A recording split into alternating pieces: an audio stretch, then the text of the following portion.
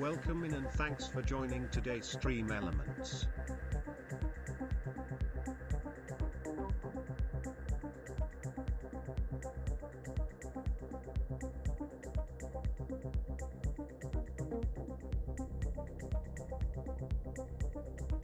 Welcome in and thanks for joining today SMC_May_I.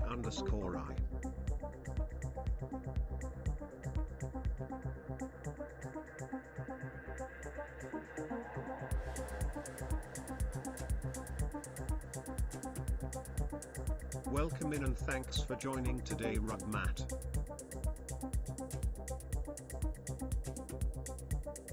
Do it! Just do it! Yesterday, you said tomorrow. So just do it! Make your dreams come true! Nothing is impossible! No, what are you waiting for? Do it! Just do it! Yes, you can!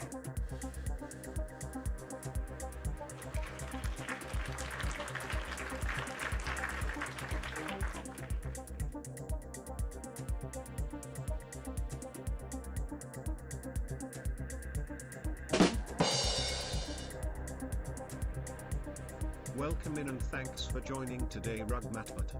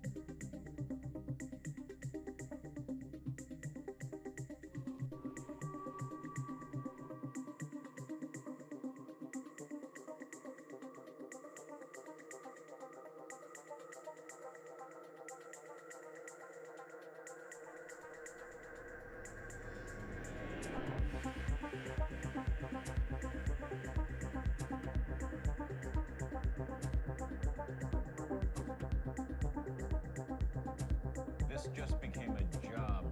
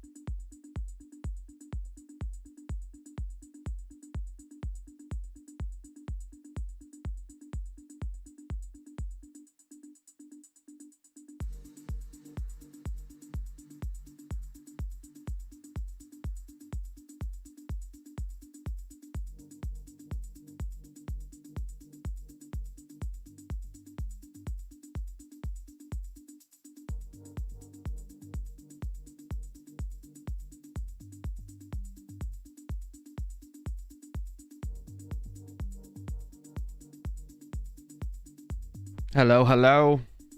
I give it one more minute or so. I'm going to go grab a drink, beverage, fill up my water, and then we'll kick off the intro dance. Thank you for being here early, Rugamat, May, and Frackberg. Appreciate you. And anybody else that might be lurking. We'll get started shortly.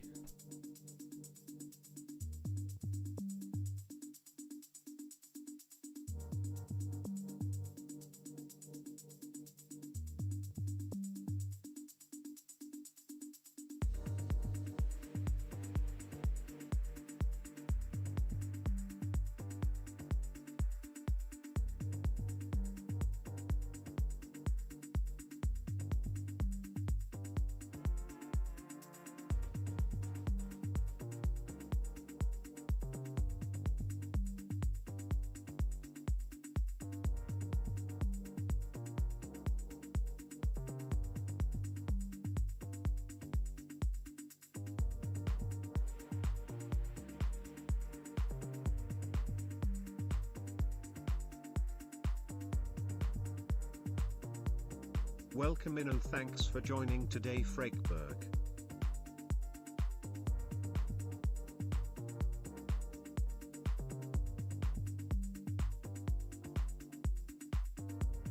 What you talking about? All right. Drinks prepared. Cameras are set. I'm going to do the manual dance. Jim, good job on your game.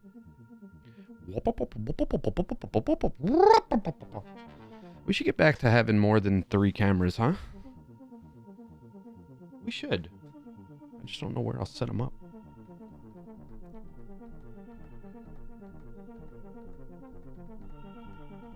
Is the Frackberg in the room with you right now? Maybe. Yeah.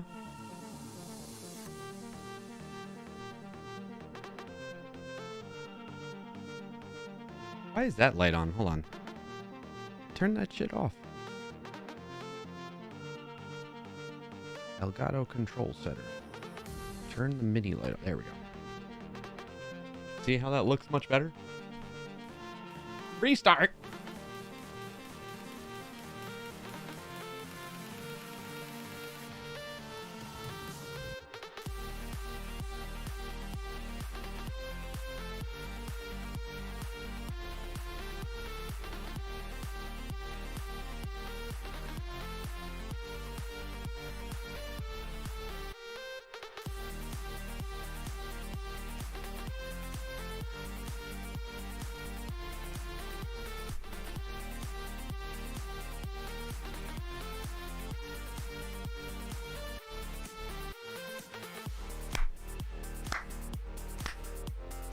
Welcome in and thanks for joining today, Ian Alexander.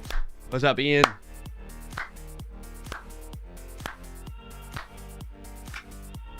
Awkward stairs.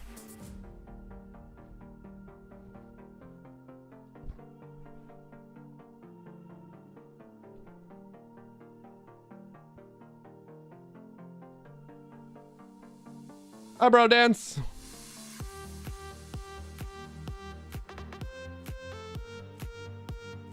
Good timing on the joining with the eyebrows, by the way, Ian.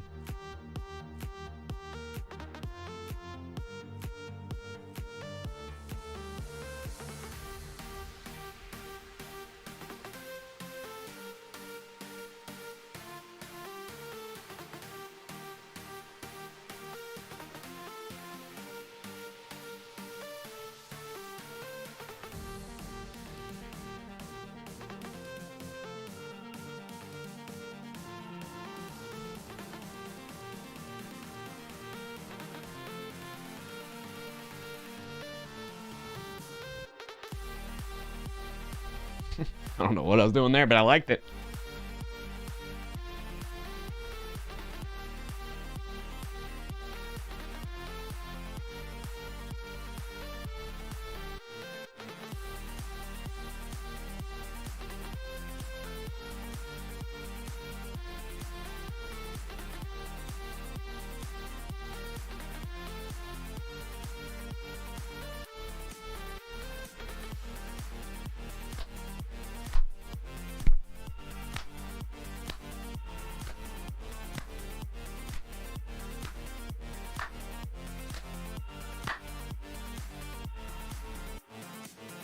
Woo!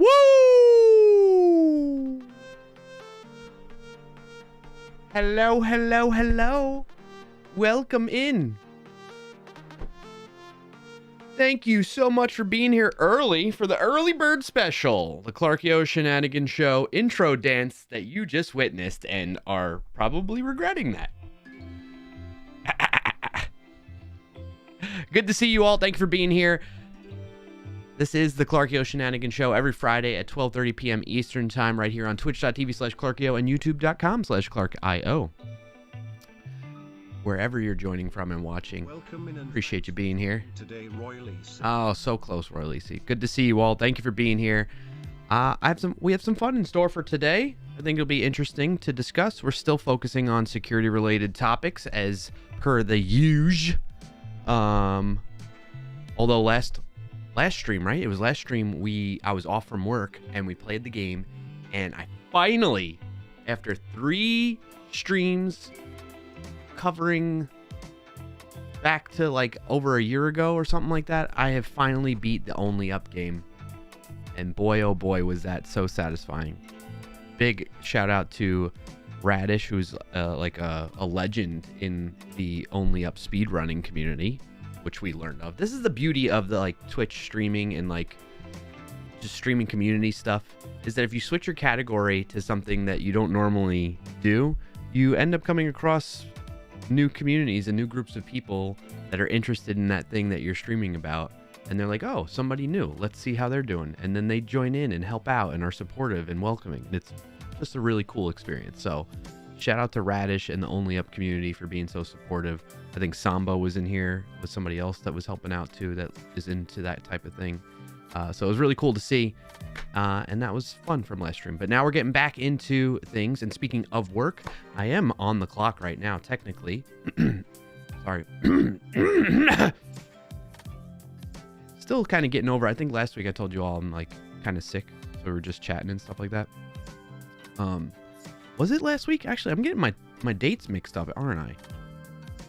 Yeah, it was last week. Holy cow.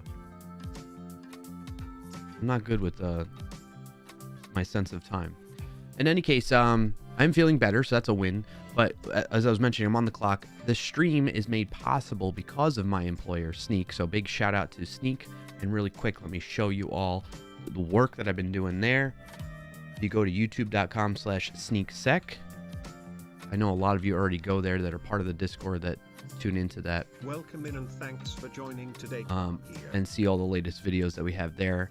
Yours truly here. Oh, I have the fall counter still up. So yeah, we definitely were showing that or playing that last stream. So yeah, check out Sneak, or you can the YouTube channel, which is where you'll see more of my content if you want to see more of me, or you can go to sneak.io. The link in the chat for that as well to learn more about this, which is a developer security platform. I'm a big fan of it. That's why I looked for a job here once they had some open positions in their DevRel team, and I'm very proud of what they do and the work I've done here. So shout out to Sneak for making it possible that I can continue to stream at my usual schedule on Fridays in the afternoons like this. And from here on out, though, everything that I express is from me, not on behalf of my employer, Sneak, by the way. So shout out to them, though, and thankful to be working there and have that support. All right, that out of the way. What are we going to do today? Well, we're going to do our usual flow, wins of the week. Okay, if you don't know what that is, exclamation point WOTW in the chat to learn more. Get those queued up if you'd like. I'd like to hear what's going on in your neck of the woods. Welcome in and thanks for joining today, Clark Eobot. Thank you, Roy Lisi, for doing the command. We talked about Sneak support. We're going to cover some other things in, like, these are my wins that I'm going to get into here, golf and family dinner stuff, and then the polyfill video that we were working on prior to me going on vacation last week, that came out this Monday, actually. So I want you all to check that out. There's some updates since we did a lot of live research on 2 streams ago on the stream here in that regard. 5,000 milliseconds on Twitch. Let's let that ad run. There's an ad running for 90. I should just, as soon as I kick off the stream, I need to have it automate, run a 3-minute ad so that it pushes it back with nobody here. You know what I mean? Instead of right in the middle of my intro.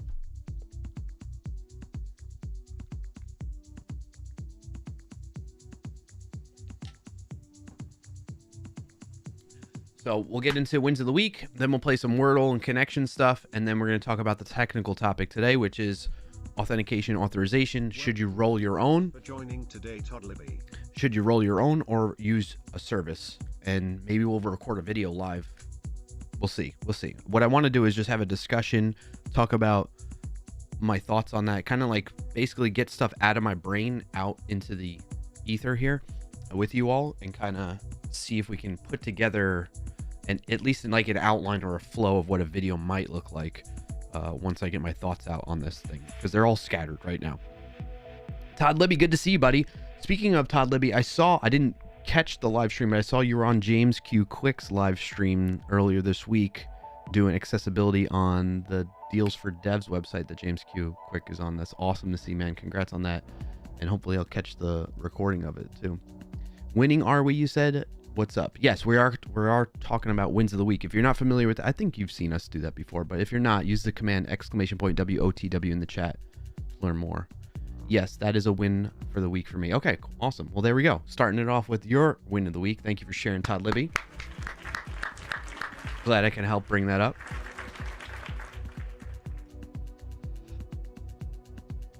Awesome. Okay.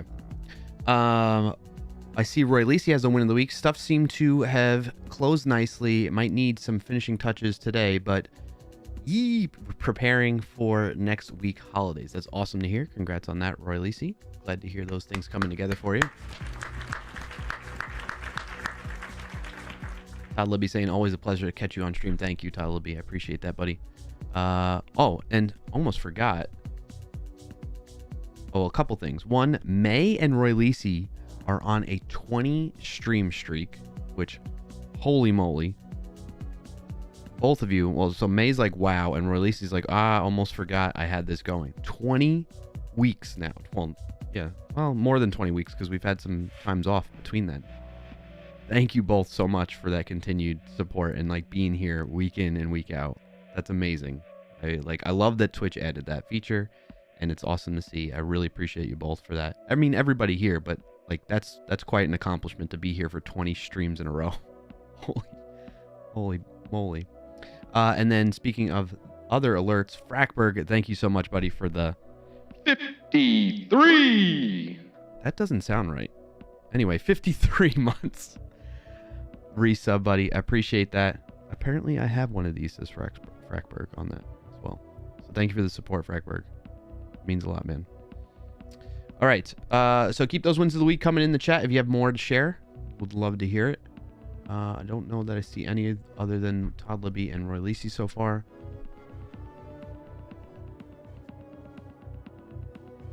And I'm all caught up. I think I said hello to everybody. It's good to see you all. Thank you for joining in on the intro dance there. Those of you that were here for that. All right. and I'm all caught up. All right, so let me talk about my wins of the week while some of you, if you haven't shared it already, think about some more wins of the week that you have. So as I mentioned, as I have listed out here, I've been getting, and I think I've mentioned on stream a few times now, I've really been getting into golf. Like, I'm getting like really into it. And I'm, oh, my wife's yelling at the dog. Hold on. I think he's coming in here. Oh no, she put him in one of the other rooms. Okay. Yeah, so golf has been going great. I'm trying to go. So normally, I think I've mentioned in the past that we do a Top Golf League, which is weekly, and we compete type of thing, and you get points. Your team gets points, and you play against other teams type of thing, and it's a lot of fun. It's really good for me as somebody that's like a hermit, and I've been getting out and about and socializing with some other folks that are into that, you know, that are friends through other friends and stuff like that, and I've gotten to know all of them and become buddies, that type of thing. So I've been really enjoying. I never, like, this is the thing that's so, like, it just blowing my mind, because if you would have asked Clarkio, like, not even that long ago, if you would have asked me 5 years ago, like, hey, Clarkio, or if you would have said and predicted, Clarkio, you're gonna love golf in 5 years, I would have been like, I would have fell on the floor laughing, like, are you kidding me? Golf is ridiculous. Who in their right mind thinks golf is fun? And now, if only me then could see me now enjoying it and having a lot of fun with it. I mean, it's frustrating as hell, but it's also fun. So anyway, one of my wins with that is I went golfing this week. We only did 9 holes. We did it on the evening when it was not so hot, because the weather is like ridiculous here. It's the summer, you know, like, but it's just sweltering.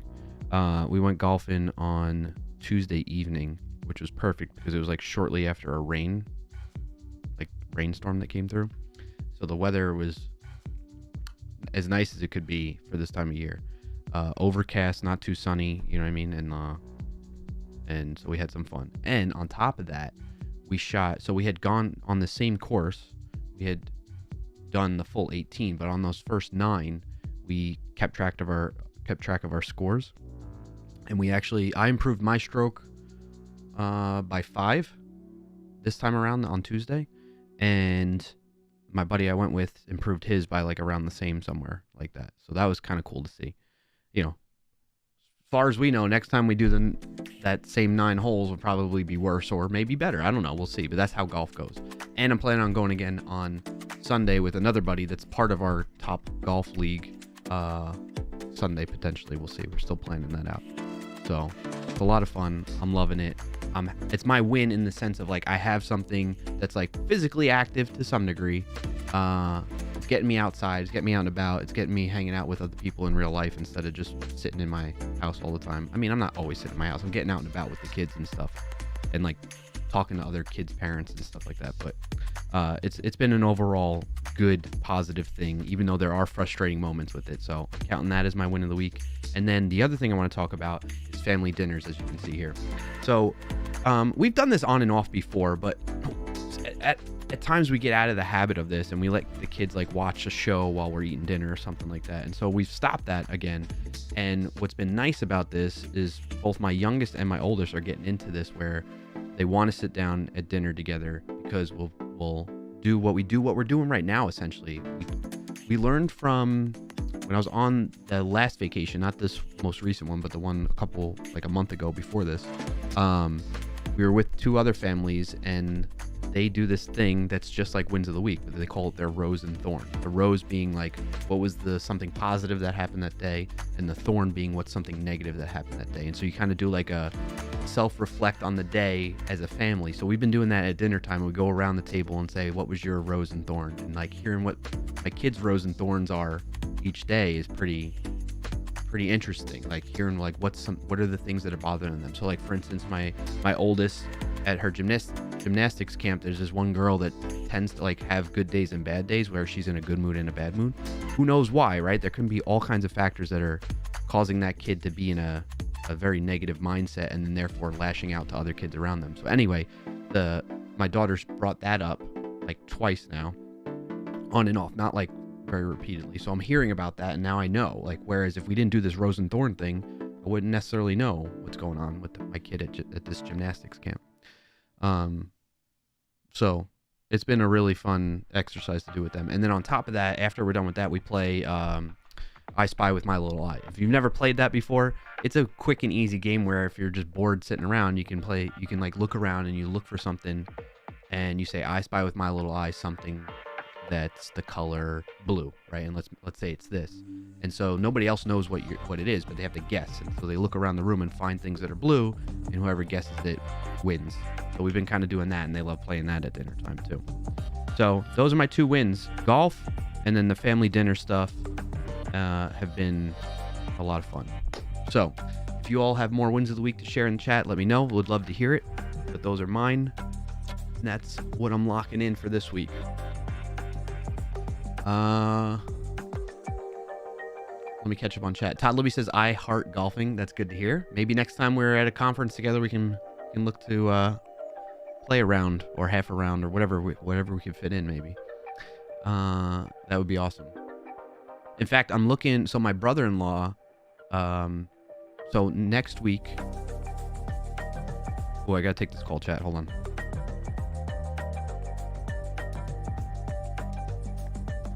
An ad is about to start in 5,000 milliseconds on Twitch.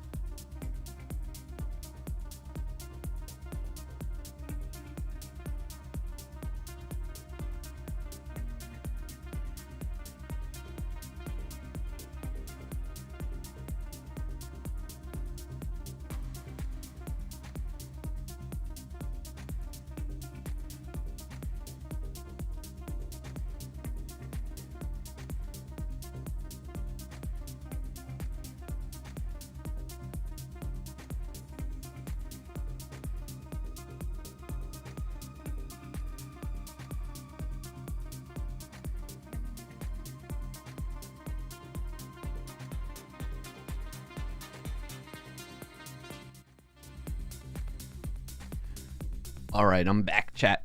Thank you for your patience with me. That was, if you must know, I mean, I don't care about telling you. I'm telling you because I want to further maybe inspire you all to take your health into your own hands and be your own advocate for your health, because that's what I'm doing. And I've been stating that like since having the heart issue back in October of last year.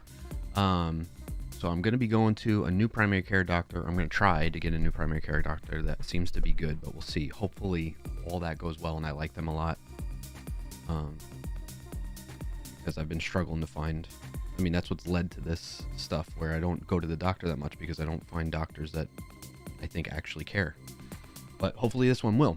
But that phone call that I got was about, because I had tried calling them earlier, a dermatologist. Because I haven't gone to a dermatologist in ages, and I got all kinds of moles and things like that on me that have typically been there on me since I can remember, like ever. So anyway, I want to get them checked out because I haven't in a while. Especially, actually, speaking of this, there's I don't know if it can be shown on here. Yeah, I think it's this side. So you'll see like a little discoloration there. I don't know if that has always been on my face or not. So I want to, that's one of my motivations for getting it checked out right now. So anyway, I was taking that call because that's what I need to do. And set up an appointment with them. So thank you for your patience on that. In any case, let's continue. Where were we talking? We were talking golf, right? Stuff like that. Todd Libby was saying he loves golf. Actually, I also want to see like this thing that's on my face. I want to see, since I've been streaming all these years, I probably have like images of me, whether I have that mark on my face or not. But catching back up. What's up? Who was this? Jay Boda? Jay Boada? Appreciate you being here. Thank you for being a first-time chatter. And congratulating Frackberg on their win. Let's talk. Let's see that. Clarkio turned into an old person playing golf. I guess so, man. I guess so. I'll take it. I don't mind. Call me what you want. Rain is a week from tomorrow for you. 160 miles one day, you're gonna die. Oh boy. And then you said this is all Frackberg. Stroke, that's what we call it, because you'll feel like you're having one. Yeah. Did you have a win in the weekend there as well, Frackberg? Something with the bike? Royally says, I want to play, but never seen any place to golf about here. I mean, generally what you can do is if you have like an open field somewhere, you can go practice and play there. There's stuff that you can get to. Hey, Jay Boda, I'm glad you're here. Appreciate it. There's stuff you can get to like play at home, like if you have like a backyard or something like that nearby. You can get like a little mat and tee, and then like a net if you'd like. You can make that stuff yourself. Like my kids, actually I'm tearing it down right now because it's too hot for them and they don't play on it. But we have a net around the trampoline. And so what I would do a lot of times is go in the backyard and just hit a foam golf ball into the net to practice the swing, that type of thing. But actually what we've been doing is, you know those couches that have like the center console like thing, the cup holders in them? And so like more newer ones, I believe, because I hadn't noticed this before getting a new couch several years ago. It came with like these insert cup holders inside the cup holders so that you can easily get junk out and clean it out, I guess, and whatnot. Anyway, so I've taken those out and I've set it up, and then I have like an area rug. And so I'll set it up, I don't know, like 10, 15 feet away from me. And then I kind of just do a little light chipping, trying to get it in there, or even putting towards it off of the area rug. And the kids, both my daughters, I got them like a while back, their own little, just a single club each. And they, like, we go in a circle and take turns hitting into that, trying to hit the ball into that. And they actually have gotten it way closer than I ever have, which is saying something. So that's fun. How did I go on that tangent? Frackberg says, tomorrow I complete my 42nd trip around the sun. That's awesome. Congrats on that, and thank you for sharing.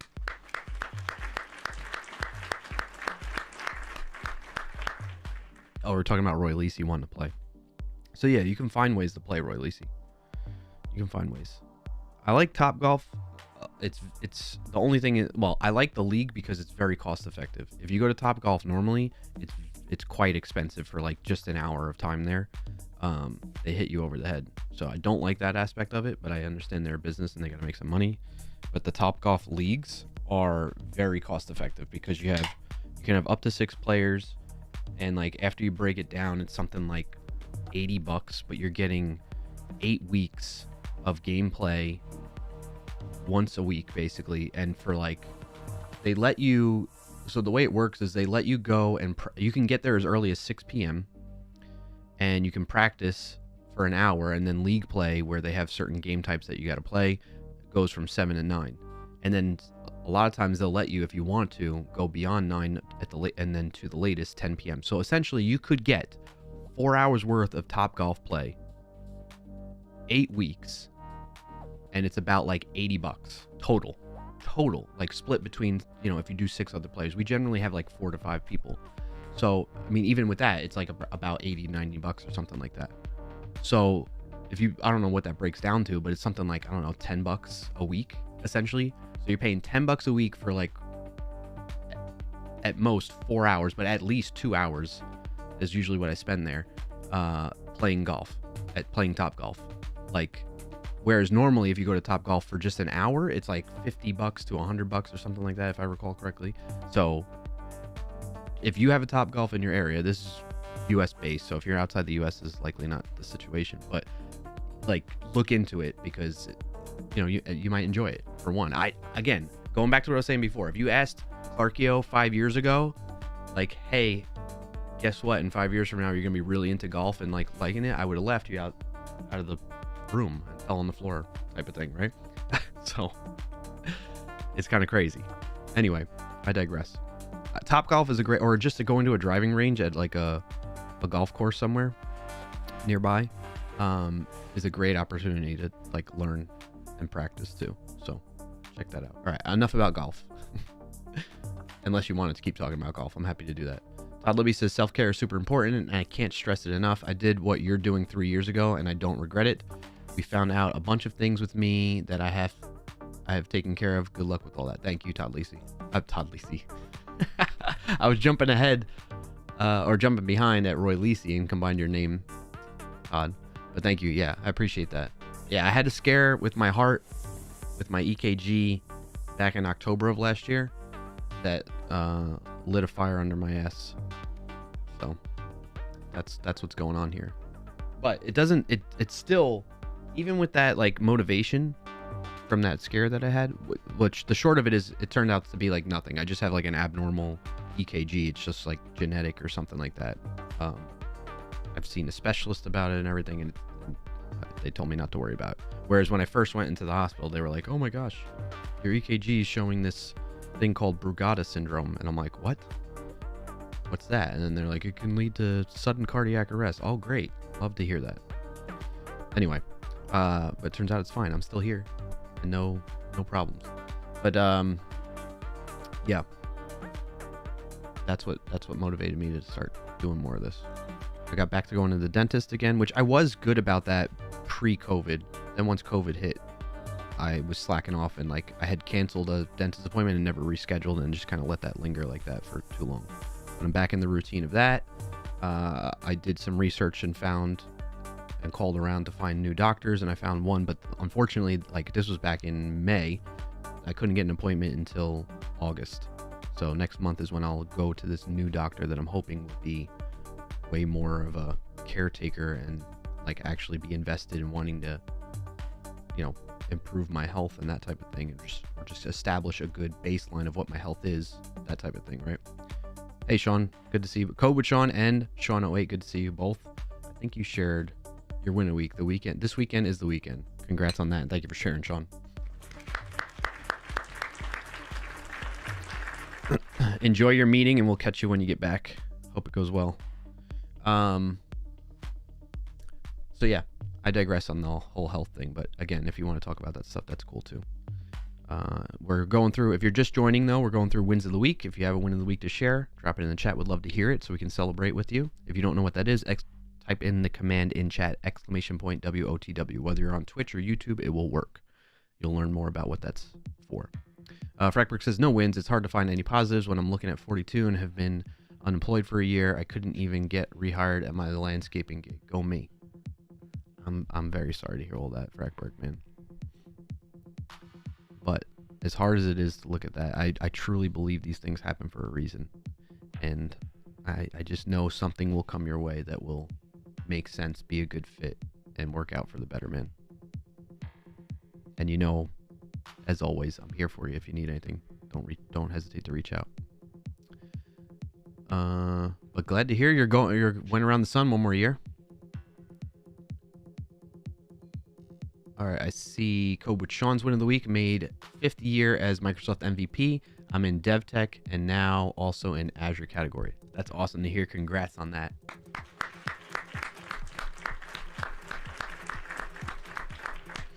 Very happy to hear that, and thank you for sharing Code with Sean. I see Todd Libby talking with Frackberg. Meeting BRB. Todd Libby says, I am stage 2 hypertension with a valve that is off a little in timing. Skin stuff that was a concern, but thankfully malignant. That's good to hear. Yep, and it's good. See, that's the thing. At least you know, right? Whereas if you didn't go to the doctor, didn't take the time and put it off like I've been doing, you know, you wouldn't know. So it's better. I mean, I think that's part of the thing that drives a lot of people. Like, I'm reflecting on myself, so I don't want to speak on your behalf, Todd Libby, but I imagine maybe it's something similar. But like, there's a fear in me of like knowing something's wrong, and I'd rather not know almost and just let it do its thing and attack me and like let it, you know what I mean? Like if I'm gonna die, being a little bit morbid here for a second, I just want to die suddenly in my sleep or whatever it may be, as painless as possible, and like that be the end of it, you know?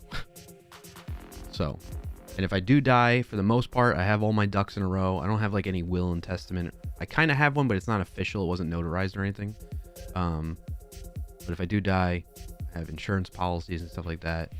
As tough as it'll be on my family with me being gone, just like if any of them were gone, at least financially, they shouldn't have to worry all that much. So, got most of that going, at least on a positive note with that. Rugmat says, did I miss Wordle? No, we haven't done Wordle yet. Pravan, good to see you. Welcome in. Win of the week vacation. Congrats on that. Thank you for sharing.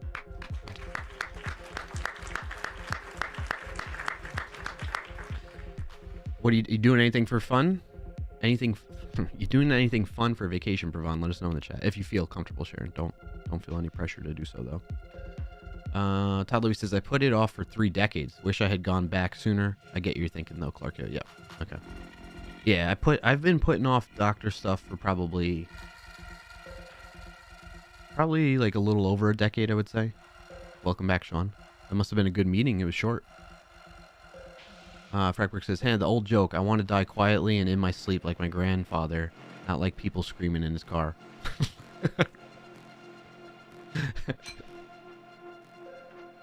Why didn't that go through? Dude, I tested that earlier and it worked. Now it didn't work. That's weird. Very weird. Try that again. Streamer bot, play the damn music. Is it picking up on that command? That's speaker bot, wrong one.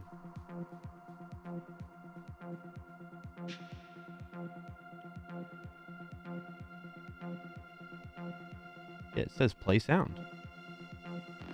Why isn't it playing the sound for badumts? Did you all hear it? And I'm just, oh, because the sound, I turned that off. Try that again. There we go. I had the sound effects off for some reason. Oh, you know what? When I got on the phone, I turned it off. That's why. Thanks, Rugmat. I gotta eat my lunch.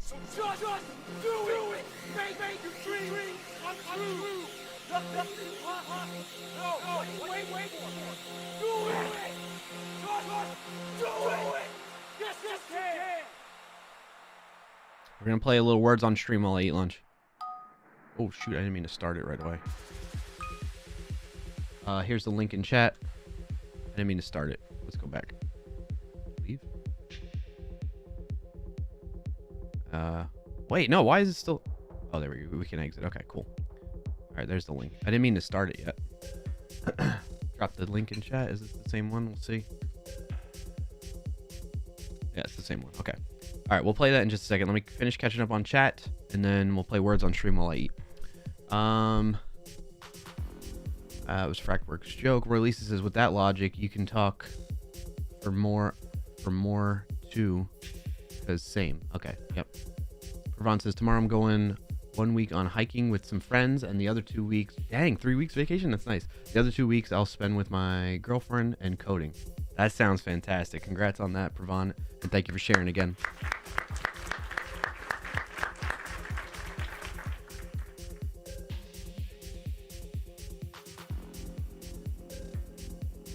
Did I miss anything else? Jay Boada. Am I saying that right, Jay? I'll just call you Jay. Jay Boada. Yeah, I didn't know hypertension had stages either. Sean says, yeah, it was just finishing up another that got interrupted. Okay. Eating wise. Cracker says, last time I had a physical, I was in my 30s. I should probably do something about that. Let's not talk about the dentist. Fair enough. We should definitely go get a physical done. Welcome in and thanks for joining today, Parkman. Pac-Man! Good to see you, buddy. I'll catch up on your message in a second here. Pravon says, normal Swedish vacation is 4 weeks per year. Oh, we have a minimum of 25. That's right. You got some awesome laws there.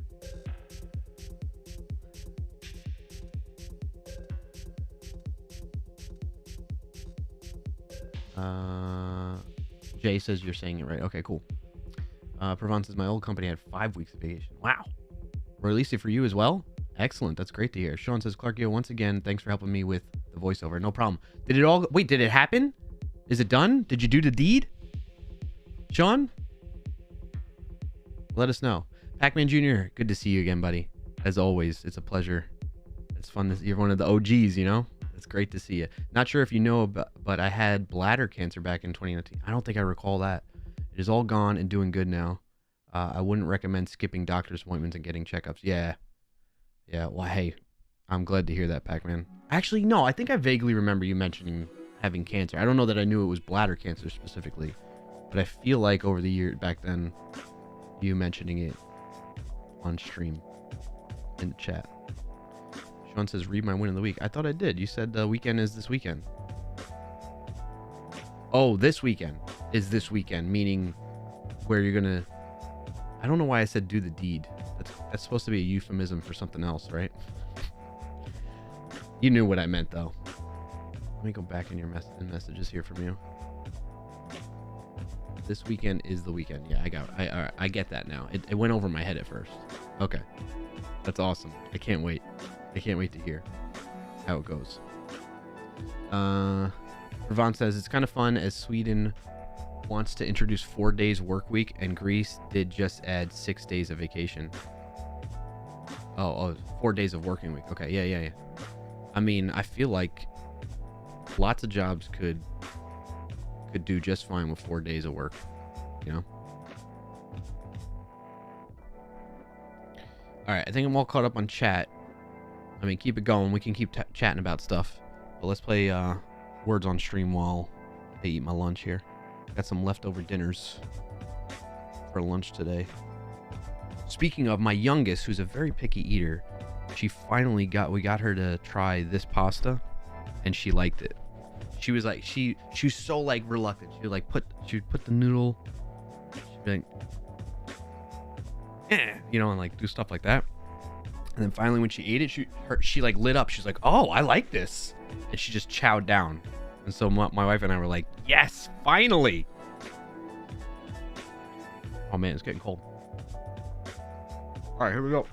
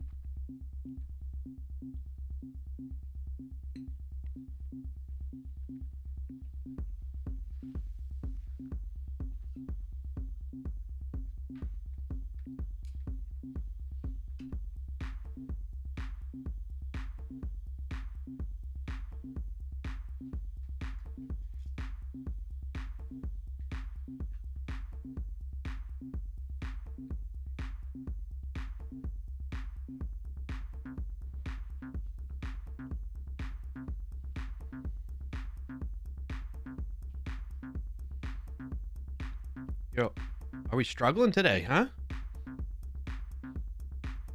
What stopped? The game stopped?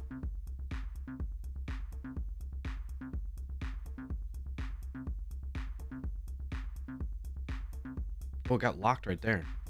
Alright, maybe I should refresh. Reload. It isn't reading chat or something, yeah. Oh, yeah, it's busted. Look, it's just sitting there spinning. Alright, let me try creating a new one.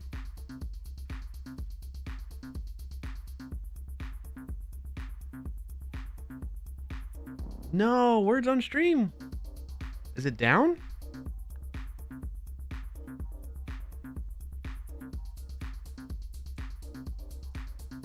I'm gonna try clearing. Oh, there we go.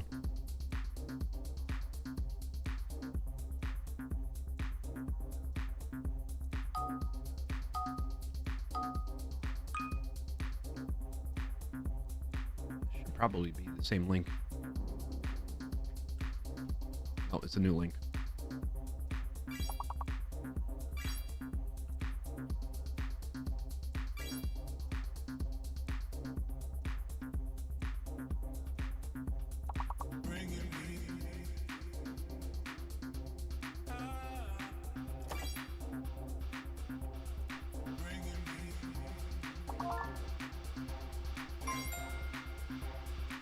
Under 2.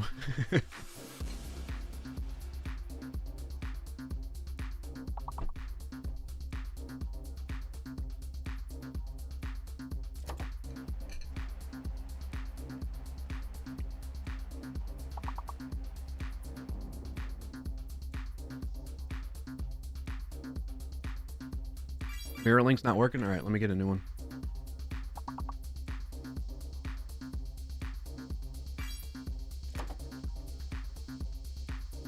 I think that's the same as before, right? FFE7, right? Yeah.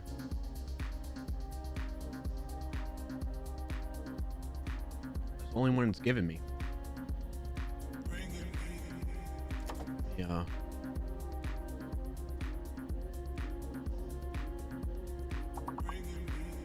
Try opening it. It's working there. Yeah, this one's working. Oh, it's working. Look, I opened up the mirror link in my new browser tab, basically. Maybe try clearing the cache. Shoot, where'd that go now?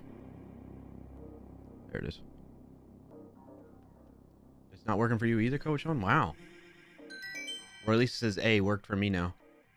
All right, so maybe what'd you have to do, Roy Lisi? Did it just catch up, or did you have to refresh or something?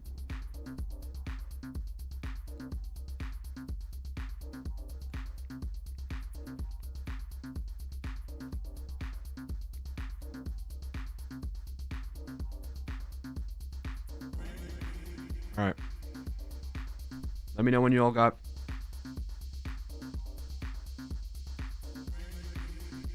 Yeah, I wouldn't. Coach On says working now. I used another browser. Okay, yeah. I think it's probably because of that last instance of it that we had for my channel. I'll give it another second for. I think the only other person that uses it is May, right? May, did you get yours to work yet?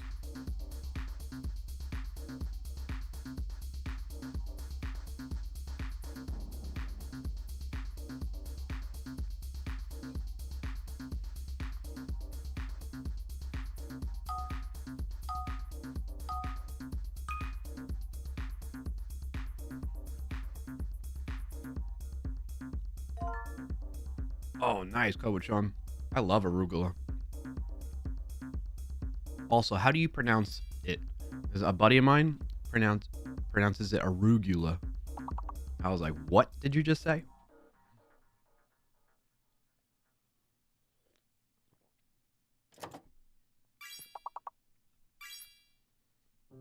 I pronounce it the same way you did. Yeah, arugula. And Roy Lisi, it's a greeny leaf plant, kind of like lettuce, but like better on a lot of different reasons. I think it tastes better. I think it I think it somebody already got Jay got aura. And it's also more nutritional than lettuce. As far as I know. I'm not a nutritionist though.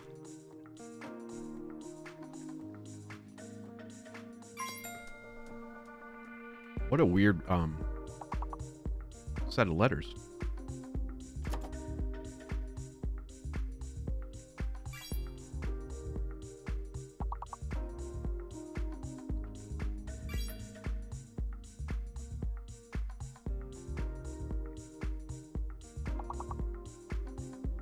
Yeah.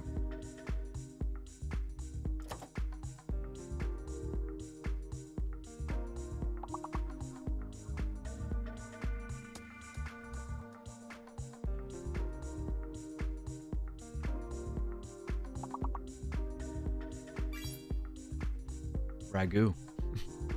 Gore? We're just throwing out letters there, huh?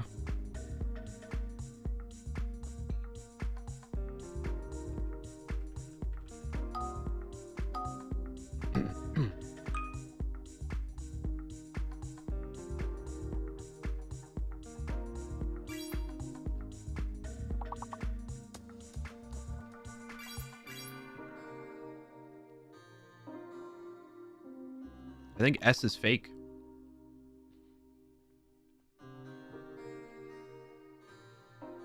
Somebody do clam.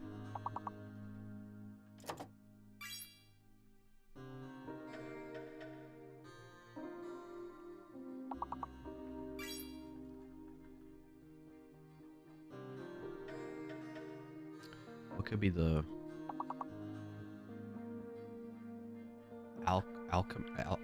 alchemy? Almy? Clay, nice. Bailey? Ollie? Blam? Lay?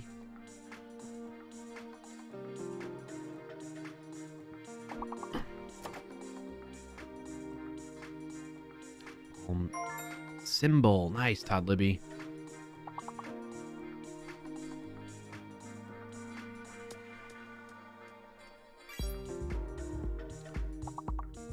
All right, 4-letter words alphabetically before bomb.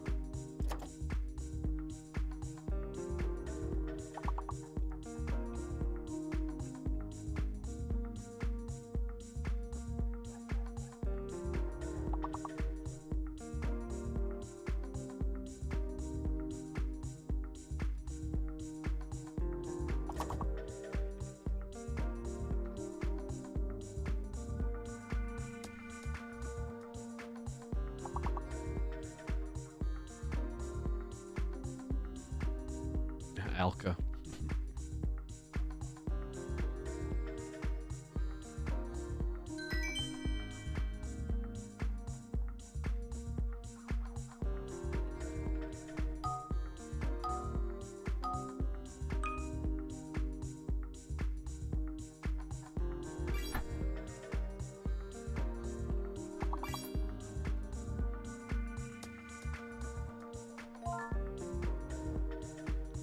Nice, Kobuchon. Yeah, I think F is fake.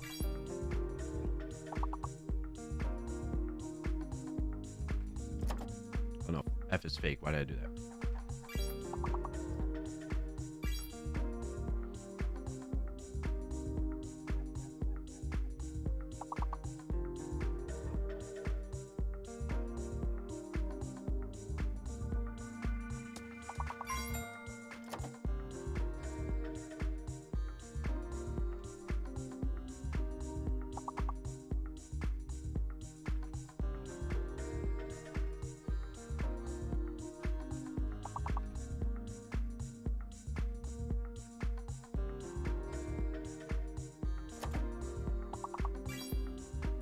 repo.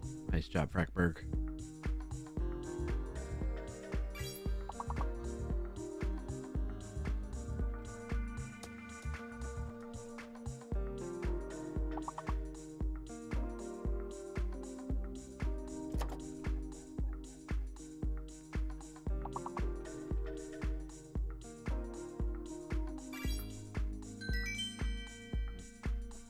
Three levels. Well done, well done. Level 12. We are cruising, chat. Now that we got the game working.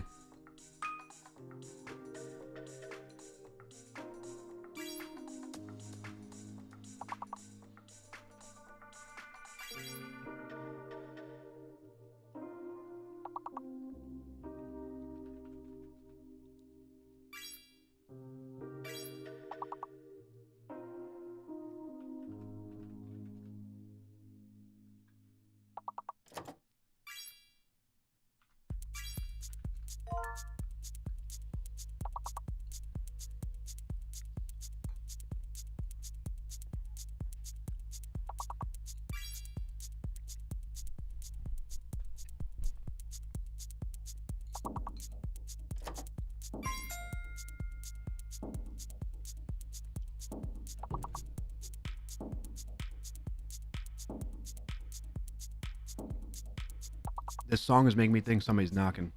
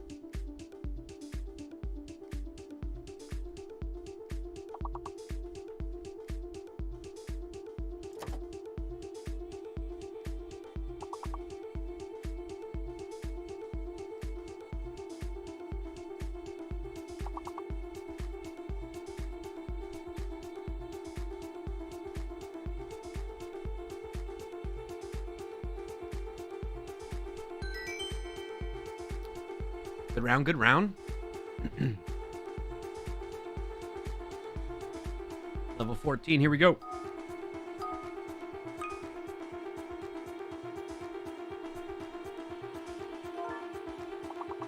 Oh, L is hidden. Oh, it's Sean off the rip. Welcome in and thanks for joining today, Pathrina. Hey, Pathrina. Welcome in. Happy to have you here.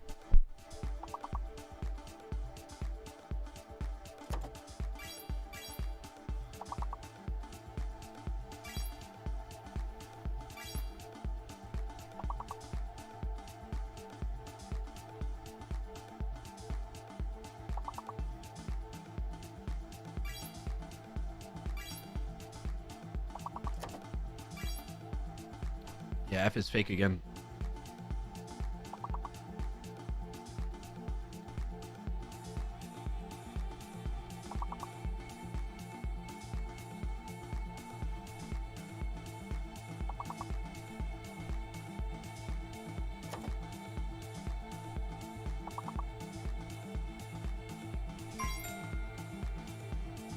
Nice job, Todd Libby, getting us over the goal.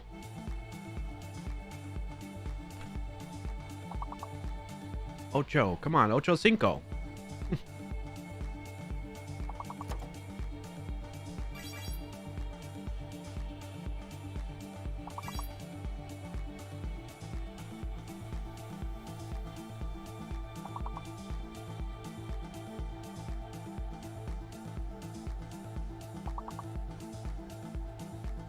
Today is a crying corner for you?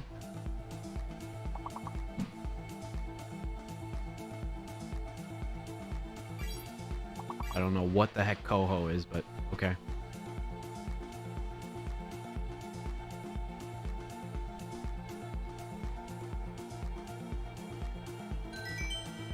Nice job on that round. I have 4 points, I guess, once. Welcome in and thanks for joining today, Oh, BioCow saying it's salmon? Maybe, yeah. Sorry for the background noise, chat. Vacuum going.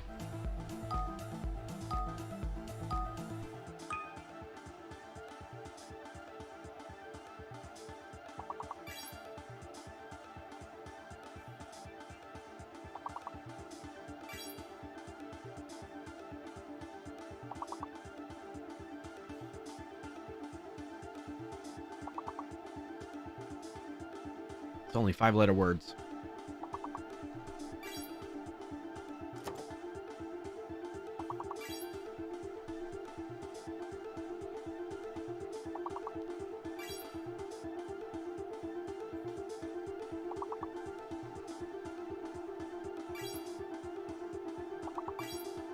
Nice.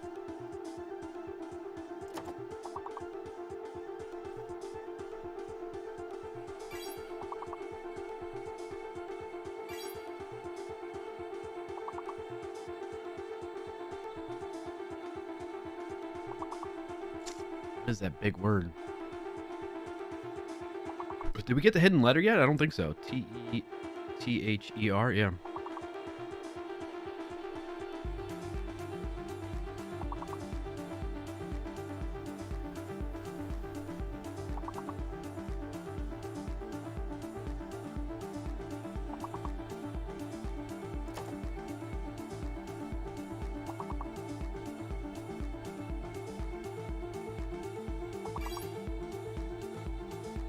Thoretto.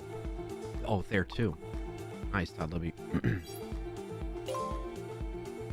Oh, G. Together.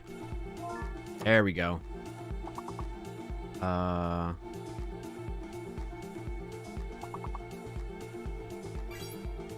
Greet, yep.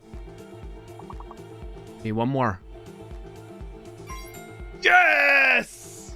Todd Libby putting us over the edge. Ow, and then Patrina. Wow, that was tight. That was so close, chat. Level 17 going to level 18. Let's take stock for a moment. We made it this far. We got May, myself, Todd Libby, Codewood Sean, Frackberg, Patrina, Jay, Roy Lacey. Oops, didn't mean to zoom in like that. And Rugmats. Good to see you all contributing and helping get us this far. Let's keep it rolling. Keep it rolling. Level 18. It's our best in a while. Ooh.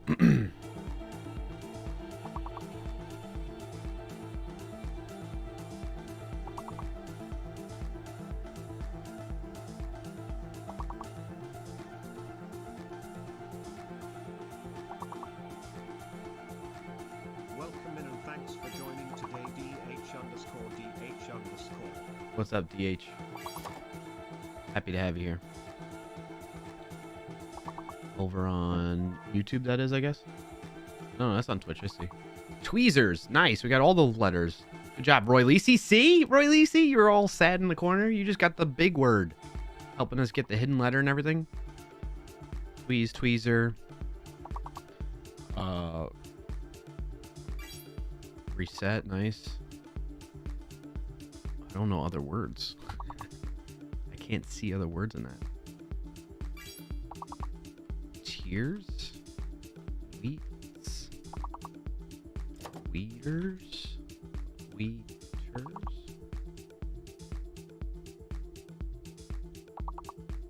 Wester. Esther? Okay, I'll take that. I got nothing on this one. I know this is like weird letters to make words with, huh?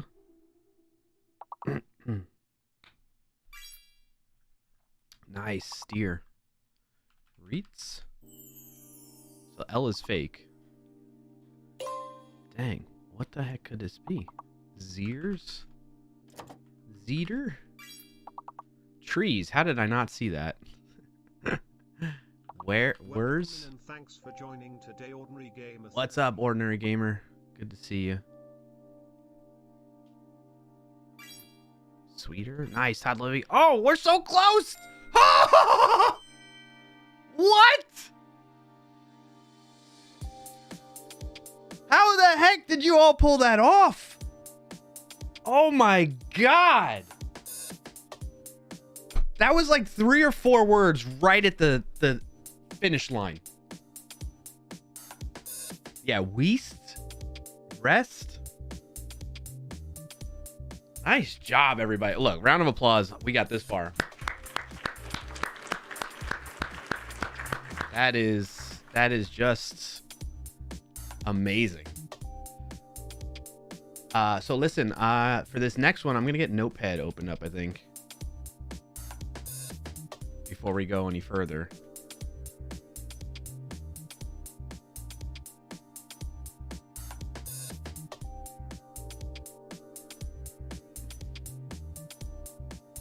So that we can see what words have been guessed already, and I'll be the conductor, okay?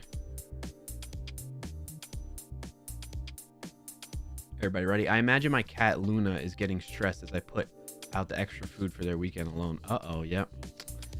All right, so let me switch back here. Let me get the mirror link for people that maybe just joined too. If you're into that sort of thing, I'm dropping that in the chat so you can get faster updates. Big shout out to May, Todd Libby, Coach Sean, Pathrina, Brackberg, Roy Lisi, Jay, Ordinary Gamer, and Rugmat so far, helping us get to level 19. And thank you so much for the follow, Ordinary Gamer. So as a heads up, if you're a Words on Stream person, like viewer, streamer, and that's what brought you here, I greatly appreciate you. We play every week for a little bit as part of my stream. Every Friday at 12:30 p.m. Eastern Time is when I start. But typically we will get into the next segment, which is after this, where I do technical stuff, so programming related stuff. So if that interests you, that's a good reason to follow and stick around. Or if you just want to tune in a weekly when we play Words on Stream, then that's fine too. I get that. But just in case you're interested in that stuff too, for folks that are new. Coach Sean says, this will be my last round, then off to a meeting. Okay, Coach Sean, appreciate you. Let's get it going then. Without further ado, remember, we got hidden, fake, and then the answers are, I think level 19, right, is where the answers are completely, like, obscured, so you can't see what they got. But I will put them in the notepad above my head here so you can see the letters to use, okay? Or words that have been guessed already. All right. Here we go.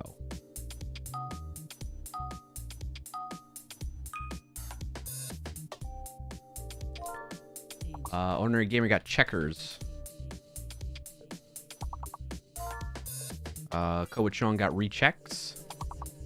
Rechecks. You're all on top of this already. We got checks. We got where's Roy Lisi? Checker. Somebody do recheck without the S. Did we get that already? T is fake. Yes, T is fake. We got I don't know what that word is. We got etches. We got screech. We got cheeks.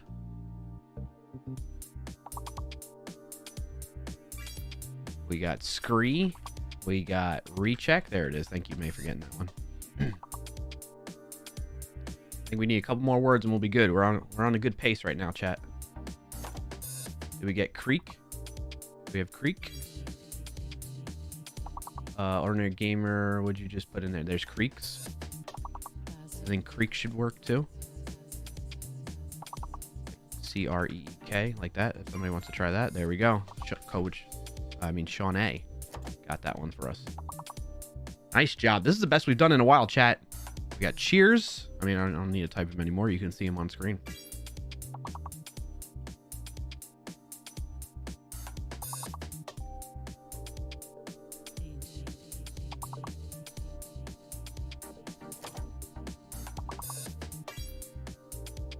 Reeks. Crochet. Shear? Maybe. Yep, that worked. Ordinary Gamer.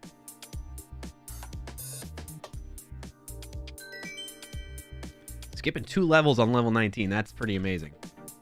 Let me set up here before we get going. Coach Sean, you thought we were going to lose on that one before your meeting, huh? You gotta stick around for another. Level 21, here we go. No, you gotta stay now. Guest. I think that should be one. Or is that what Coach Sean got? Yes, there it is. And then Roy Lisi got guess. That was easy to see right off the bat. Ordinary Gamer got sedges. You must play words on stream a lot. No, I got guess, not guess. Oh, is that what you did? Geese? Todd Libby, was that? May just got what? Gust. I can't keep up with all of you. Yeah, look at all these letters and make words from these letters right here. Segways, nice. Uses.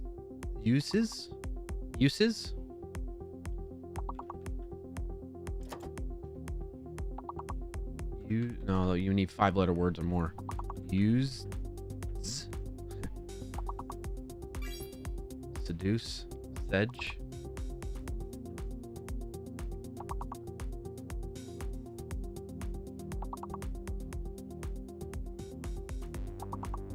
Gus.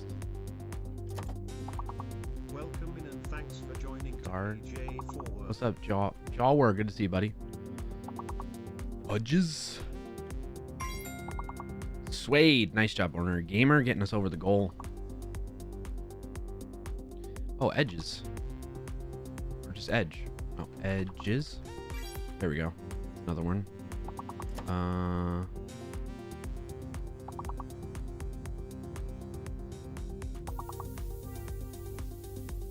Uses. I don't know.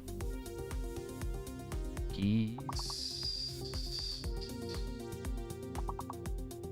Used. Gust. Used. Sussed. Sueds. Nudes. Dang, chat, we are making a record for us. It's been a while. I mean, our all-time record is level 61 thanks to some Words on Stream professionals.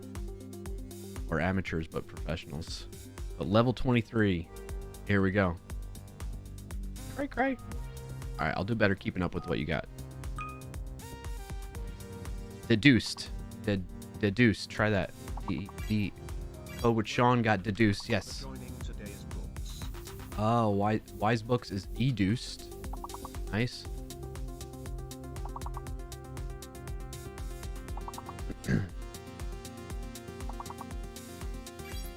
Owner Gamer just got deuce. What are we missing? Do we have the hidden letter yet? Deuced. Kathrina got educe. And then Shawnee got reduced. There's all your letters right there. Oh. Reduce.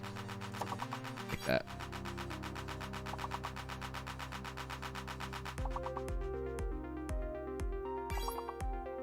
Crude. Maybe that works too. Cured. Crude. Yeah, that worked. I got it. Crude oil. Creed. Nice job, May. Curded. Did we get cured? Yeah, we got cured. Crude, like that. There's something alphabetically after educe.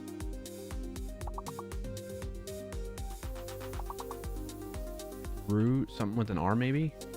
It's after E, yeah. Something with an R? Or you?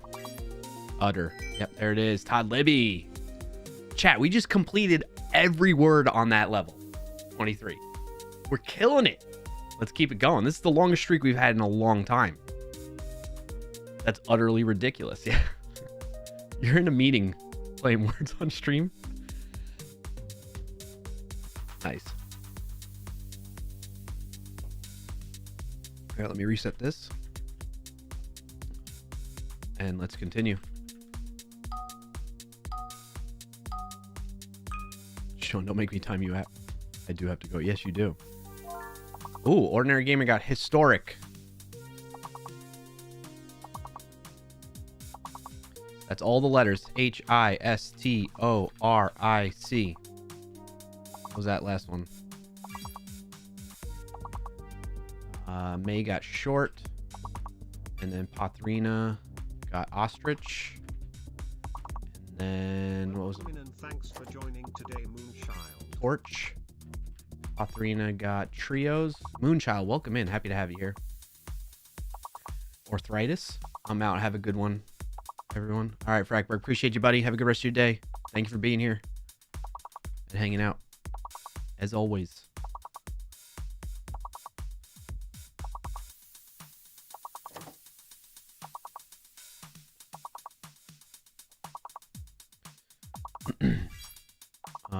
Hoist. Roy Lisi got stoic. Nice. I like that word, Roy Lisi. And shirt. Chits. I mean, you can see them all now. I can start putting my answers in if I want, if I can come up with one.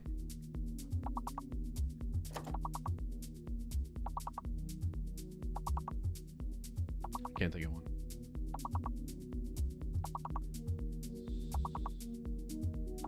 Thors. Thorio. I had the plural of it.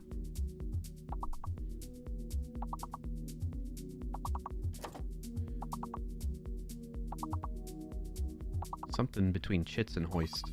There it is. Choir. Nice job, Moonchild. All right, let's reset here.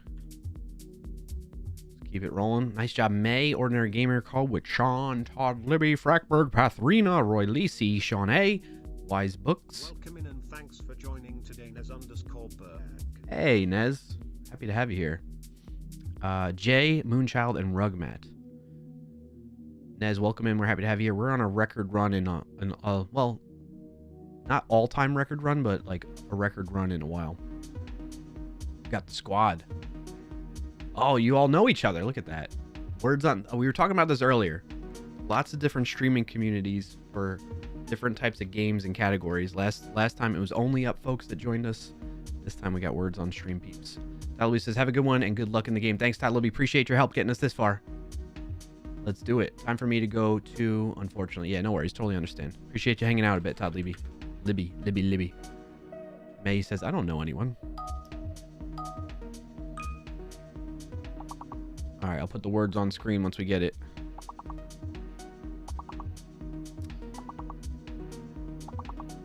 Hypothermia. That's a good guess for Elise. Let me get the mirror link. I'll drop that in the chat here quick. Sympathy. Ordinary Gamer got it. Sympathy. SYMPATHY.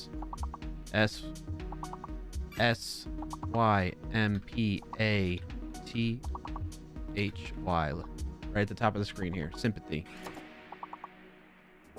Wise Books got Paths. Ordinary Gamer got Tamps.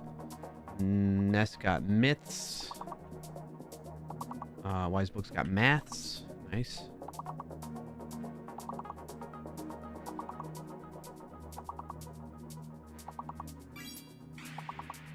Moonchild, what'd you get? What's up, Desmond? Thank you for the 60 months. Resub, appreciate you, buddy. Moonchild just got Stamp. Missed a couple other ones. I think. Oh, Ness got one earlier. Where's Ness? Missed.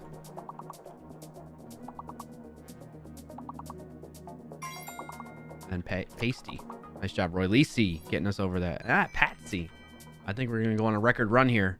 Our all-time record on this channel is 61, chat. So just a heads up for folks. Great job. Ordinary Gamer carrying us the way. Then May, Coach Sean, Todd Libby, Frackberg. We lost some players too, so we'll see how far we can keep this going. Let's reset this. Welcome in and thanks. We got dubs. Yes, we do. We got dubs. Remember, the mirror link is here in case you want to get quicker updates instead of waiting for the stream delay. Damn, 2 hidden letters. I've never seen that. Yeah, Roy Lisi, it's hard. Wise Books got Crone.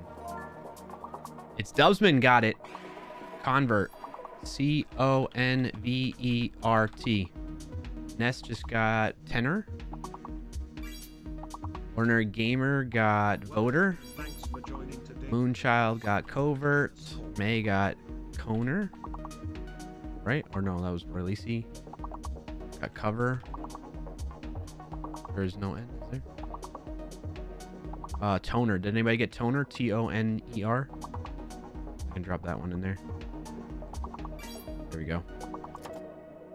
Trove. Ordinary Gamer got Covet. Toner. Somebody do Trove.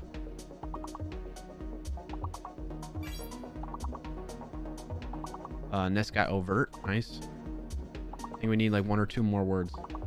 Navi, welcome in. Happy to have you here.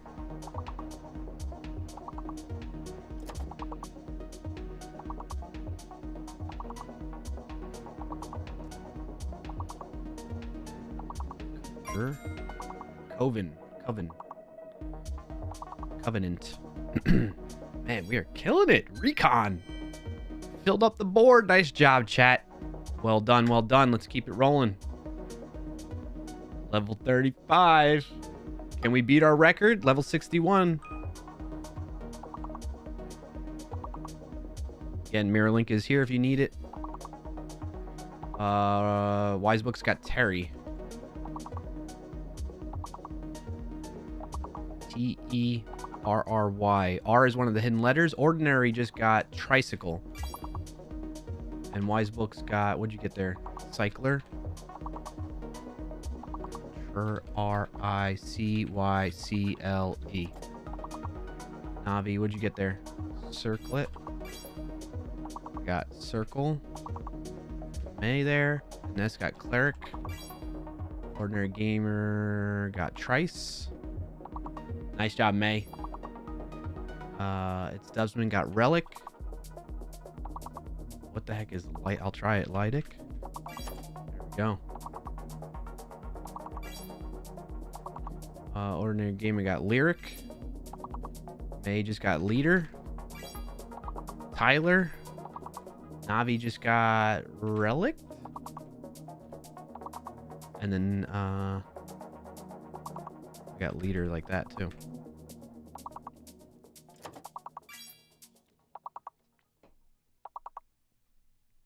Relit.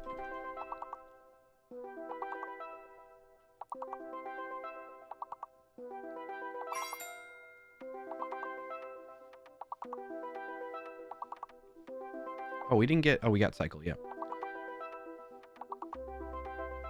Alphabetically between... Oh, recti. That's a weird word. I've never seen that before. All these other ones I've pretty much heard of. Learn new words with words on stream. All right, level 38. We're on our way, chat. We're on our way. It's our best run in a while. Sounds like a phone ringing, yeah. Here's the mirror link if you need. I will conduct business. It's probably something ing. Dining, divining, bindings. Oh, May just got one. Sides. So we got sides, and then Ness got one. Singe.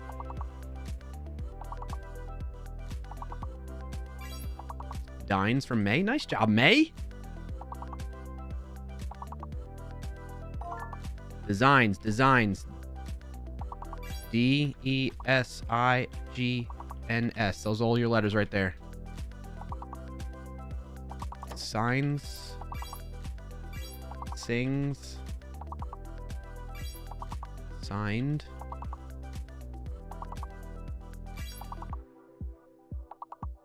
Singed. Dings. Nice job, Roy. Thanks for joining today, Anisrani. Welcome in and thanks for joining today, Piadini1. Mods, can you help out with that? Yep. I'm on it, May.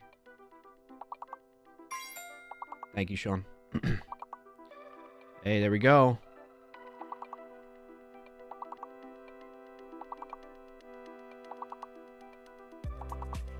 Yeah, I know. My chat's moving fast. Nice job, chat. Here's the mirror link again, just in case anybody's just joining and looking to do this. Let's take a little pause here. Level 41. We're 20 away from... I want to make sure not to delete accidentally delete or ban someone. Yeah, I got you. Don't worry, May. Yeah, you're all good, May. All right, so Ordinary Gamer, May, co with Sean, Todd, Libby, Roy Lisi, Frackberg, Pathrina, Wisebooks, Ness, Navi, Sean, Moonchild, Jay, It's Dubsman, and Rugman. Thank you for helping us get this far. Let's keep it rolling. We are 21 away from our record. All right, what do we got?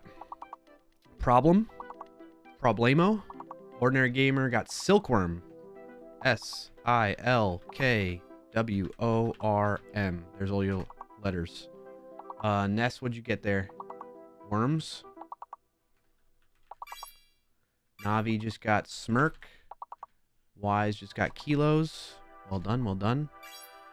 Moonchild got Milks. I was just gonna say guess that. Works. Are you locked out, Moonchild? That's why. Somebody guess Works. WORKS. Ordinary Gamer got Works. Ness got Royals. Roy Lisa, you should have gotten that one, huh?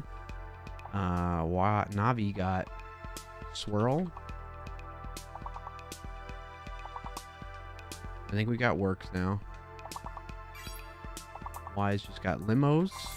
There we go. Moils. I never heard that word before.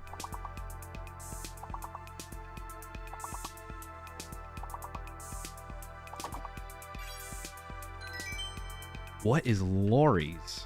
Loris. Nice job, Ness, closing that out. Level 44.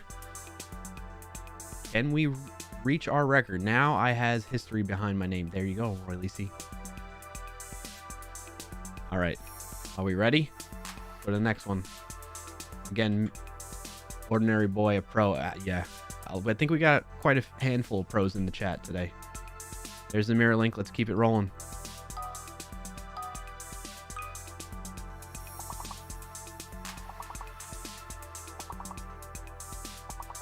Something ing again.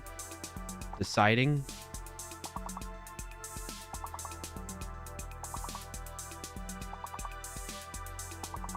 Tidying. May, you just got it. Tying. Nice job. Tying.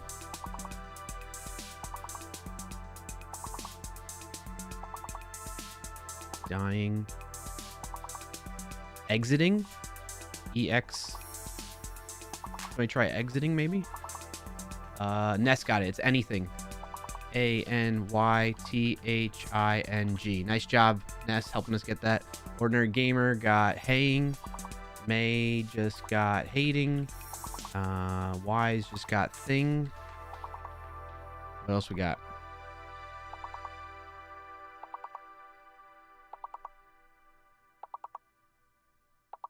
Gainy. GAINY. It's Dubsman just got night. Navi got 90. Wise got... Oh, it went so fast. Is it Thang? Did you get Thang? Is that what that was? Thang.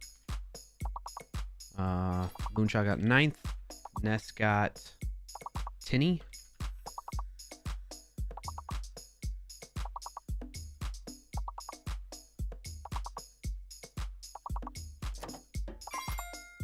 Tangy. Nice job, Wise. Getting us over the goal. Ginny, Tinny, Hinny.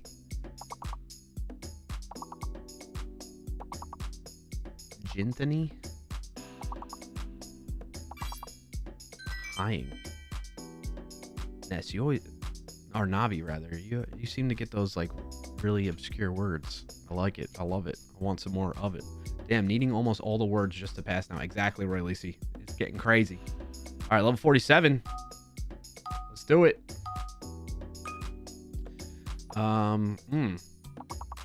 Octet.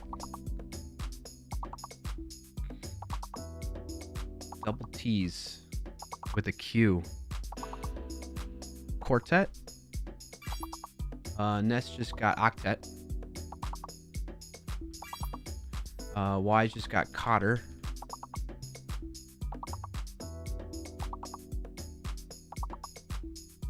Maybe Q is fake. Q might be fake. May got Otter. Nice job, May. Moonchild got Recto. Do we have a Retro, maybe? Ordinary Gamer got Tort. Entirely coerced. Retro, Outro. Outer. Profound and enticing, draw me in. Q and U is fake. Okay. Erotic heat completely consumed me. Q and U are fake. Q and U are fake. Protect. Desire, Protect. sin, Ordinary Gamer got that one, right? like ox. Yep, protect. Protect. Use those letters, chat. Pills down my spine. Nice job. Nice job. Temptation. A need for a vibe.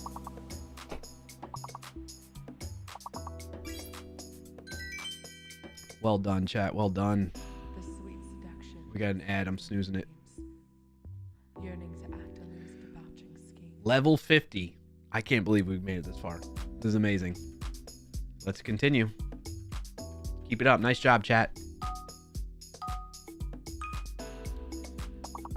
Welcome in and thanks for joining today, Kai. Kai Pewter, good to see you, buddy. How the heck have you been? Ordinary Gamer got it. Is it muscular or magazine? It's got to be magazine. Muscular? Muscular. Because what did Ness just get? Sacrum.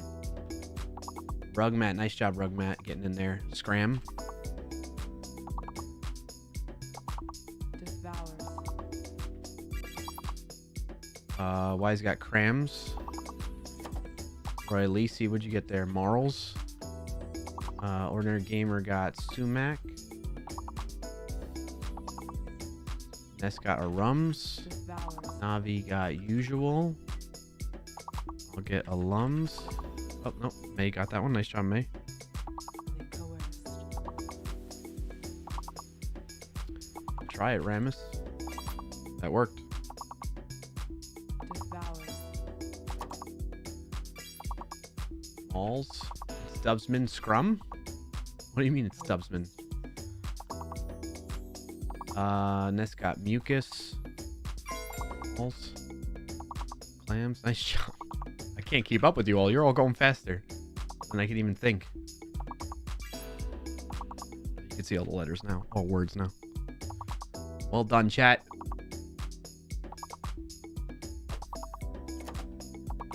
Are we gonna break our record?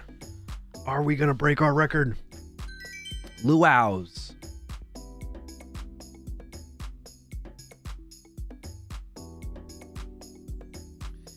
Ordinary Gamer, May, Ness, Wisebook, Coach Sean, Todd Libby, Navi, Moon, Roy Lacey, Frackberg, Pathrina, Sean A, Jay, it's Dubson, and Rugmat. Well done so far. Keep it rolling. The mirror link is right here if you'd like to get quicker updates and not have a stream delay. We got Taint and Titan.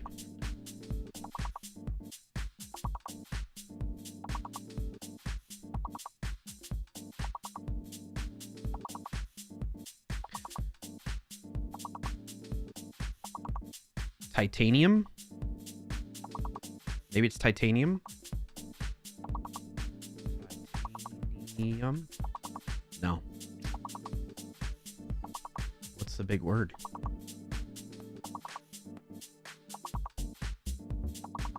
Uh-oh, this might be the end of us, chat. This might be the end of us. C is fake. Okay.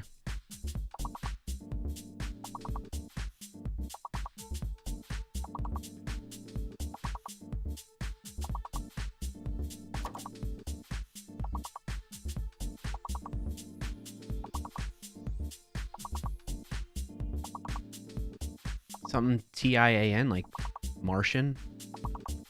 I don't know.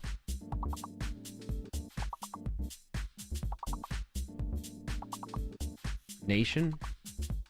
Nope. Vacation. Let's see, is fake, right? Notation. Calamity. Function. That bird that has U's and T's. No idea what that is, really. See. Oh, we're done for. Patient. Welcome in and thanks for joining today. Kitty wins one. Oh, good try, chat. Good try. 53? That was nuts. All right, look, we could delay me getting into the technical segment if you all want to play another round. Up to you. Up to you. Before we make that decision, I mean, let me know your answers in the chat if you want to play another round. I'm down for that. I have no, it's not necessary that I have to jump into the technical stuff just yet. And the technical stuff shouldn't be that time consuming anyway. Ordinary Gamer, thank you so much for your help. May leading the way with that. Then there's May, Ness, myself, Wisebook, Toad, Sean, Todd Libby, Navi, Moonchild, Roy Lacey, Frackberg, Pathrina, Sean08, Jay Boda, It's Dubsman, and Rugmat. Let's run a quick ad so that we don't have to run into this. But let me know in chat if you all want to keep playing, okay? While the ad's running. An ad is about to start in Those of you that are still here, on Twitch. that was a crazy run. There's an ad running for 180. That was a crazy run.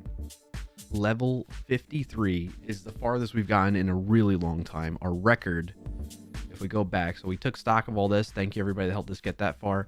If we go back here, we can see level 61's our record, and we were 8 away from that. That's crazy. Yeah, no problem, Ordinary Gamer. I'm still waiting for Wordle. That's true, Rugman. We need to do Wordle and other stuff, so I think we'll call it there. Like, I don't know that we're gonna get that far again.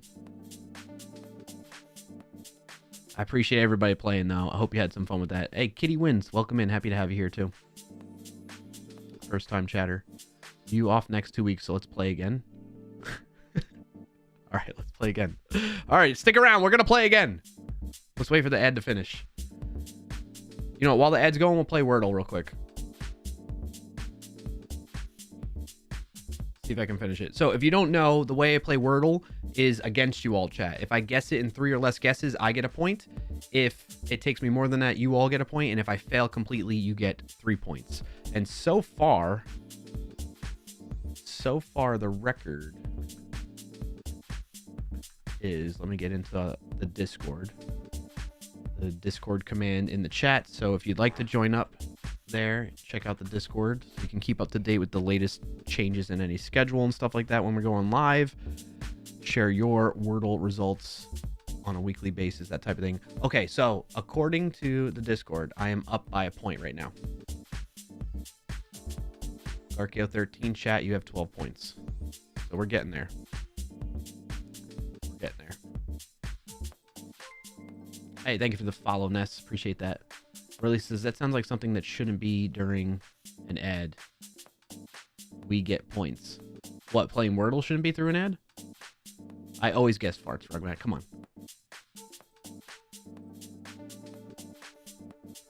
Ness, appreciate that follow. And thank you for your help playing words on stream, too.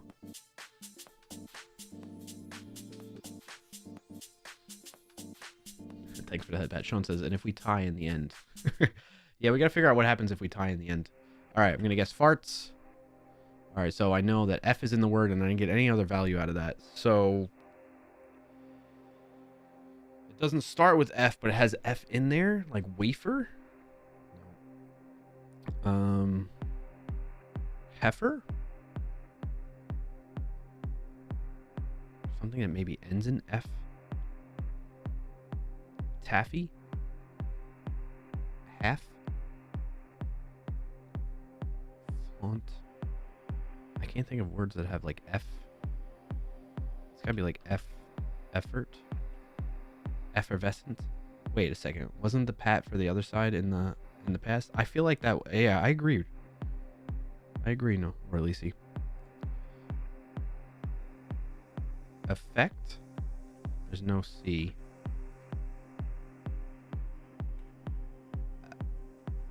Offend. There's 2 F's in offend. Oft. I'm gonna try that. Oh, there's 2 F's. Okay. Jake the Snake, thank you for the follow. There's 2 F's.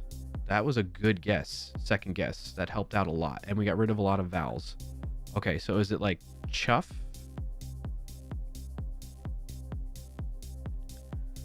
Chuff. Bluff? It could be bluff. It's probably bluff. I'm gonna guess bluff. This just became a job. What? Third letter must be... Oh, because F is there. It can't be that. This just became a job. Sean, what the heck? 5 subs for meeting the goal. Became a job. What goal? Follower goal, Matt. Oh, Schnikes, Batman. This just became Sean, thank you so much. Appreciate that support, buddy. And congrats to Canhorn, J Boda, some other language I can't understand the name, technical, and Build a Builder. congrats to you all on your new subs, courtesy of Sean A. Appreciate you, Sean. Thank you for the support, brother. Very kind of you. We gotta up that follower goal then, I guess, huh?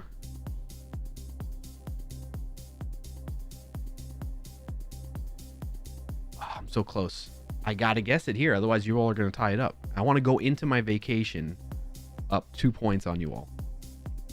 I got to. I must. So it's something. Don't cry. It's got to be like almost like taffy. You know, obviously it's not that, but Talk to me. I'm guessing it's not going to be like F. We know F doesn't go here, here, or here.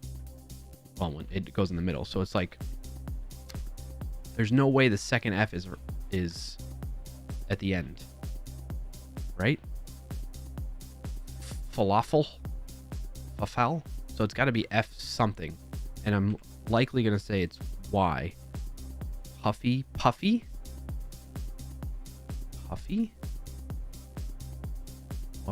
Cuffy, Buffy, Muffin.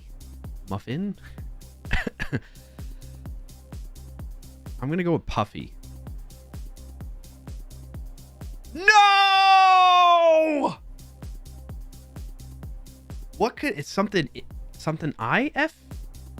XIFFY? Alright, so you're getting a point, chat, and we're gonna go into the break of me streaming tied. So good for you. Good for you. That Auth seems really help. Damn it. Yeah, it was close. I mean, it was a good guess. Good second guess considering because I would never guess a word with two F's if I didn't think of Auth. So what is it? Hiffy, Giffy, Liffy, Miffy, Niffy, Whiffy? What is this word? I might not get it at all. It's something IFFY. Yiffy, Giffy? Hiffy. Jiffy? Do it. Oh, Jiffy. Jiffy. Yep. Okay. Hey, congrats, chat. I'll update well, first I'll put in my results here. Okay. If you didn't know, if you need to hide your text, you just surround it in pipes like that in Discord. That way everybody knows I start off my first word with farts. So if you look at if I just pasted it in here as normal, people would get a hint that way, and it ruins it for them. That's why we put those pipes in there. All right, let's go to the pin message, jump to it, edit it. We are now tied 13-13. Congrats, chat. Last updated July 12th, right? And we'll save. Well done, well done. Oops. All right, again, if you'd like to participate in all that, be part of the Discord server, there's the invite, clarkio.com/discord. That's my website, clarkio.com. It'll redirect you to the Discord invite properly. And you can play Wordle in there. You can keep in touch with us for general discussions or career advice or technical topics, and share your wins if you can't make it to the stream. And any updates to the stream schedule will be announced in there, nowhere else. So that's the best place to stay connected with me. All right, connections. We play this together, and then maybe we'll play words on stream. 1, 2, 3, 4, 5. You want a hint? Go to today's Connections companion article if you're stuck on this puzzle. No. They're just trying to get us. You sure solved that in a jiffy. Thanks, Rugmat. Well played. I missed things before the follower goal met. No R. And if we tie in the end, yeah, I'm not sure.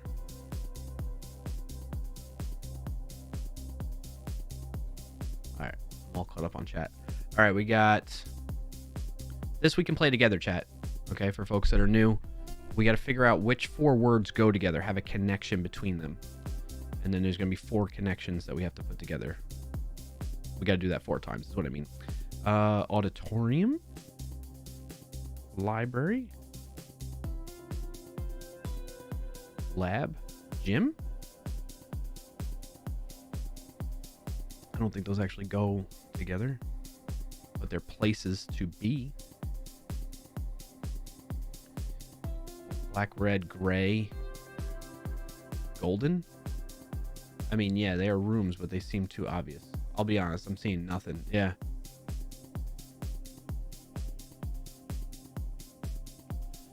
Soap.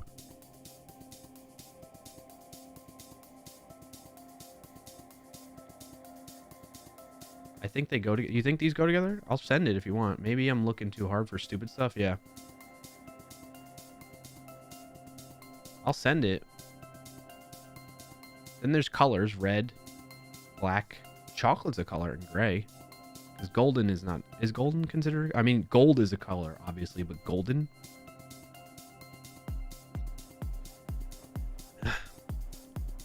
Mother Nature. Odd Nature. Golden is more of a color than gold. Yeah?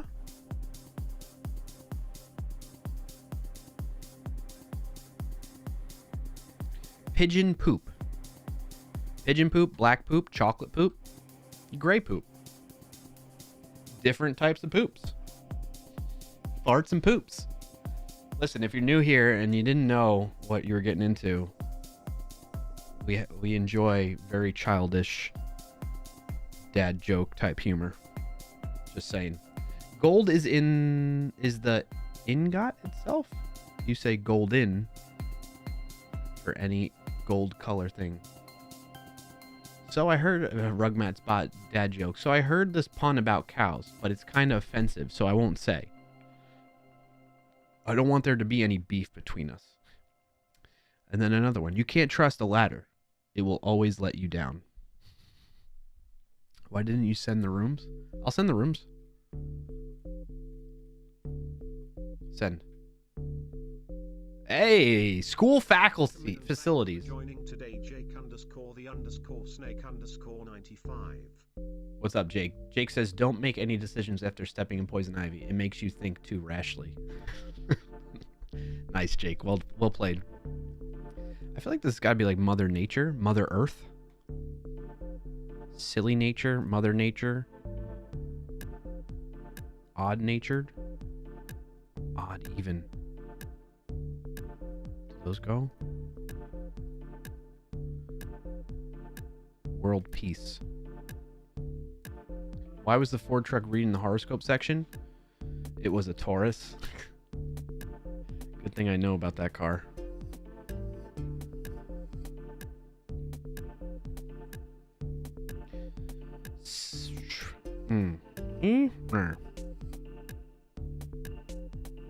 I don't see any other connections, chat. Pigeon. Pigeonhole?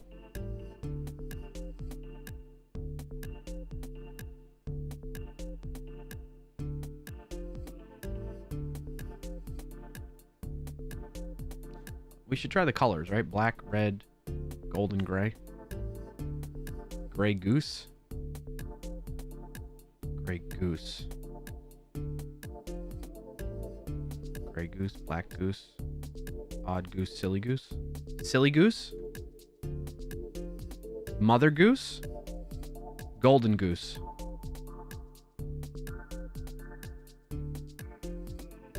Yeah! Nice job, Sean. We did it. Oh, wait. May said that. Mother goose, silly goose, gray goose. And then I got the last one, golden goose. We did that together, May and Sean. Dove is a brand of soap and also a brand of chocolate. Ooh. Dove chocolate. Dove soap. Dove. I don't see any other connections though, Jake. I didn't expect them to include Grey Goose vodka in there. Yeah. Pigeonhole, black hole. Oh, yeah.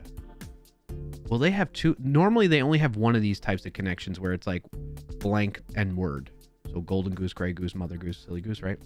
Two other words having to do with doves. Yeah, so you have to get 4 words all together through some connection, like we did here, right? So auditorium, gym, lab, library, they're all school facilities. Golden goose, gray goose, mother goose, silly goose is another way you can connect words. Chocolate hole. Right, Sean. Chocolate starfish. Peace dove. Oh yeah, they're symbols of peace, right? Welcome in and thanks for chocolate and soap. As a master soup, you know, the family. Loca. Did you make your name longer, Loca? Black, red, even, odd. Oh yeah. Oh yeah. Yes. You're right. Nice. Roulette bets. So then what is this? Symbols of peace? No, dove. Symbols of doves. Doves mean peace. Dove chocolate. Dove pigeon? I don't get that one. And dove soap. Pigeons are just doves with bad PR. Alright, let's see what this is. Associated with dove. Why is pigeon associated with dove? That's the only one I don't get. But nice job, Jake. You were right on that. You had the right idea. Doves are majestic. Pigeons are little shits.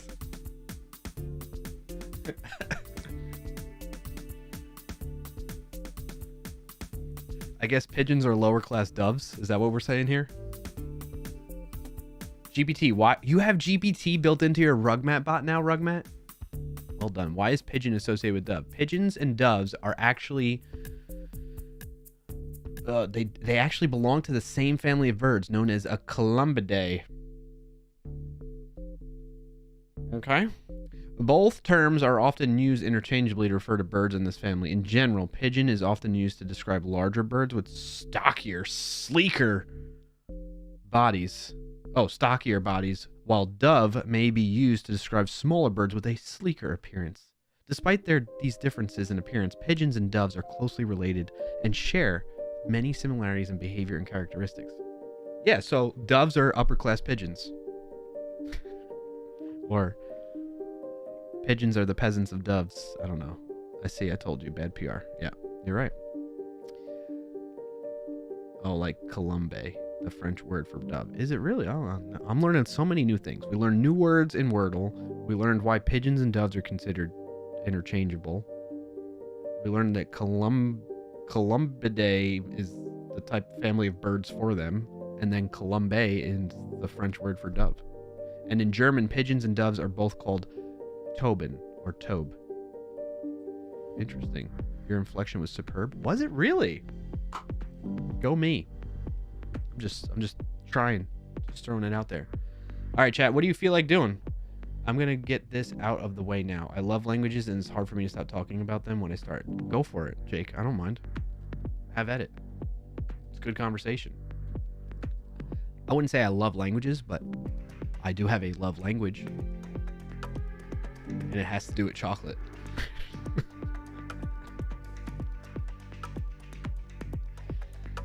I'm going to finalize packing while lurking. Okay, sounds good, Sean. You love a different kind of language, programming language. It's true. Very true. All right, let me share these results. In the Discord, before I forget,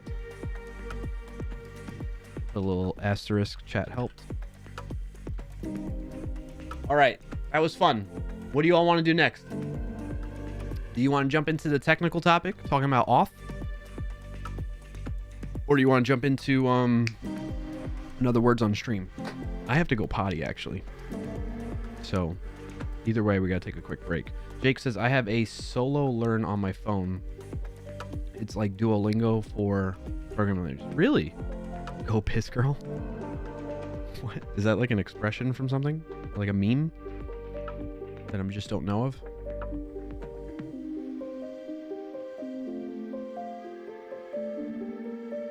I figured, Jake. I figured it was a meme. All right, while I go potty, while I go piss girl, I'm going to have you all...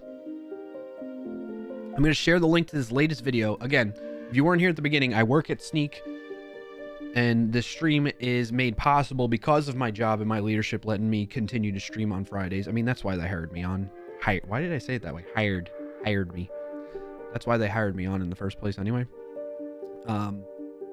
So go give them a check out, the YouTube channel. I work on the YouTube channel, building out videos for Sneak that are developer security related. So if you want to learn about different developer security topics, or even a lot of times it's like very much just general developer stuff with a little bit of security sprinkled in there, like the VS Code themes one as an example. So If you're interested in that type of stuff, seeing more of me, if you like me, which I greatly appreciate that. That's kind. I can't believe people actually like me.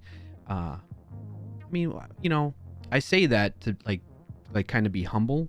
And there is part of me that believes that. Like, I can't believe people like me. But at the same time, I'm like, I am a likable person. I'm a kind person. And I care about people. Not everybody, but I try to. Anyway, I digress. So if you like seeing me and want to see more of me, essentially, then you can do so by subscribing to the Sneak channel. That's the best place to do it. It shows I'm not subscribed because I use another browser profile where I'm not signed in, but I am subscribed to this channel. I promise you. If you want to watch the latest one, which I'm going to copy image,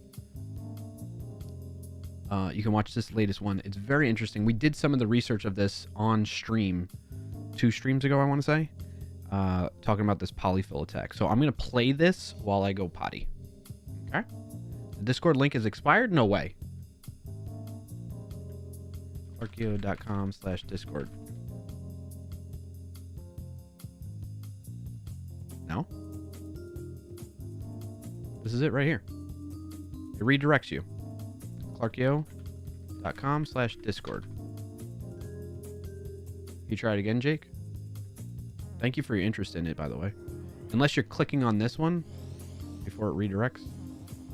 It should be that same link. Let me give you a direct link in chat. See if that works.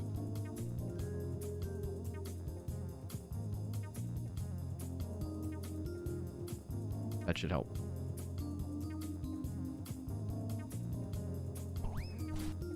I love the way we open this up. I feel like it's a good idea. I got another one that I just recorded last night. That's about GitHub Copilot. Actually, I should probably demo that stuff to you too today, chat. I think that's what we'll do too. You got it? Okay, cool, Jake. All right, I'm going to pause the music. I'm going to go potty, and you all can watch this video while I do that. Okay? Enjoy. What would you do if you found out that popular websites you frequent were silently stealing your data? And on top of that, without even the owners of those popular websites even knowing it? Well, this just happened with hundreds of thousands of websites across the globe, including big names like Intuit, Square, the US government, and more. Stay tuned to find out how a sneaky supply chain attack on the JavaScript polyfill.io service compromised these sites and what you can do to protect your own. In order to set the stage and understand this attack, we first need to go back in time a bit. Now, some of you may recall many years ago, there were some web browsers that were slow to adopt modern features. I'm looking at you, Internet Explorer. And as a result, a technique called polyfill was used to help in enabling developers to leverage modern web features, even in browsers that don't support them.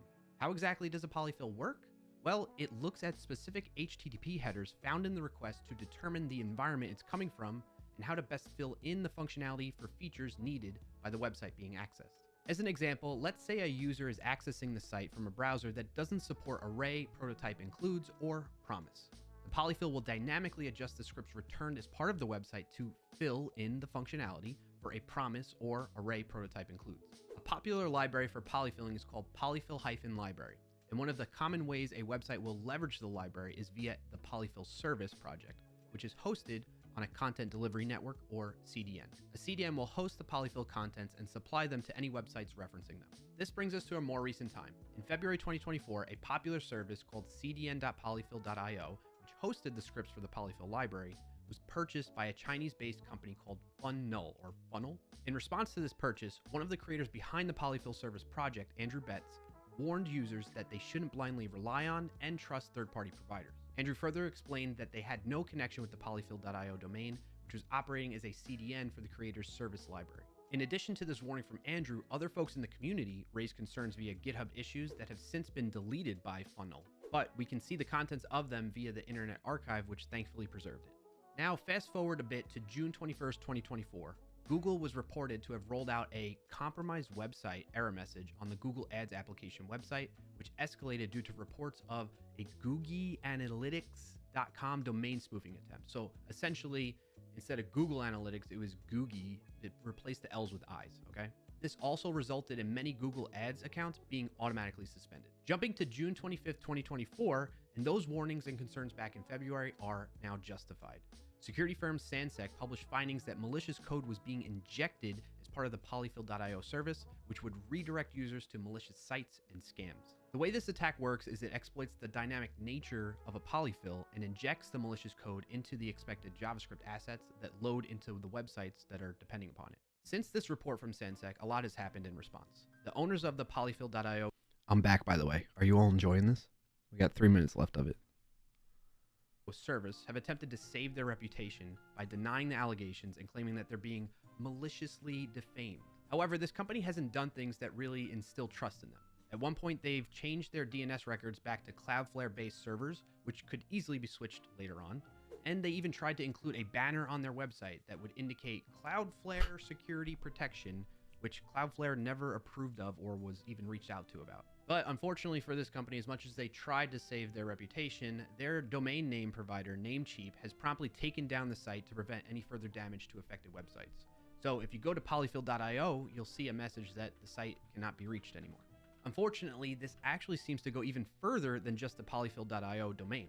As the Malware Hunter team points out on Twitter, there are several other domains associated with this attack, which Sansec reported but are being overlooked now.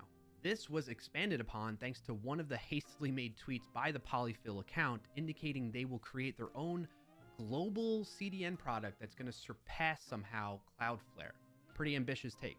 As a result, folks on Twitter investigated this new site, polyfill.com, instead of the .io domain, and noticed it was a direct ripoff of JSDeliver, which is another popular CDN for open source projects. Then another Twitter user, ZZWUDev, discovered the repository for the site included API keys used for Cloudflare, with which Twitter user MDMCK10 tested those API keys and found them to still be valid. By the way, it's been fun, and it was fun in this video trying to remember and say people's usernames on Twitter. Valid. This enabled them to see the other active domains associated with the account and was further reported by the malware hacker team Twitter account. The polyfill.io owners are still trying to save face at this time and have set up under yet another new domain to presumably continue their supply chain attack. And this new domain also seems to still be trying to rip off the JSDeliver site just like before. I'm just really noticing now for the first time the background music in this video is like this jazzy, which I don't mind that, but I just feel like it doesn't actually fit the themes as much, the theme of this topic as much. It should be a little bit more intense, right? Now that we're all caught up on these latest events, let's talk about what you should do. A lot of the knee-jerk reactions from the community in response to this incident is that polyfills shouldn't even be needed anymore, and so just don't use them in your projects. Well, duh. And to some degree, this is true, but there are definitely situations where old browsers are still being used for some reason or another. That is just the unfortunate reality. So, first, see if you're referencing any of these compromised domains in your sites. And not just the polyfill.io one, remember, but these other ones as well. If you find that you are referencing these sites, promptly remove them either completely or replace them with a more trusted... I feel like that was like a fumble on our editing too. First, see if you're referencing any of these compromised domains in your... I probably should have just left it there and not said this. And not just the polyfill.io one, remember, but these other... I should have said those other ones, not these other ones. Because I think what I was thinking in my mind when I was recording this is that they're going to show that list like this up the whole time while I was saying this. I should have told them to do that. If you find that you are referencing these... This is me. Sorry, we're going down a different rabbit hole here. While you all are probably like absorbing the information, I'm over here analyzing the style of the video and everything. And like how, but that's what I got to do. I go back and I look at these videos. I don't always watch all of them all the way through after they've been published, but I go back and like see what I can improve upon from them. You know what I mean? And so I'm trying to add, like iterate on it here and there, add new things, add new techniques into each video as I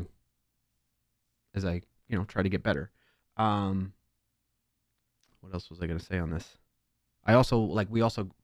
Just me. It's solely me that's doing all this for the company right now.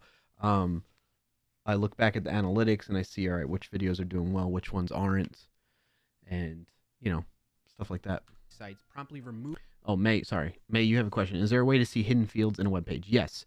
You got to inspect elements. So like on any completely or replace them with a more trustworthy. On any web page, you can right click. You can use either Cloudflare or Fastly. Go to inspect. Are the best options at this time. You can then consider self-hosting. This is all unwieldy, but you can come in here. This is where the HTML is, right? And if you want to find the hidden, I'm assuming what you mean by hidden field, you mean something like like input type equals hidden like that, right? Is kind of what you're talking about. If that's the case, then yes, you can. They won't be visible, obviously, on the because they don't get rendered by HTML by the browser in the HTML, but you'll be able to see the HTML. And what you can do is you can right click inspect, and you can do control find, and then look for input, which in this case there's a search field, right? That's the input there, and you can even you could say type equals. Well, you can find by string, selector, or path. Oh, you can't see this if I do that way. Hold on. So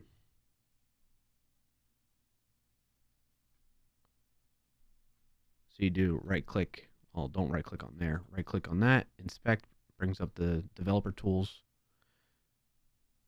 Shoot, why did I do that? And then bring up the elements tab. Control F for find, and then search for the different inputs. But there's probably that's not going to necessarily, because you want to say type equals hidden to search for, but there could be a bunch of stuff, as we can see here, between the input tag and then the type attribute, which is right there. There's a lot of other stuff in there, so you probably need to use like a regular expression to be like, that's what this XPath kind of is, I think. You can use it in that way, where it could be like input and then maybe like star. There's got to be like special syntax you could use to like forget about what's in between there. Yeah, don't use regex here. Yes, that is what I meant. Okay, cool. Yeah, so that's how I would go about doing it. If I wanted to find hidden fields in a web page, I would inspect the HTML and search for it. And even if you can't find it in here, you could probably just search for type equals hidden, like that, right? That's probably a better way to do it. Type equals. What is all this? This is the CSS. Where's that input one? Input. Where's type? Type equals text. Let's see if we can find that. That should come up. Why is that not coming up? It's right there.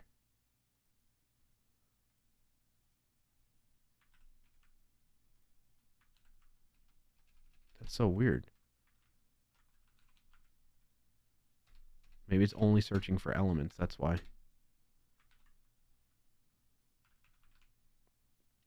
No, because then that's there. That's weird.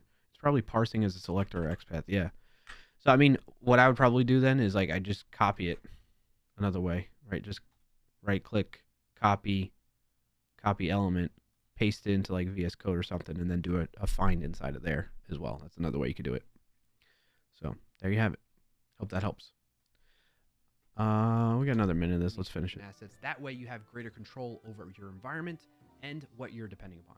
If you want to take things even further to safeguard against these types of threats, here are a few more security best practices. Implement sub-resource integrity, or SRI, so you can ensure the integrity of CDN-delivered content. Use a content security policy, or CSP, which restricts the sources from which scripts can be loaded. Keep your libraries updated to make sure you have no problem, changes and security patches. And lastly, audit your dependencies regularly and automatically by using security tools like Sneak for continuous security monitoring.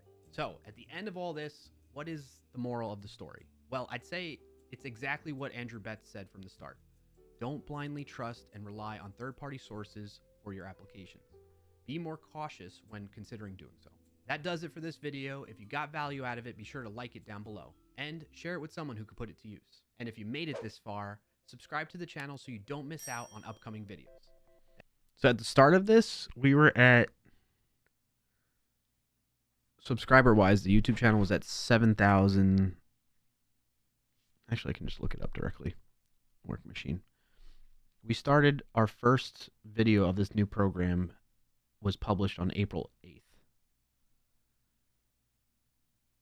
And if I look at how many subscribers we've gotten since then,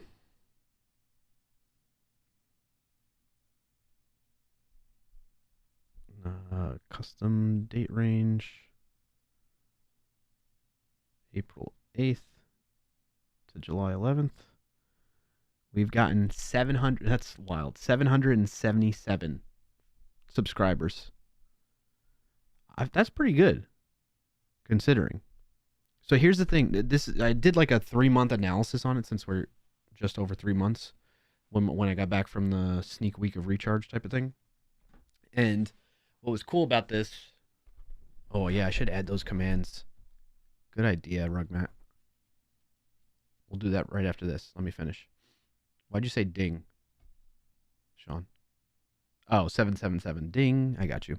So what's cool about this is prior to this program, we had Sneak's been around for 8 years, and they had the YouTube channel like for just as long and they've had videos as old as that at the time. And so they had like a library of like 600 plus videos, most of them being public, some of them being private or unlisted. And so, you think about 600 videos over time accruing views and subscribers or whatnot was great. But what we did as part of this program is we unlisted or made majority of those videos private, other than like a couple that were fitting this new style for the most part of what we would typically have. And so when I did this 3-month analysis this past Monday, I did it.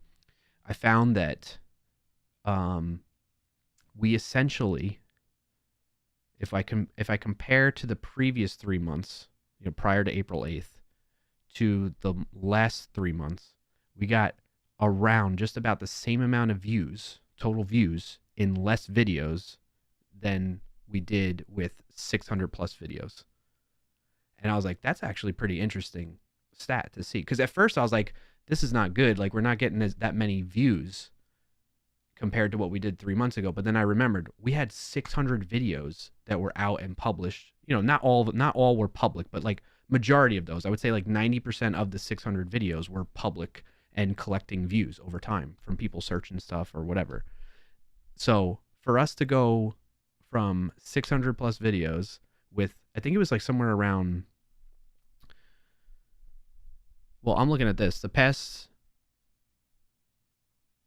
3 months, so from April 8th to July 11th, the channel as a whole has gotten 657,000 plus views. And if I recall correctly, actually, I don't have a spreadsheet open on this that I outputted this in. I thought I did. Where is it? It's one of these damn tabs. No, it's not any of these tabs. I must have missed it. Anyway, I thought it was like, because part of it is like the company in the marketing organization, some of them do YouTube advertising. And so we were getting a lot of our views from YouTube advertising. So I was cutting that out. And if I recall correctly, it was something like 70,000 views. That shows you how much YouTube advertising drives views for a channel, by the way. I believe it was somewhere, let's say it's like an even 80. So like the previous 3 months without the YouTube advertising views, the channel got like 80,000 views, let's say. And then in the previous 3 months with just the new program that I've been part of making these new videos has gotten like 75,000 views. So that's pretty impressive, right? Am I reading that right? Don't you think? What do you think, chat? I feel like it's a good thing, and that's how I expressed it to people. But at first I was like, this is not good. When I first was reading the stats, and I was like, damn, how the heck do we not get more views with these newer form videos that are way better edited and stuff like that and like higher quality? Because a lot of the previous videos that we had that were public were like recorded webinars, which there's only certain types of people that are going to be wanting to watch a webinar. Like companies that are looking to buy Sneak definitely find value in that type of stuff because it gives them like an overview of like, here's somebody like a salesperson or a sales engineer that did an overview of this part of Sneak, that type of thing. Those things are valuable to that persona, but generally speaking, like developers that are watching YouTube videos, I mean, you tell me, do you all care about that? Hell no. Hell no. I don't care about watching webinars. I'd rather watch like a polished video on a topic that's straight and to the point and not like a webinar presentation type of thing. If I want that, I'll go to a conference or something, right? Ordinary Gamer says, will you cover the AT&T situation? Could you elaborate on that? Because I feel like there's a lot of stuff in AT&T's history, so I don't know what you specifically might be referring to or thinking of. Sean says, all right, I'm going to head to the airport. Catch you all later. Fewer videos, not less.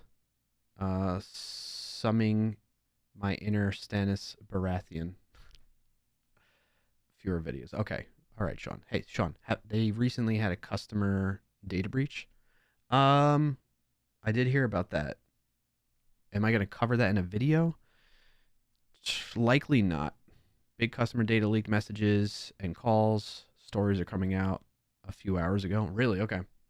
We'll see. If basically the way I draw, like the way I source video topics is a number of different ways, but the majority of the way is, if we have a blog post that, all right, have safe travels, Sean. Good luck with everything. Hope it all goes great, and I can't wait to hear the results of everything. So keep me posted, man.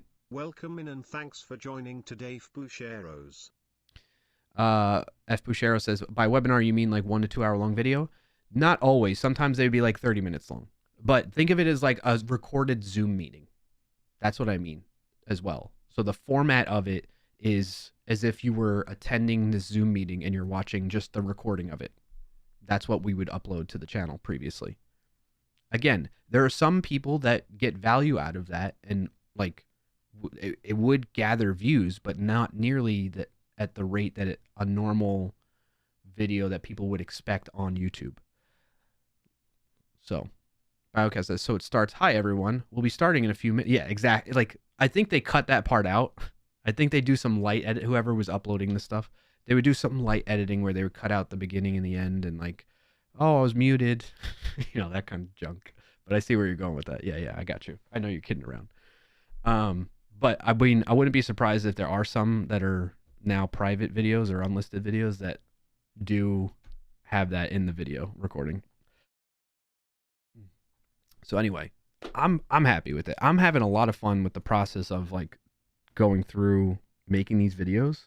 Oh, I was talking about how I source the video topic. So right now my workflow is, generally speaking, it's the majority of the time the topics are driven from blog posts that I see our website getting a lot of views and driving a lot of page views and sessions. So we have like analytics software and whatnot that the website team uses, and then that gets reported available to us that I can go in and I can see, all right, this blog post is performing really well over the past month, or even like if it's an older one, like from last year, I'm like, that might be an interesting topic to cover in a video, that type of thing. So I generally have been focused on that with some exceptions. So like an exception would be what, like this polyfill thing. So if there's a big to-do going on in the security world, cybersecurity world, that there's going to be, that's going to make waves, I try to make a video on that. However, I'm not as quick. We in general are not as quick. And I think it's kind of a good thing. Like, it's quicker for us to get a blog post out on that topic than it is for us to get a video out on that topic, because it's crazy. I don't know how much, like, I already had an idea of how much time it takes to make a video because I've made videos in the past before on my own. But like at this level of quality of videos, the process that's involved is very time consuming, especially for something that's like more novel, if you will. Novel meaning like a novel video that's not based off of existing information that's been out there, or like a development topic where it's like there's lots of resources out on there. Like a new like vulnerability comes out, I need to spend time researching that and understanding it myself, figuring out what's the story to tell behind it and what's the end result that I want to give people guidance on what they should do in response to this thing, right? What's the timeline like in terms of like, when was this discovered and who's behind it and what was the response to the disclosure and all that stuff. Like there's a lot of story behind just the disclosure process too. So there's a lot of time involved in just getting the information needed to put in a video. I've seen, and like, for instance, this polyfill one, there's a lot of bigger developer YouTubers that covered this topic. However, they didn't cover it from a cybersecurity perspective. They just covered it from like people that use polyfill as a CDN, you know, that type of thing. So I covered it from a cybersecurity perspective. However, one exception to that, I would say, that at least that I've seen, there might be other people that did videos on this that I might have missed. But like Low Level Learning, who's a channel that I personally subscribe to that I like, he went at it he does a lot of cybersecurity related. He does a lot of low level programming type of videos. If you've not seen him before, let me look him up real quick, because I highly recommend it. he does a lot of different types of videos. But lately I feel like he's been doing more of these cybersecurity based videos. But that's not all he does. So you can check him out. Do you listen to the Security Now on the Twit network? They covered this week. But heard it here first. Win. Oh, that's awesome to hear. No, I don't. I don't know. I feel like I've vaguely heard of Twit in general. So no shade being thrown to like Security Now, but Twit like is not something that I'm. It's a podcast. Okay, I got you. Yeah, I like podcasts. By the way, if we go on this topic really quick, I like podcasts. I just struggle to find a consistent time to consume podcasts. Like if I still had to drive into an office every day, I would absolutely be listening to podcasts on the regular. But I work from home. So to give you an idea, the only times I've ever really found myself being able to consistently consume podcasts is like on a road trip, which we don't do that very often. So like this last road trip that we did a couple weeks ago back to Georgia, I listened to some Welcome in and podcasts then. Thanks for joining today, Rambling Geek. I listened to some podcasts then. And then I used to listen to shorter podcasts a little bit here and there when I was doing dishes. But I fell out of the habit of doing that, and now I just kind of just do the dishes sometimes without doing anything along with it. Rambling Geek says, I've been low-level learning, listening/watching recently. I listen on my walk at least 30 minutes a day. That's nice, yeah. That's not a bad idea, actually, doing it on a walk, because I want to get in a better habit. I'm not in a good habit of walking every day, but I'm trying. I'm inconsistent is what I'm getting at. I'll go for a walk. I'll bring Bauer with me, that type of thing, just to get out and move my body. But I haven't been as consistent in building that into a habit. And then when I do go on the walk, being that I'm always like outside of that, I'm mostly tied to technology in some form or fashion, either on my phone or I'm watching on TV or I'm at my desk here like this. I try to, as much as that would be a good opportunity for me to listen to a podcast, at that point in time, when I'm walking, I go with the objective of like, hey, I'm disconnecting from things. I'm just going to take in the moment, observe my surroundings, and be present. You know what I mean? While I'm walking and not listening. So I'm not throwing any shade at you, Rambling Geek, about doing that. I think that's a great, phenomenal way to use that time.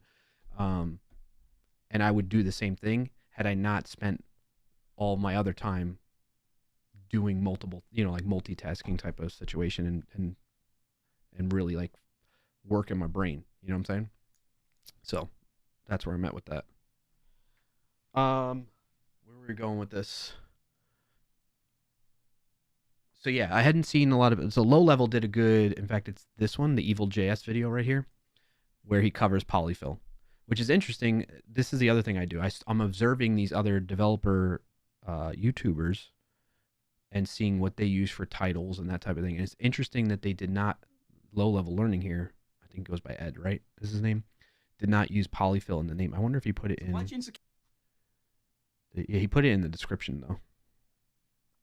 And I think it matters that you say it so that like the transcript that from YouTube, oops, I didn't mean to zoom in on his face like that. The transcript from YouTube picks up on that keyword too.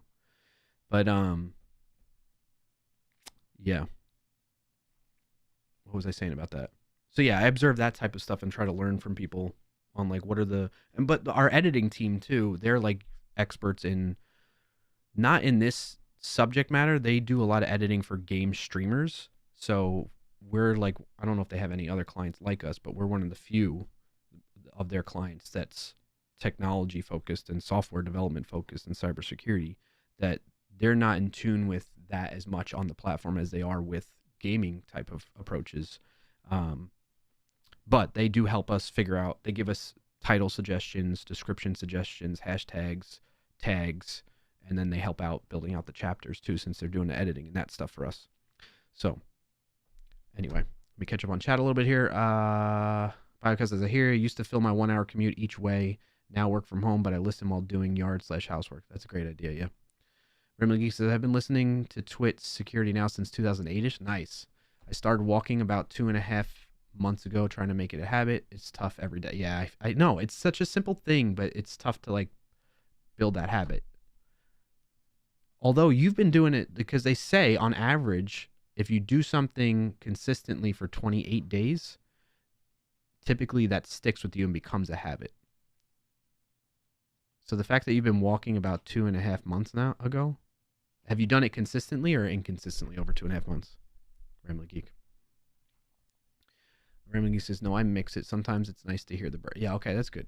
I hear you. May says, speaking of walking, guess my win this week, I was still able to get my 10,500 steps during the hurricane on Monday and every day. Dang, even with the hurricane? Well, thanks for sharing that win, May, by the way. And congrats on that. That's still good.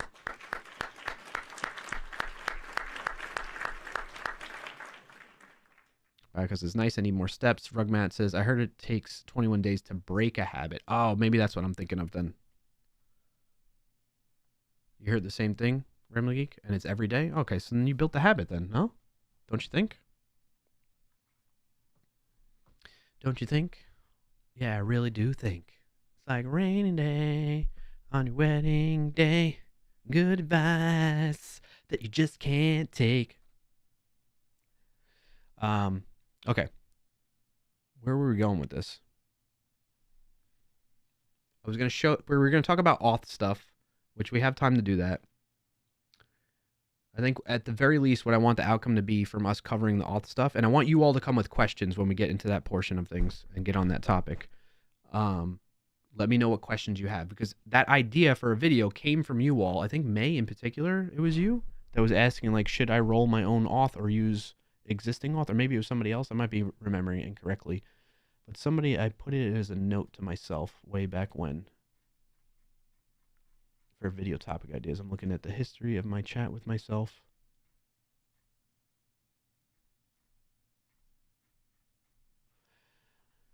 It was on June 7th. I wrote video on rolling your own auth versus using a service like Clerk.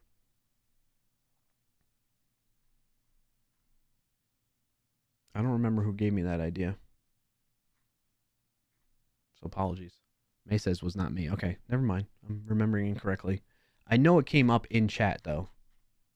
Like it came up in discussion. Nice, Rambling Geek. I'm looking at your Discord message. Dude, that's amazing. That's got to be so motivating to like keep completing those rings. By the way, let me ask you this, Rambling Geek, because I use the Apple Watch as well. So for folks that don't know, Rambling, if you're in the Discord, well, one, if you want to get in the Discord to see that, use !Discord command in there, or just go to clarkio.com/Discord for the invite. Rambling Geek shared in there a quick video showing all the rings being closed in the activity app for iOS there. One question I have for you, Rambling Geek, to give you an idea.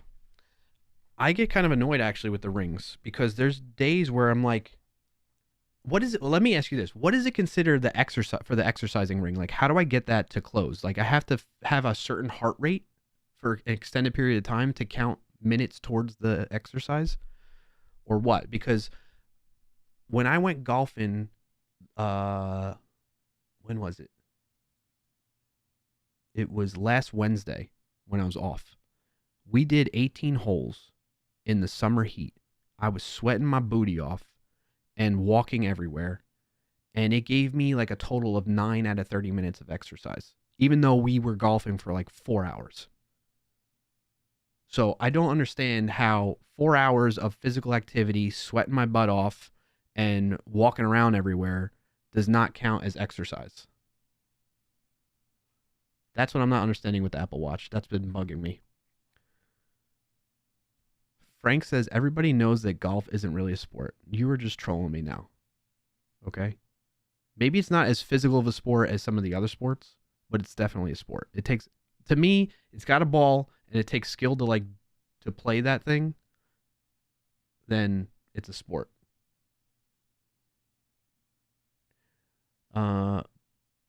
Rambling Geek says, time for me, 30 minutes. I also start an open walk exercise before I set out. I don't think it would have been monitoring you. But that's the thing. Like, even now, for instance, today, I've definitely not done any exercising. But somehow it has registered that I've done 1 minute out of 30 minutes of exercising without me actively turning on exercise activity through the app. It's very confusing to me. I've been meaning to look it up, but being that you brought up that you're doing that and you showed those rings, it reminded me to think about that question that I've had. Rugmat says, remember, the watch is just a tool to help you. You know better than the tool, I guess. That's true, Rugmat. But there is something to be said about having those. Hold on, unlimited coder. We'll do that. There is something to be said about having those rings closed. It's really good feeling. Like, I always close the activity ring and the standing ring, but I never or rarely do I close the exercise ring.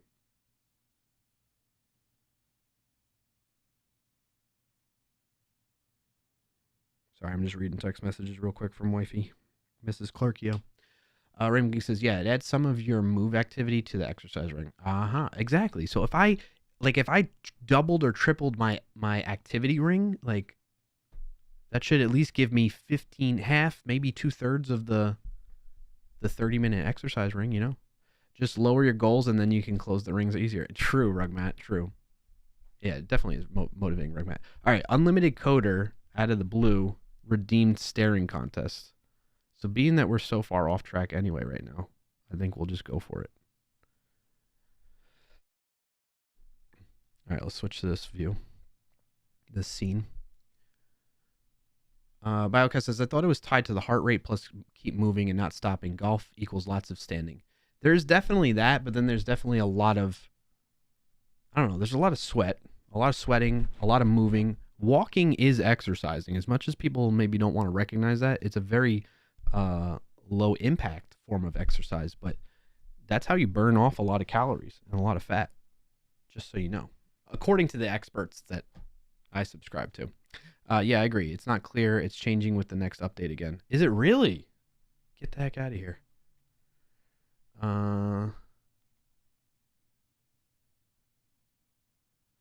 May says, the only thing I have with you that is still pending is the resolve issue with Discord.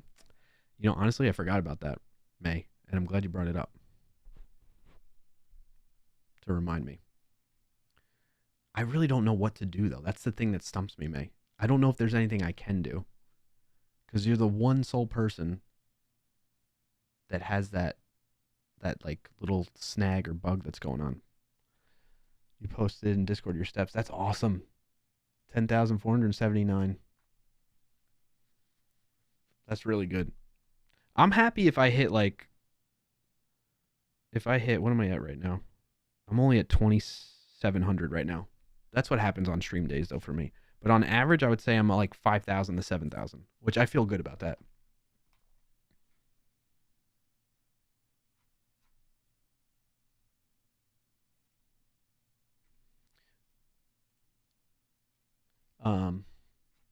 What was I going to do before we thought about that? We're going to do a staring contest. All right, let's do the staring contest. We need actually, we need like a timer, right?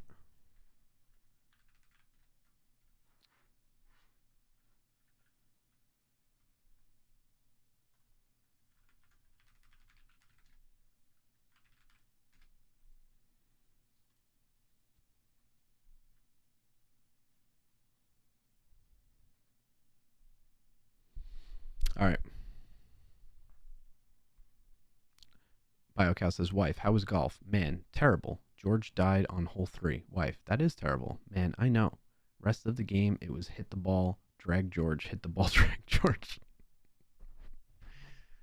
I think golf is one of the options on the watch. I think so too, Rambling Geek. I'm going to try it next time. I'm supposed to go on Sunday. I'm going to go golfing again. All right, staring contest time. I'm going to hide you, chat. Let's see how long I can stare. This is courtesy of Unlimited Coder, who redeemed it for a whopping, I think it was 10,000 Bower Bones. Mamma mia. Is it 10,000 Bower Bones? What is it?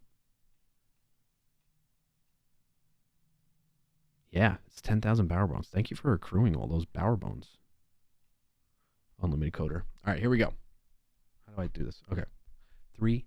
I gotta hide chat because you all distract me. 3, 2, 1. Actually, we need to take guesses. Like, how long do you all think I'm gonna last for the staring contest? Over a minute? Under a minute? What are your takes? We'll see whoever guesses the closest. Actually, we could do a prediction, right?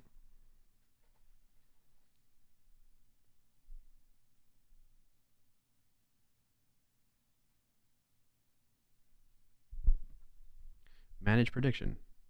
I want to start a prediction. Will Clarkio beat only up? Will we beat this? What should be our prediction?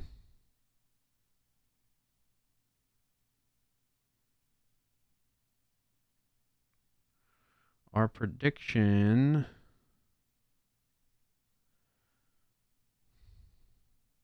Because I want to reward you all with Bower Bones. So let's do like under a minute.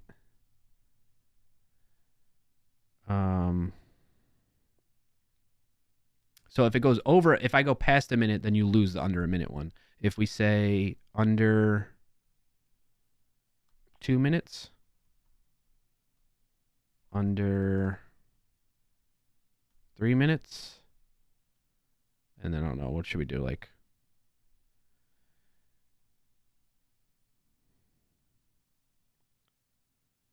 under 5 minutes? I don't think I'm going to go longer than that. All right, you have 30 seconds to...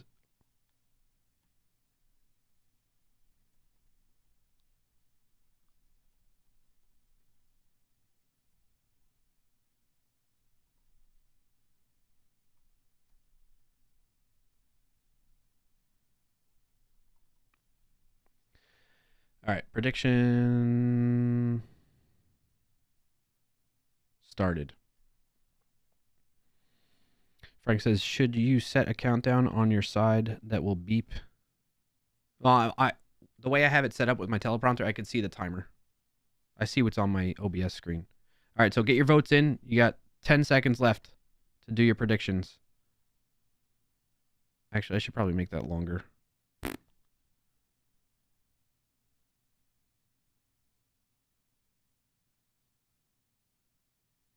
Let me do it for one more. Let me redo this one. Delete it. Sorry. Delete and return points. Yes. All right, let's make a new one.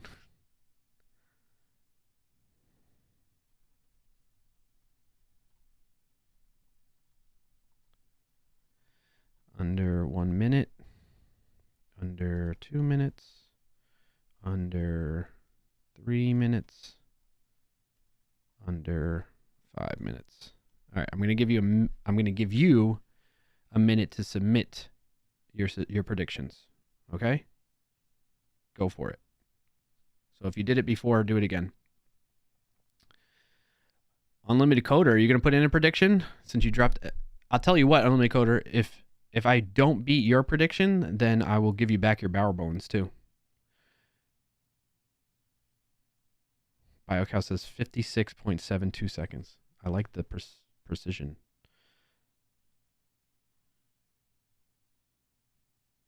I thought you put the resolve issue on the calendar to-do list you made in January. I did, didn't I, May? Oh, yeah.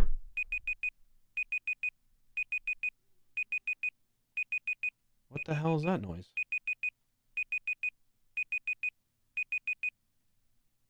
Jeez, that was annoying. I think I did, didn't I?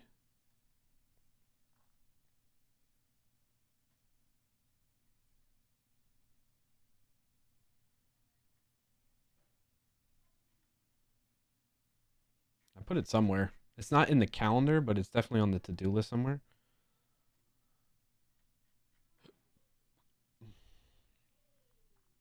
There it is.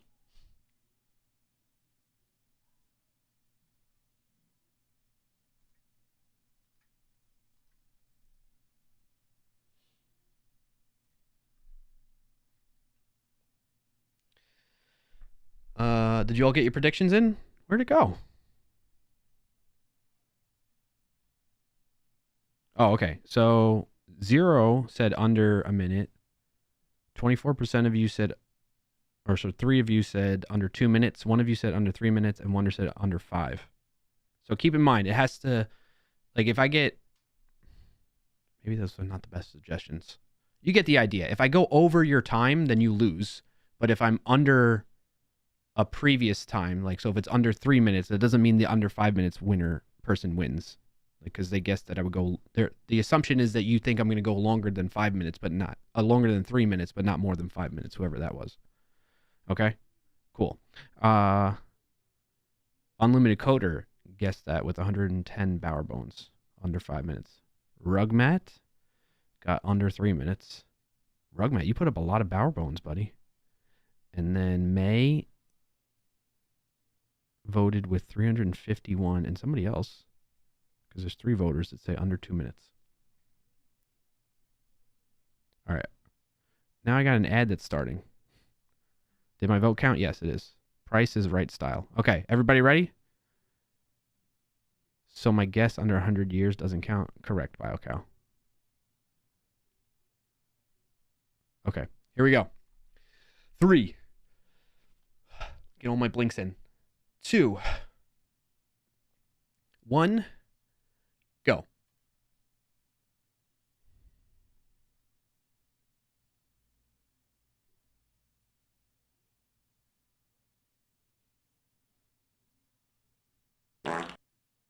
Ooh, that was a good one. That almost got me. Nice try.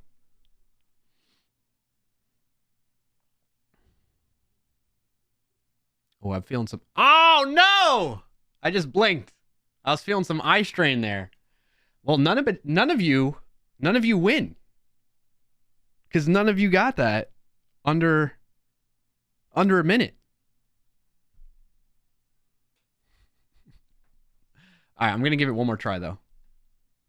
One more try. 3, 2, 1, go.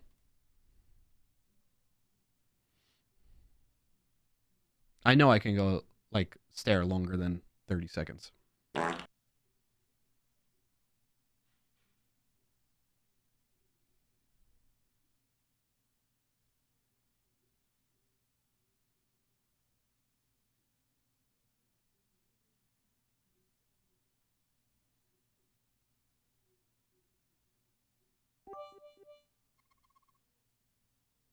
Nice try.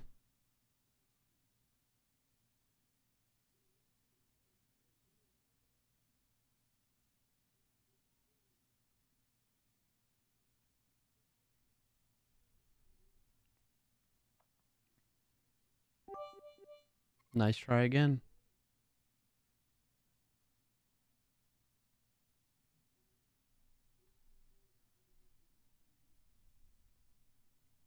This is easy.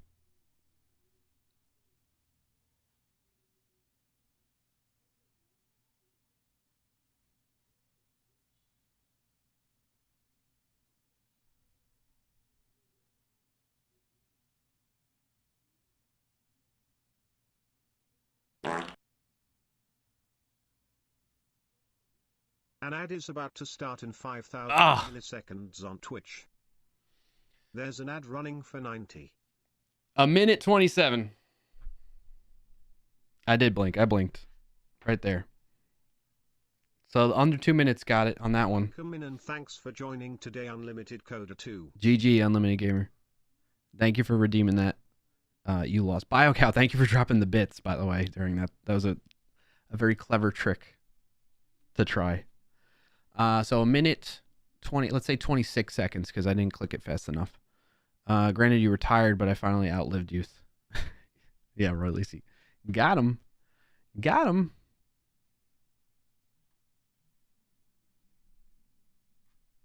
Where'd my chat go? There it is. Yeah,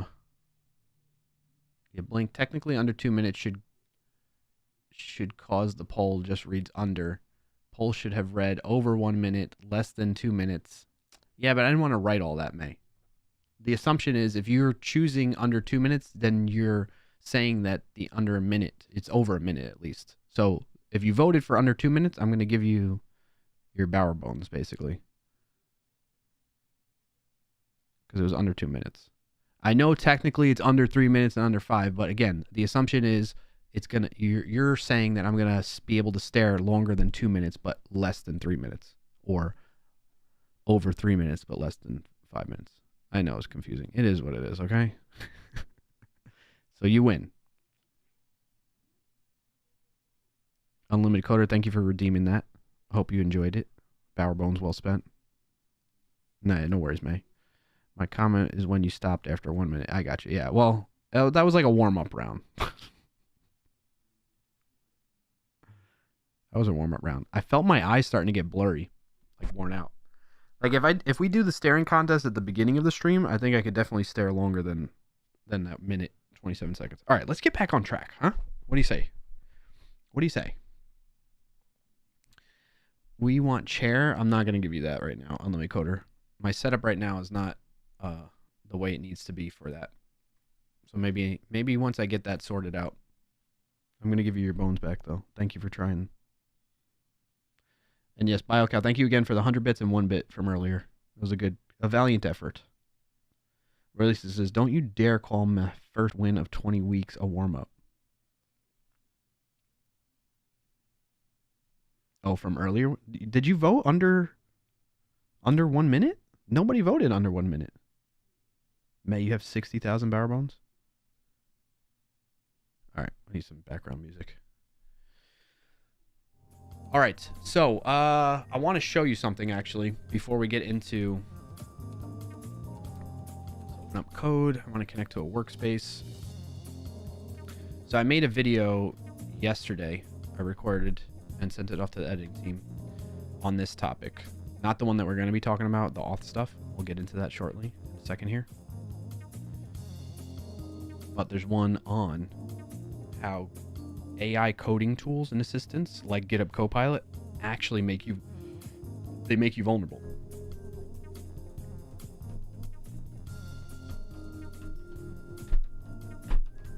And I'm going to show you how. It's set up right now. Control click into there. Come on. Come on, baby.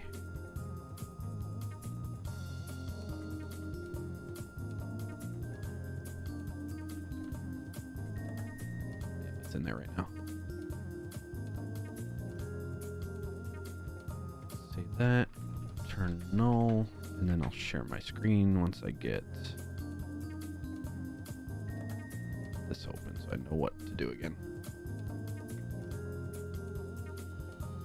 Okay. All right, chat. Get ready for this. I think this blew my mind when I saw it actually work, and I think it's gonna blow your mind. So if you don't have a security background, it's okay. I'm gonna explain why this is vulnerable. But if you do have some security knowledge, and you don't have to be like an expert or anything like that to catch what's gonna happen here. But I have GitHub Copilot. This is a intentionally set up demo for this, but it makes the point that we're trying to make here, in that GitHub Copilot is great. I love it personally. I'm still going to use it, but it's just to drive home to you all. And in this video, the video I made is about this too, that we need to be cautious with using the output from our AI, whether it's GitHub Copilot, which is going to be shown in this example, or any other AI coding assistant.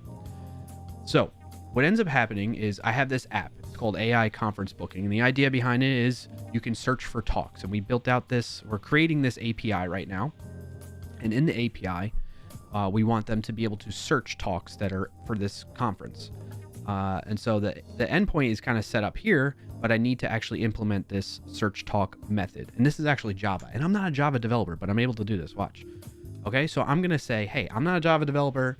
I've joined this team, I'm on this project, and I'm going to use GitHub Copilot to help me figure this out. So what I first want to do is I'm going to tell it, hey, I need to lower, and this is one of the ways you can interact with AI. You can just write a comment, GitHub Copilot will see that and then give you suggestions based on what you provided. So I'm going to say, hey, I want you to lowercase the input for me, okay? And I hit enter, and then we can see it gives me that. I hit tab, that it uses that suggestion from GitHub Copilot for me, okay?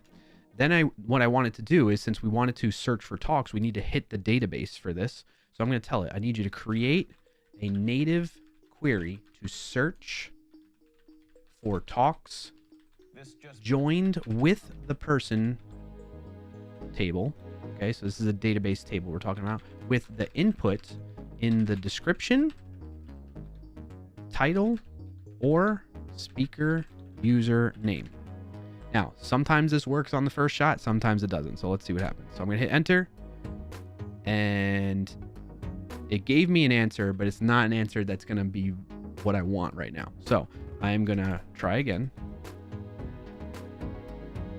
going to open up this here, tell it to do its thing there, you know, let it know about the project a little bit more. We're going to type that again. Create. I'll get to that alert in just a second. Thank you, whoever that was, though. Appreciate the help or support. Search for talks joined with the person table with the input in the description, meaning like, is the input found in the description, the title, or speaker user name? Enter. There we go. That's the one I want. So here it created this query, right? And it assigns it to that variable query. And now what I'm going to tell it to do is, okay, write the code for executing the query, right? And it's just going to say query.getResultList. Again, this is all Java. I honestly don't know Java that well. I've done it in the past, but we're using it to fill out this Java. And now we have this function. It's done. We're good to go. Everything looks pretty good other than this little type safety thing, but we can ignore that. That's just something that I have set up in my VS Code instance here. So we just let the AI, GitHub Copilot, generate this for us, which is great, right? Like we just tell it, I need it to do this. I'm not really that great with Java anymore. I used to in the past, but not recently. And I'm not used to the latest and greatest Java capabilities. So I'm leaning on the AI to do that for me. Okay. And it created this SQL query for me. Now, those of you with the keen eye and some security background, you probably already spotted what the problem is. But if you don't have that background and you're new, or you're just thinking, hey, at the end of the day, right, you as a developer, you're getting performance evaluations based on whether or not you're outputting features and fixing bugs, stuff like that, right? Like that's how you get graded on your performance at your job. Most companies are like that. And so if that's your focal point, you're not really thinking about other things, especially when it's coming to AI and it's going to accelerate that for you and make you look even better, right? So I'm using AI. I'm this new developer on this project and I'm done. I'm gonna be like, hey, senior team member or whoever, like maybe I'm even the senior team member, because I would say regardless of your level of experience, you could be susceptible to this type of thing. In any case, this is what it came up with. I send it in, put in the pull request. We're good to go. And I think it's working as expected. Let's say I'm not going to run this. I don't even know how to run this project, to be honest with you. Now, let's find out if there's a problem with this code, though. And the way we could do that, of course, you know what I'm going to tell you, right, chat? Let me see your answers in the chat. What am I going to tell you to use to find out if there's any problems with your code? While I'm waiting for your answers in the chat, let me catch up on what you all said before. First of all, Canhorn, thank you for giving out a community sub, a gifted sub. I really appreciate that. It's very kind of you. And congrats to Capivaro. You got a new sub courtesy of Canhorn. It was very kind of them. There you have it. Enjoy the new features of that. Bioka says, I'm loving AI for code. Saved me recently when I needed to custom script something in Google Forms and Sheets automation. Absolutely. I love it too. I love it too, but this makes me even more cautious with just blindly using it though. Rugmat's onto something. Bobby drop tables. Biocast says, could have looked up the Google documentation, but just had ChatGPT do it for me, and I just added the form ID. Yeah. I mean, it's definitely, I've done that type of very similar flow that you just went through and described, BioCow. I've done myself.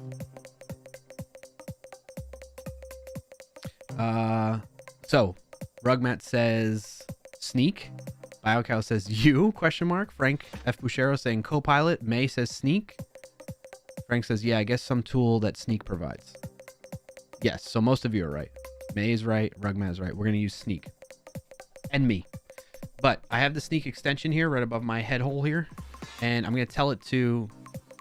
This is all in VS Code, by the way. I'm writing Java in VS Code instead of like Eclipse or IntelliJ, which I think is amazing. Shout out to the VS Code team. I'm going to tell it to scan again. You notice how it had like just this one. Now it has this new severity vulnerability, a high severity vulnerability. In the home controller, it's saying there's a SQL injection problem. Why is there a SQL injection problem? Because this search talk method that we just implemented just blindly accepts user input, unsanitized input from an HTTP parameter. It flows into here, here, and here. And I can click on that and click on create native query. And this is exactly where the problem lies.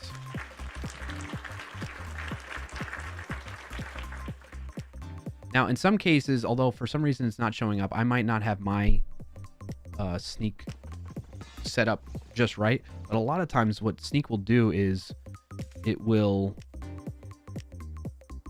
we have Sneak AI. So Sneak behind the scenes uses a tool called Deep Code that, oh, hold on a second.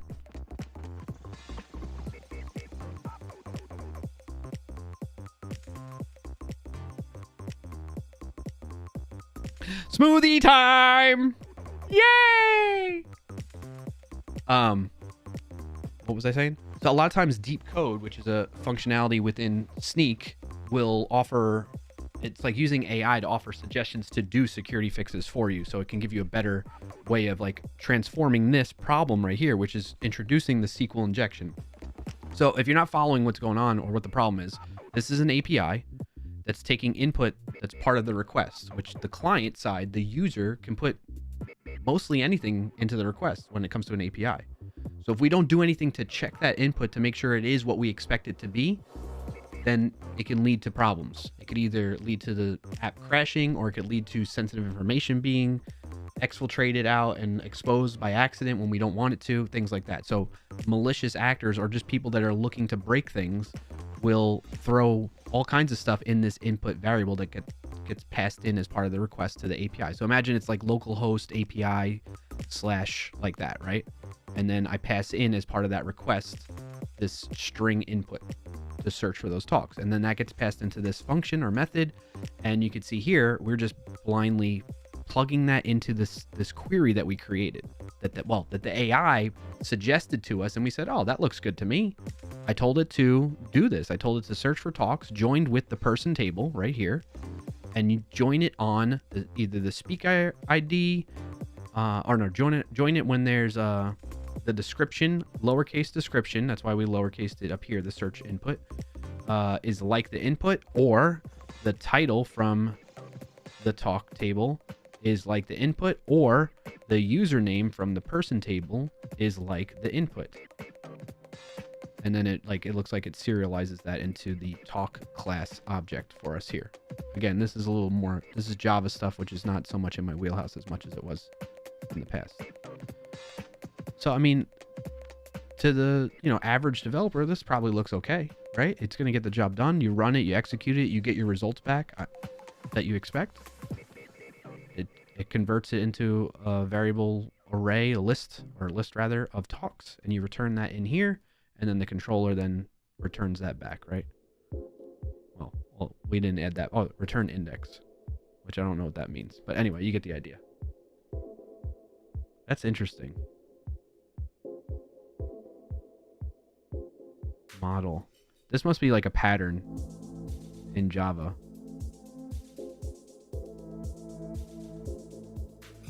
Is this MVC, model view controller pattern? Is that what's going on here? Where's model coming from? I'm just learning. Spring framework. Okay.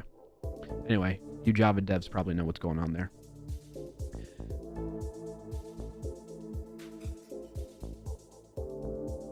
Releases says going to showcase how they would fix it though, or too much trouble. Secretly hoping he's not recording.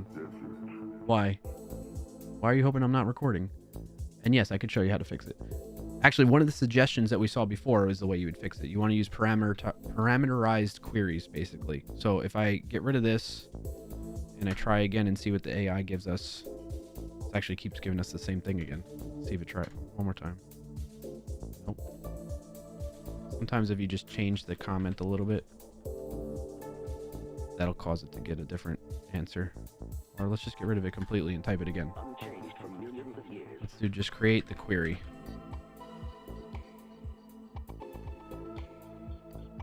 Oh, it's still doing it. It's just formatting it differently that time. Let's try again.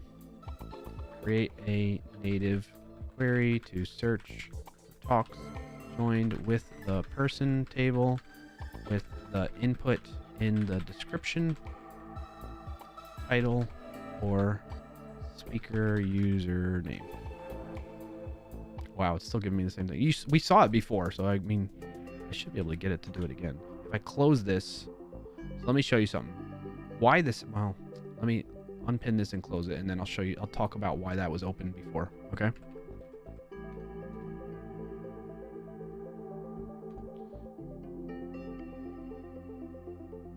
I think this could work. I think this is safer. Let's see. Yeah, I think this is safer this way because what it does is this this framework that's being used called Entity Manager type of thing from Jakarta. Again, this is Java specific stuff that I'm not really that familiar with, but I'm used to it from my C#.NET days. So what it's doing is it's like parameterized, it's doing string template literals is what you would remember from if you're a JavaScript developer. Basically, it's or string interpolation. So it's going to take any of these spots that have colon input or placeholders that will then be put through some sanitization in this create query function coming from this entity manager thing that helps in creating the queries, right? So that's another way you can do it. But there was another answer it came up with before that I thought was good. Let's try create a native query to search for talks joined with the person table with the input in the description, title, or speaker user name.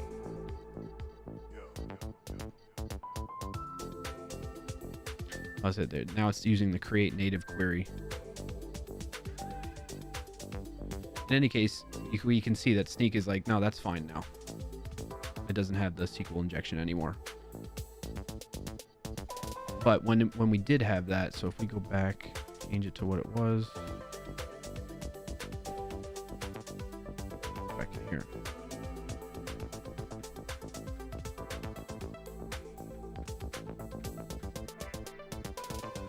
Come on, give it back.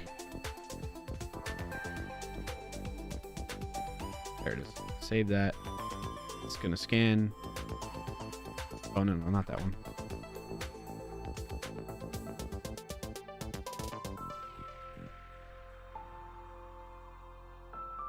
Why isn't it finding it now? There it is. So the other thing that happens is when Sneak detects it and it lets you know about how that's happening, it gives you suggestions on how to fix it. So in this case, like we could use something, I guess that's available in Java called string escape utils, and it has an escape SQL function or method, and then you pass in like what you want that to be, or you pass in the input into that, or pass in the whole SQL query, you know, that type of thing. Then there's a query builder you can use apparently too. Append where escape string, like that. Stuff like that. Again, this is specific to Java, giving you community-based examples. Yes, create the query without SQL injection. Oh, secretly hoping he's not recording in case I was disrupting the flow of the video. No. I've already recorded this video. This is just for you all in chat. Those of you tuning in live or maybe watching this recording later.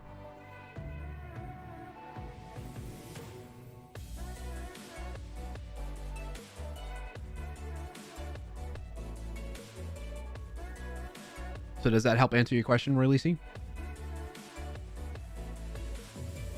You could. I think I know what you mean now. Create the query without SQL injection. Yeah. So why is GitHub Copilot doing this? That's the next step to talk about it. The reason it's doing this is you kind of got a hint at it from before when I had this old search one. What happens with GitHub Copilot and other AI coding assistants, especially now that they're getting more and more intelligent about your workspace, your project. So in the past, they were only going off of all this public data, all this public open source, hopefully properly licensed data of SQL queries in Java, as an example, let's say. And if you take the consensus of, this is a sign too of like this being pervasive throughout the industry, regardless of how many people know about application security and like good, like best practices or not. The AI is trained on all of the collective data. The average of that whole, of a developer as a whole, and the type of code that we write as a whole is leaning towards vulnerable because AI is trained on that data and still spitting out vulnerable code. You know what I'm saying? So originally Copilot was only trained on like that data. Now Copilot, I'm just using Copilot as one example. You can use other AI coding tools like there's, I think Tab 9 is another one off the top of my head. Amazon's like Code Whisperer or something like that, they call it. I haven't tried those out myself yet, but it'd be interesting to test out. In any case, they're getting better in the sense of to provide better suggestions. They're becoming more aware of the project and the context you're working within, and when it's trying to suggest code within the particular files that you're working on. So like search repository. So Copilot here is recognizing I'm in this AI conference booking project and the folder, and it's looking at all the other code, and you can see it's like, okay, here's this other code that we use that is using this query builder type of thing, right? It's like this is how it did this search talk in this way. So how can I provide it in the same way for the other one, for this newer search repository.java file? You get what I'm saying? So the idea is, if you have vulnerabilities in your code already and you're using AI to help you be more efficient and productive in finishing your project, it's going to amplify those problems even more by suggesting more of that to you when you're following those patterns. That's the idea behind it. So the answer is, right, don't do that in your project. But the thing is, how do you know you don't have vulnerabilities in your project? You need to be using security tools to help identify those things, those problems that you might be introducing unbeknownst to you, right? Again, this happens to me. Like I am somebody that has a lot of experience with application security knowledge and skills, and I make mistakes. I screw up and accidentally introduce things that shouldn't be there, you know? As an example, I forget something or whatever it may be. That's me. Maybe there's people that don't. This is the thing though. Like I know in response to the video, and I even call this out in the video in the recording that you'll see once it's done and it comes out, is there's gonna be people that in response to that, they're gonna be like, oh, I would never write a SQL query that way that's vulnerable or what have you, right? And it's like, that's great. I'm happy for you that you would never do that, but you're missing the point. You can and likely will at some point in time introduce a vulnerability into your project or a bug or something. You're going to make mistakes. You're not infallible. You're a human being. So you need something to help double check that. You need humans to review it, right? Along with AI suggestions and tools. Humans to review AI suggestions, and then security tools that are built to evaluate this stuff and analyze it and know what the common patterns are and the things that are bad practices to alert you to so that you can fix them. Because a lot of stuff you're not going to, like, even the human eye is not necessarily going to catch up in a lot of cases. Rugmat says the customers are my reviewer. I mean, if you want to take that risk, that's on you. Go for it. I'm not going to tell you what to do. I'm just giving you suggestions and ideas on. I'm just making you aware of the risk involved. That's my objective. And then what you can do to lower your risk or minimize the risk. What I would do to minimize the risk is exactly what I'm telling you.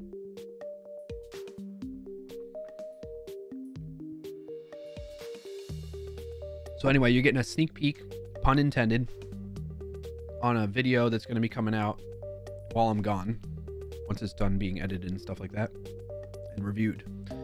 That's going to demonstrate that. There's actually 2 videos that uses that demo that I just did for you. It's a more concise demo that uses that in it, and you'll be able to see both talking about AI coding best practices, basically. So we'll see how they perform. What did you all think though? Was that eye-opening? Were you aware of that? Did you know that AI can actually do that type of thing and have that type of risk involved with it before me bringing it up, or no? Or yes, did you know? Did you know or did you not know? Roy Lee says, okay. Yeah, I just wanted to see how Sneak would handle replacing the code, because you replaced it with the AI auto-completion instead. Or if they did have replacement, not just telling you what's the issue. So that's the thing that I was calling out with the deep code piece from Sneak. They're still working on it, but there's AI. When you're using Sneak, you have access to Sneak's AI if you want to call it that. It is AI. You have access to that, where in some cases when it detects vulnerabilities, the little bulb icon will show like, hey, fix with Sneak type of thing, and then Sneak will replace the code and give you a suggestion on how to fix that vulnerability. There's certain scenarios where it does that, and there's other scenarios where it doesn't. So in this case, clearly, I thought it would maybe do that here, but I guess it's not there yet.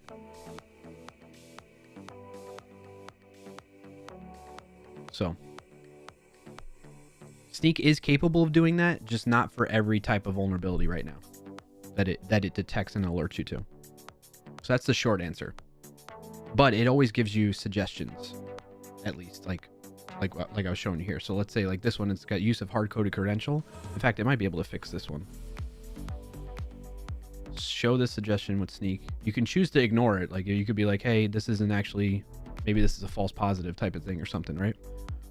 But usually it'll pop up in here. Like, I mean, you could even use Copilot if you wanted. Fix, use hard, like it takes Sneak's alert and then Copilot tries to figure out a fix for it. In this case, it's using Faker, which is an interesting approach.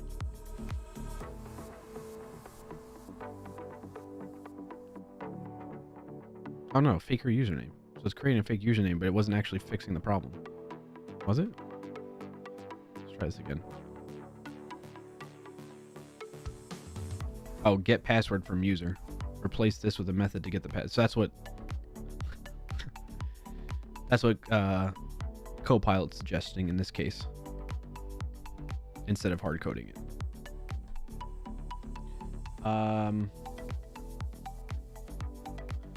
Or at least it says, personally, that's why I avoided using GPT fully. Some coworkers just copy paste code of it without even looking, and I noticed many vulnerabilities on their code where I was like, nah, no using this for longer than one function stuff.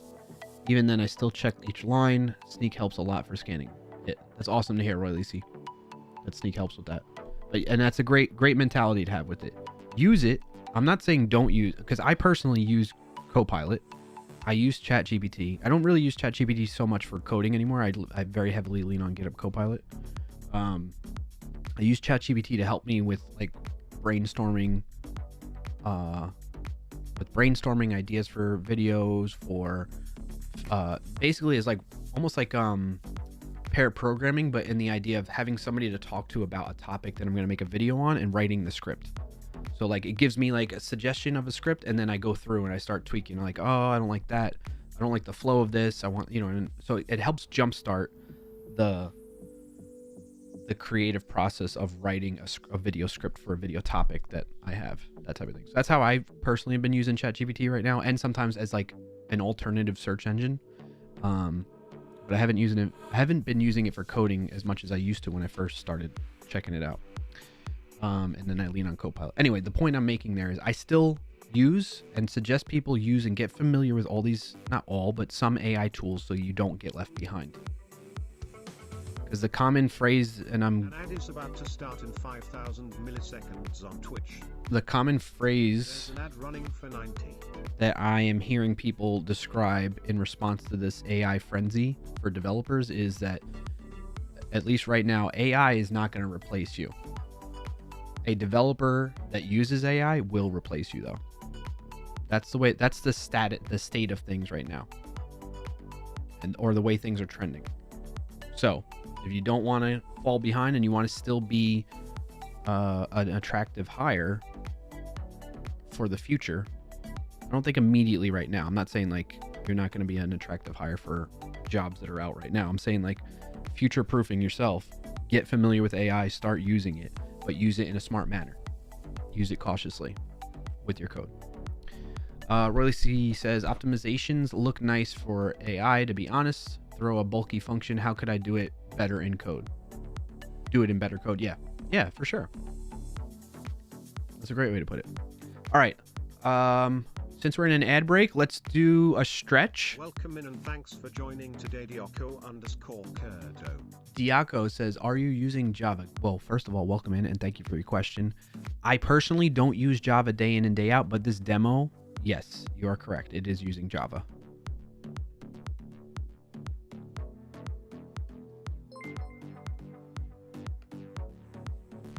Thank you for the follow, Diaco.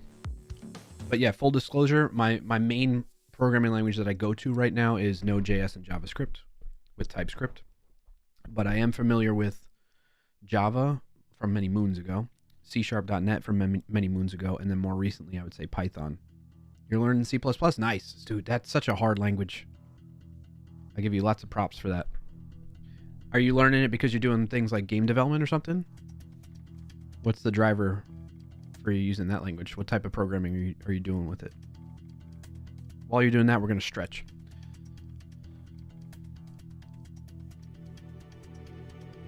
Dome arigato, Mr. Roboto. Dome. I like to learn compiler. Compiler design. Nice. Then I imagine you probably... Do you subscribe and watch a lot of YouTube videos around that topic? If you do, I imagine you probably know about low-level learning. He's a great YouTuber for that type of stuff. I'm a fan. I'm a big fan. All right. Yes, the channel. Yeah. That's awesome to hear. Cool. All right, we're going to stretch. You can do this sitting down, standing up. You can put your arms parallel to the floor, pull them back behind your chest a little bit, and make a thumbs up. Make sure you have your fingers clasped into the palm of your hand. Thumbs up on each hand, even this one, right? And then you're going to slowly rotate your thumbs down.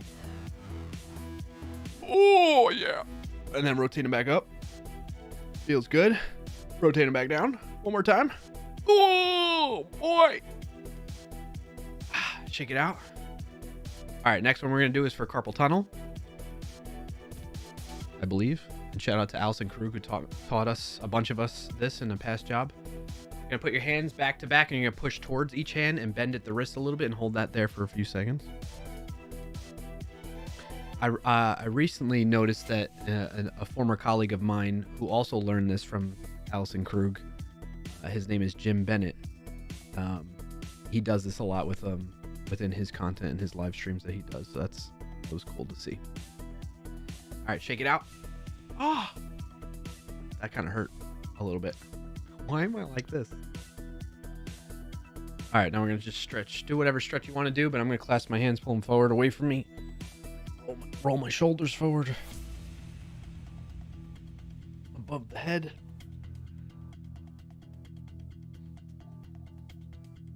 And then behind the back.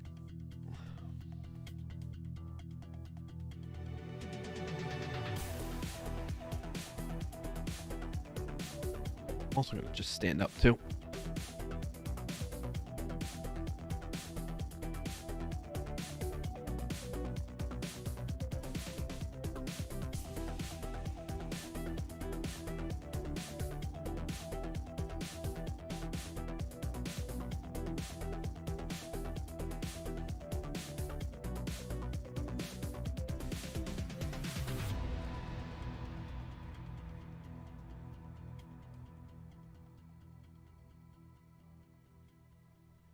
I don't know. I don't know what's wrong with me. I'm just weird. All right. Let's get into Auth. So the topic that has come up, the question has come up quite a bit. Should you roll your own Auth or should you use a service? My short answer to this, and what I want to hopefully do, so I want you all to think about any questions you might have around this topic. I'm going to create a page in Notion to take notes on this. Auth. Roll your own versus using a service. So first of all, what do we mean by that, right? We mean I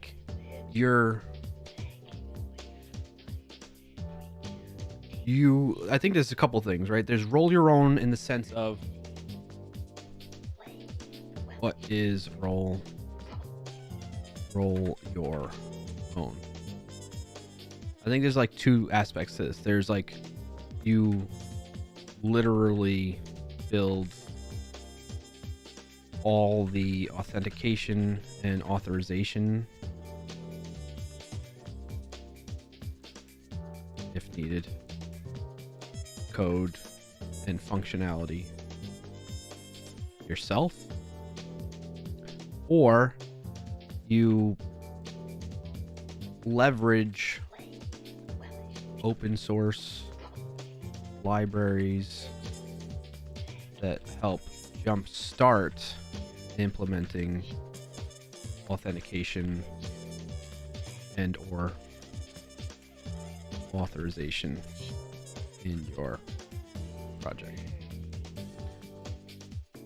Let's do and or in that. That'll shorten this up too. Right, and so what do I mean by that? Like there are open source. So if we go to like npmjs.com and we just look up like auth, a CLI tool by auth.js, Google Auth library, basic auth, right? Like, so, you know, basic auth parser, maybe you do that. Maybe you use this, right? There's some other ones out there too. Like there was one that I saw. What was another one I saw recently in like an article I was reading? Dang it, what was it called?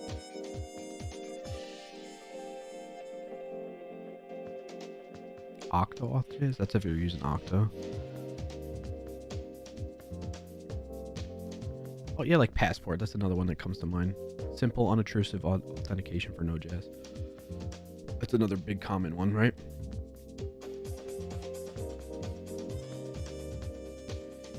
But the idea with any of this, I think, is we should use these as examples, right? So examples, Passport, make that a link. What's the basic auth was the other one?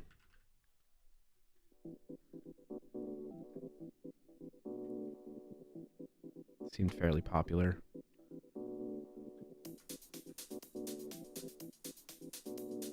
Any others that come to mind that you all know of, chat? Whether it doesn't matter, it doesn't have to be in the JavaScript ecosystem necessarily, but that's what I'm leaning on right now.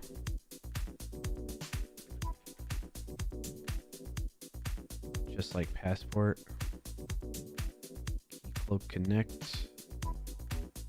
Again, we're not talking about ones that are provided by these service providers, which we'll get into that in just a second. So ignore those right now.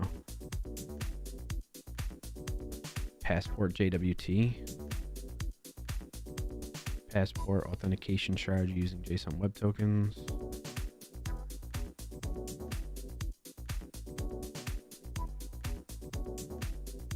OpenID Connect Relying Party. RP client implementation for Node.js runtime supports Passport.js. These are like plugins off of Passport. Passport Trello. I think maybe like a lot of times people will just use OAuth providers. Yeah, so you can use like OAuth library a library for interacting with OAuth. So maybe you want to let people log in with like social logins or something, right?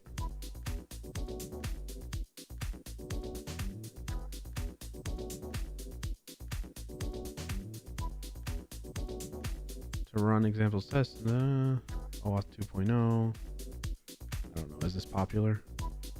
Geez, 1.6 million downloads a week, yeah. OAuth, right? Right, so just give some examples, right? That's what we mean by that. Or you literally write out, you know, maybe you want hand writing all the low-level code for your project. That's, I mean, I don't need to reiterate that, I guess, right? Oh, shit. You know what that means. You literally build all the authentication and authorization code and functionality yourself. And then you use this, right? I think either way, you're rolling your own. Now, the thing about this, with maybe there's a slight exception to OAuth. All right, well, before I jump ahead. Again, I'm scatterbrained on this, so that's why I'm kind of going through this with you all, so that I can get these thoughts out of my head on this topic, but also enable you all to ask questions that come to mind. And please don't be shy. Like, no question is a stupid question in this.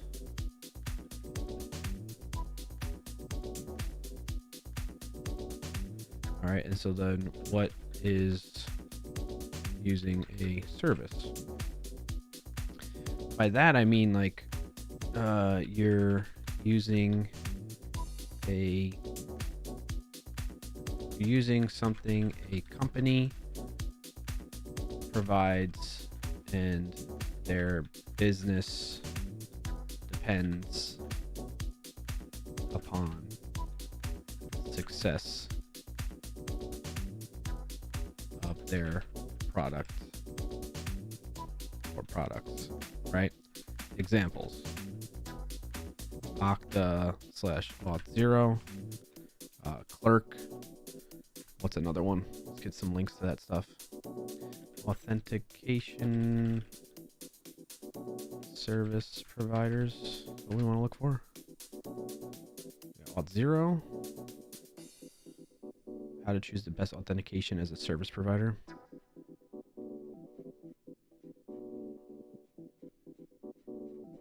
That's not what I'm looking for. Top 7 authentication providers for building apps with JWTs. There's Okta.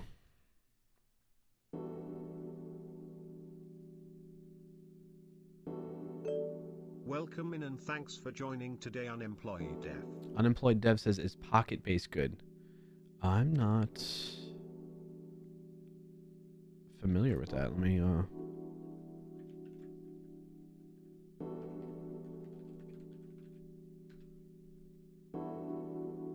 Pocket-Base open source backend. I'm not familiar with that. I can't, and I don't have experience using it. I feel like I vaguely heard of this now that I'm looking at it, that knowing that it's a backend.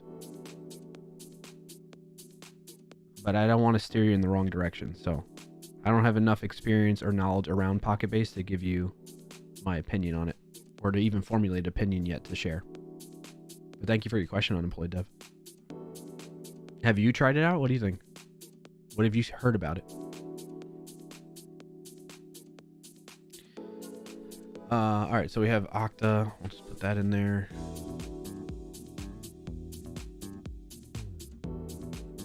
And I put Okta / Auth0 because Auth0 got bought out or acquired by Okta.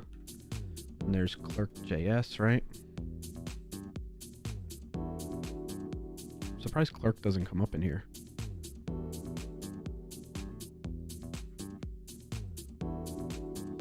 What if I Google?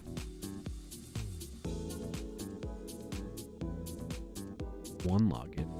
Duo from Cisco. I didn't even heard of it. These ones. Hasura. Oh, we saw that one already. Top 10 two-factor authentication. So this is getting into the weeds of some things that I want to talk about too. What is the best backend service for authentication? Here we go. AWS Cognito, Firebase Auth. Let's look that up too. I think there's Clerk. Clerk is the newcomer on the block that I've seen a lot of from people. Most comprehensive user management platform, right? But they user authentication, right? Something that they provide. It's Clerk. What was the other ones? Firebase Auth. Unemployed Dev says, just looking for self-hosted backend with auth file storage. Thanks. Got it. Okay. Yep. Yeah. Sorry, I can't be more help with that. Firebase Auth. I've heard good things about Firebase and their authentication flow. They make it like dead simple. I've never tried it myself though. Firebase Auth, but I imagine like it's very tightly coupled with Firebase, so that's the idea behind that. AWS Cognito.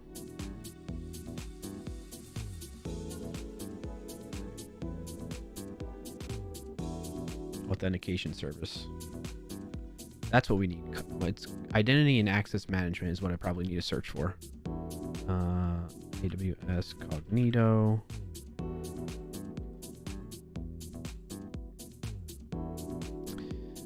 Identity and access management service providers.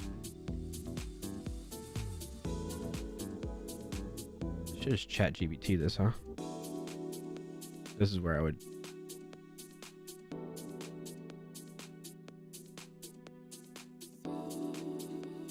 Azure has stuff too about this, huh? Azure Active Directory, Microsoft Entra Domain Services. They don't.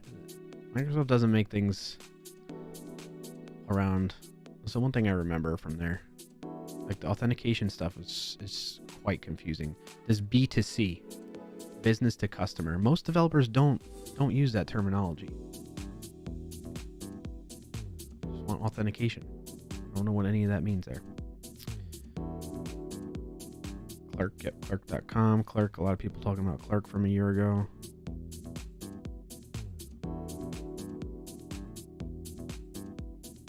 This is an interesting response on Reddit here. Good question. To be honest, I've tried all mentioned and disliked something about all of them.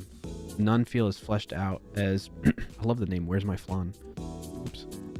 As fleshed out as you'd expect from such a critical service. I'm still using Auth0 though, and I guess that means something. You'll probably like it. The API is pretty robust, and most normal features are available in the free tier. I'd suggest you give them all a shot and see what you like the best. So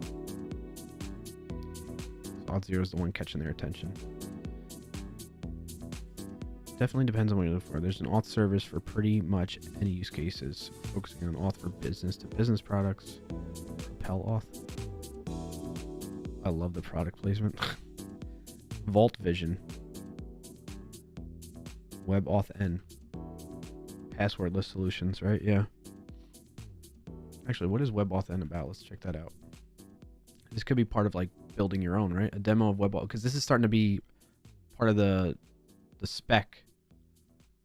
This site is designed by Duo Labs to test the new W3C specification web authentication. Yes. So this is going to be the new like specification for that'll be available across the web, generally speaking. WebAuthn is supported in Chrome, Firefox, Edge browsers to different degrees, but support for credential creation and assertion using a UTF token. User two-factor token? Is that what that means? Like, so many acronyms we have. Like those provided by Ubico. Oh, like a physical token? Ubico Fashion. They're supported by all of them. The code for this demo can be found here. Using WebAuthn. Add WebAuthn to your site with one of these.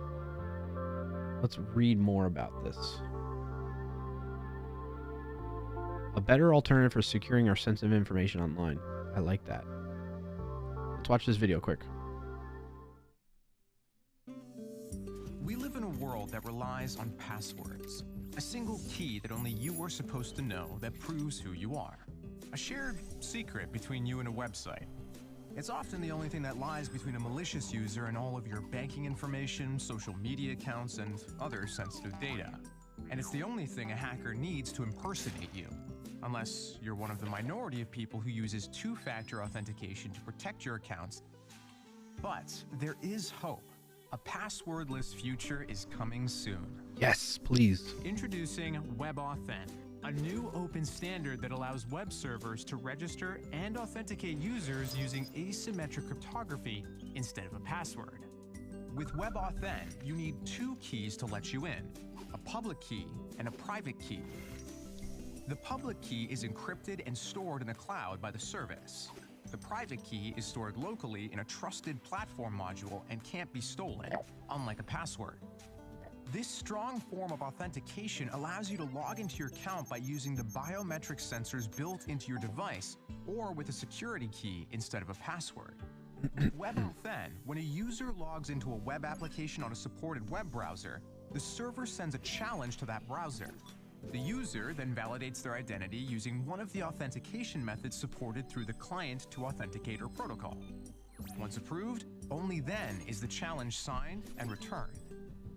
While WebAuthn can replace all passwords as a single factor, it's still considered multi-factor authentication, since the user is providing something they are, their biometrics ID, and something they have, their device. All the major operating systems and web browsers are building in native support for WebAuthn, so the journey to passwordless authentication has already begun. Okay, so the idea behind that is the browsers provide APIs that your website can tap into, and then it does its own thing to handle with the user to figure out that the user is who they say they are through their mechanism or some type of key. and then the browser says to you somehow, this is Clarkio signing into your website. And then you just receive that and do something about that from there. That's the gist of it I got.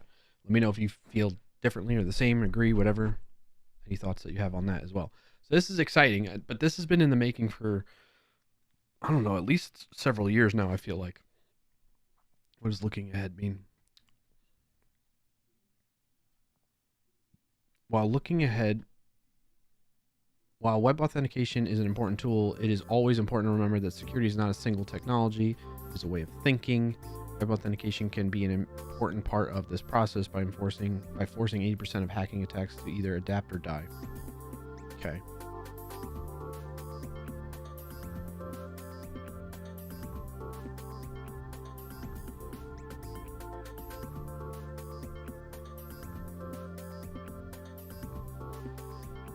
What this is making me think actually is, oh yeah, let's look at the API. Using the API, registering a WebAuthn credential. In a passwordless based user registration flow, a server will typically present a form to a user asking for username and password. The password would be sent to the server for storage. In WebAuthn, a server must provide data that binds a user to a credential, a private public key pair. This data includes identifiers for the user and organization, also known as the relying party. Website would then use the Web Authentication API to prompt the user to create a new key pair. It is important to note that we need a randomly generated string from the server as a challenge to prevent replay attacks. Okay, so the server sends up, so let's say the user goes to your website and says they want to register. That's when it creates this key pair, key value pair, private public key pair between the user and your site. And the navigator, this is the public web, or this is the browser API's credentials create. The server would begin creating a new credential by calling that on the client. The public key credential options object contains a number of required and optional fields that a server specifies to create. Okay, cool. So you can do all this. All right, so what this is making me think of, though, beyond just the authentication, is the fact that there's terminology we need to like separate around in here too. Maybe even before we go into that baseline of terminology, maybe. So authentication being the act of determining a user or system is who they say they are, their identity. It's verifying identity, right? Authorization is the act of determining the permissions for a user or system based on their identity. Right, so I go in, I say I am Clarkio. I verify that with like a password typically, right? That's the traditional way of doing it, username and password. And then that's gives me some type of thing that goes along with all of my other requests to say that anything that I'm trying to do is with this identity of Clarkio, what permissions are associated with that identity. That's what authorization is about. But then there's like this idea of user management that's coming to mind, and that's what was triggered from the WebAuthn thing, which is, to me, it's the process of creating, updating, like all the CRUD stuff. Creating, reading, updating, deleting, etc. of user data within a system.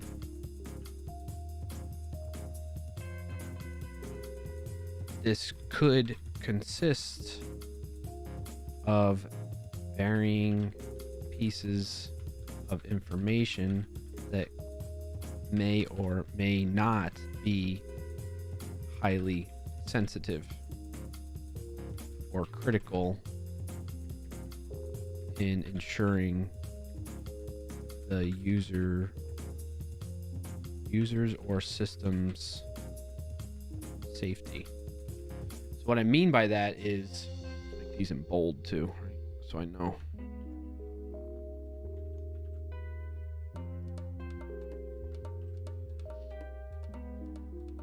So what I mean by this, and this is the thing that I get the most sensitive to or icky about when it comes to my what drives my suggestions a lot of times, is I'd rather. So the short answer to this question, let's go back. Like, should you roll your own versus using a service? I mean, the real answer. Thanks for joining today, Danish Jar. Hey, Danish, good to see you, buddy. What's your win of the week? The short, immediate answer is always it depends, right? But then from there, my next answer is usually I'd rather depend upon a service whose business relies on them getting the security aspect of all this right when it comes to authentication, authorization, and user management, identity and access management. I'd rather rely on a company that their business will go out of business if they don't do it right and they have serious security issues, to handle that aspect for me. And I have some type of service level agreement with them that holds them responsible to that, than me, either me as an individual, as a developer, as a company. I'd rather them take that responsibility than me in that regard, because that's a lot of responsibility to take on top of whatever else I'm trying to do in my application, website, system, what have you. You know what I'm saying? So if something goes wrong with the authentication in my system, I can lean on that service provider to either they're responsible for fixing it because maybe it's something wrong on their side that they got wrong, a security flaw, or they have a means to resolve it with the way I'm interacting with their service or something like that. I'm not following things properly or whatever. You know what I mean? I'd rather go that route, knowing that they have security teams that are dedicated to focusing on that and their business relies on that. So they're investing a lot into it, versus me and my company, let's say, whose sole purpose is to create this other product that just needs authentication as part of it. You know what I'm saying? Like, you as a developer and your company don't necessarily have a dedicated security team that's focused on making sure all of your software is that's running and rolling your own custom authentication, identity and access management system. You typically don't have a security team that's focused on making sure that that is tried and true and up to par with security standards and doesn't have any vulnerabilities in it, and, you know, going on and on.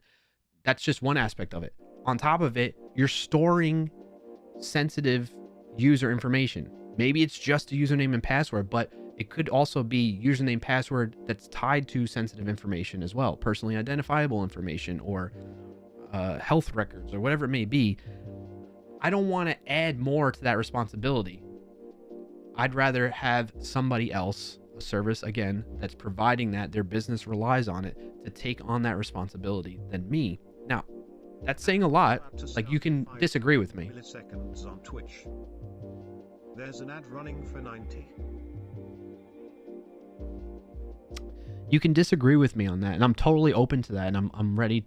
I'm willing to hear that out, arguments against it. And I can tell you right off the bat, one argument I would say is, like, that I could even make with myself, is I'm putting a lot of trust in that other company that may not be a great place to be putting that trust, right? So then you have to make a decision, like, which companies are you going to trust that with that responsibility or not? And how do you figure that out? How do you determine that? Maybe you make the wrong decision. That could happen, right? So it's constantly, in the security world, it's constantly a balance of convenience. _Kurdo says we should all trust Facebook and give them our data. Hell no. I know you're being sarcastic, even though there's no kappa behind that, Diaco. I am very much not a fan of Facebook. And I'm very adamantly anti-Facebook, and Mark Zuckerberg in particular. Or, well, Facebook's leadership in general, not just Mark Zuckerberg. The people that make the decisions on taking people's privacy seriously and whatnot. But that's a whole nother topic and rant I can go on that I've gone on before, but I'm not gonna right now. So yeah. So that's my 2 cents on that. Any questions, comments, concerns beyond that? Diaco or anybody else? Denise says, win of the week. Lost 30 pounds in the last couple of months to the point where I had to buy new clothes, and pardon me for saying this, including underwear. Hey, that's awesome though. Congrats on that, Denise.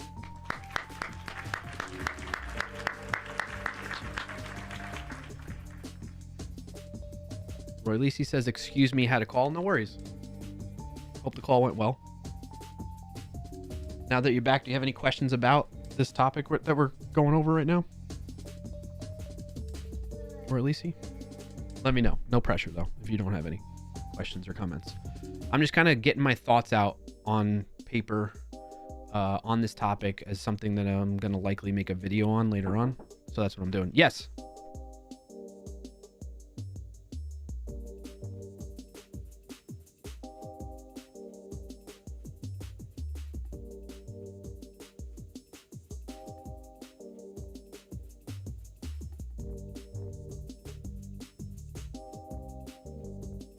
Chat, just give me a minute. I'll be right back.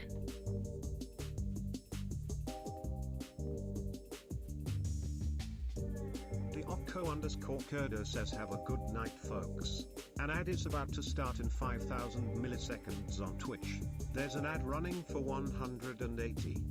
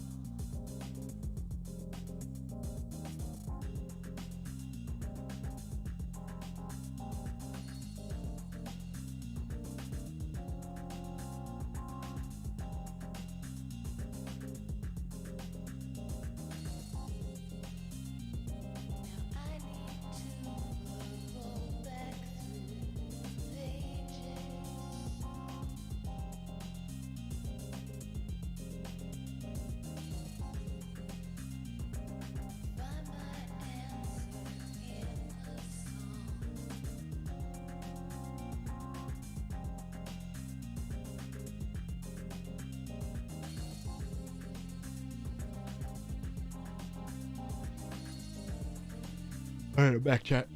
Oh, on the wrong side. Ooh. All right. Excuse me there. Saying bye to the fan. They're about to step out. Orlisi says, we'll ask anytime I get a question since I wasn't integrated though. We talked about this before, so I got an idea of your thoughts about it. Yeah, okay. So there's like the thing is, there's a lot. The reason why the main answer is it depends is because it depends on what type of system you're building. Like, what's the level of complexity that you have? Are you just building a website and you need authentication? Right? Then if that's the scenario you're working within, then you have certain options that you can look at and deal with. Are you building a website and a mobile app and you have to have the mobile app authenticate to the API, and there's users logging into the mobile app? Or is it just a mobile app? There is no logging in users, but you need to know that only allow requests from the mobile app to be accepted to your API and not from just anything and anywhere, right? Maybe, do you want to have like we were just seeing with the WebAuthn stuff, do you want to have two-factor authentication as well? Do you need to do, okay, let's talk about this now, right? So let's say authentication happens. Do you need, if you're going to roll your own type of authentication, you need to have something that implements issuing, like, well, what are you going to use to identify or use after a user identifies themselves? What is the mechanism you're going to use to see subsequent requests from that user to identify who that user is or that system is that's making the request? Are you going to use tokens like a JWT? You're going to use cookies? Or going to use a combination of that? Okay, you're using those. How are you going to handle, what's the expiration date on those sessions for that authenticated state that they're in, where they've already proven their identity? When are you going to make them have to reapprove their identity? How are you going to handle refresh tokens? How are you going to handle revoking those authentication tokens? There's a lot to think about with that, especially if you're rolling your own. You can definitely use existing libraries to help with that and accelerate that development process. But these are still decisions that you have to make, and you have to build out and implement in a lot of cases beyond just this jump starter stuff.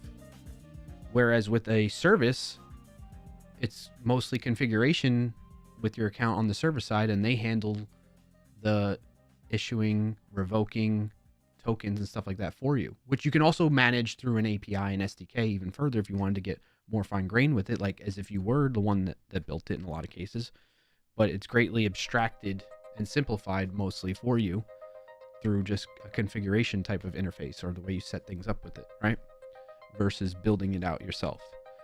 So that's why I say it depends, because you have different scenarios, different requirements for each of those scenarios that you might have too. And the more, in my mind, the more that if you go the roll your own route, the more of that complexity that you have, the more pressure that you're putting on yourself to get that right, and the more chance for mistakes to be made. Versus I'm implementing with a third-party provider, there's less chance of me getting that wrong. There's high chance that they get that all right to like 100%, because they've been doing it for years. All of these here, with maybe the exception of Clerk, but I still kind of trust them. They seem pretty trustworthy as of right now, even though they're the newer one on the block. All of these have been around for several years. So they likely have gone through the trials and tribulations of making mistakes, fixing things. And there's probably some mistakes that nobody knows about just yet that are in any of these that have yet to be discovered. That's the nature of software. That's the nature of cybersecurity. You can't be 100% foolproof and protected. So that's why I go this route. Now, how do I turn that into, like, what do I want the video to be? Like, how do I convey that message in a video? I think I need to start off with this baseline like this. Like, let's level set. What's authentication? What's authorization? What's user management? Because a lot of this is really encompassing, like, all of this is encompassed by what's called identity and access management, or IAM for short. So, do you really want to build that all out yourself? Or why not lean on a service provider? That's kind of where I'm heading at. Does that make sense, chat? Or at least I'd say it mostly depends on what you you're building. If login would be primary thing, like let's say building a chat app, letting another thing do authentication for you seems like you're doing nothing. Even worse if you let something else also handle your messaging, like something called signals. If login is not the primary objective, just something cool to have, I'd say using a third party would be nice. Yeah, that's what what I'm saying in that regard. Let's go with your example, right? If all you need is like login just to make sure you know who the person is and you just get like their email or something like that, and it's a very simple application or website that you're building, sure, roll your own. Use one of these simple things here. Like the moral of the story with all of this is like it's a balancing act, like I mentioned earlier. You gotta take a step back, think about what your objectives are, and then based on those objectives, what's the risk versus reward of going one way or the other. So in the sense of like that, so to go with that example further, actually, let's say you're building a simple application, you're not dealing with sensitive user information, you're not doing PII or I don't know, health records or knowing people's social security number, whatever it may be, right? You're not doing any of that. You just need authentication for a simple purpose. Then I would say, yeah, sure, roll your own. Use one of these. I mean, I wouldn't say start from scratch, really. I mean, you could, but I wouldn't do that unless you're just doing it to get the experience. What I would do is I would at least use something like a Passport or an existing library that gives you a jump start. And then that's fine. That's sufficient. If you need things like two-factor authentication, you need to handle issuing tokens and revoking tokens after a period of time and managing the refresh of those and expiring them on changing expirations, whatnot. Token management. Let's encompass that as a term just called token management. If you need to do any of that type of stuff, you're gonna likely it's starting to make it more complex, and that's where I start saying, hey, just go use a service. Don't build that yourself. And I think that's the short of it. I feel like that could be a short video. I just need to see how I fill out at least like 5 minutes on that. I feel like I could. What would the flow be, though? I think the flow is good in the sense of like baseline. Start off with the baseline of the terminology. Here's authentication, authorization. We have user management. What else is there around identity and access management? We have tokens. Let's say token management, we'll call it, like I just said.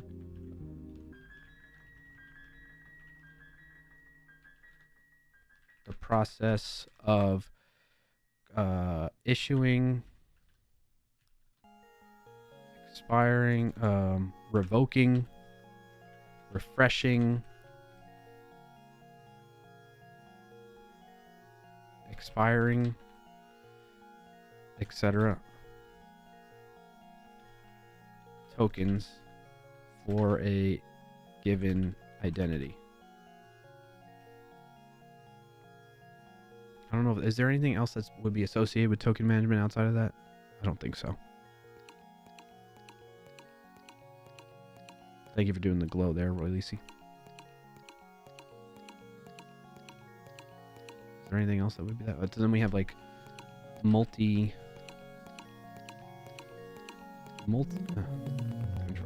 multi-factor authentication. I didn't mean to do that. Process of utilizing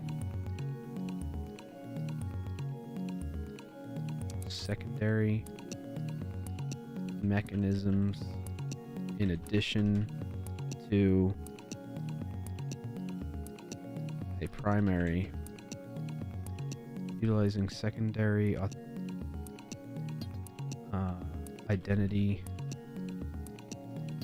verification mechanisms in addition to a primary authentication mechanism,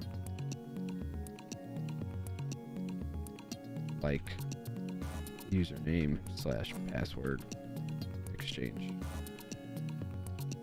Release says making token harder to steal, unlike Discord, where you press 2 tabs in console. Sounds like an ongoing struggle. Can you elaborate on that? What do you mean? I'm not familiar. That's what you're talking about.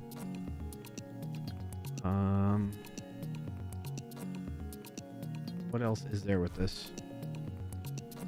Identity and access management.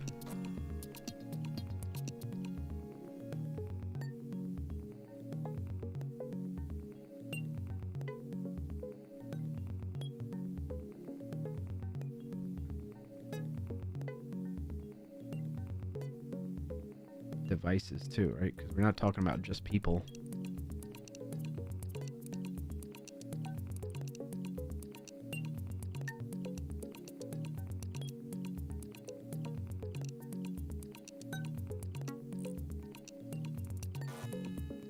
Employees, contractors, customers, partners. Yeah. I'm not going to go into the weeds on this in a video though.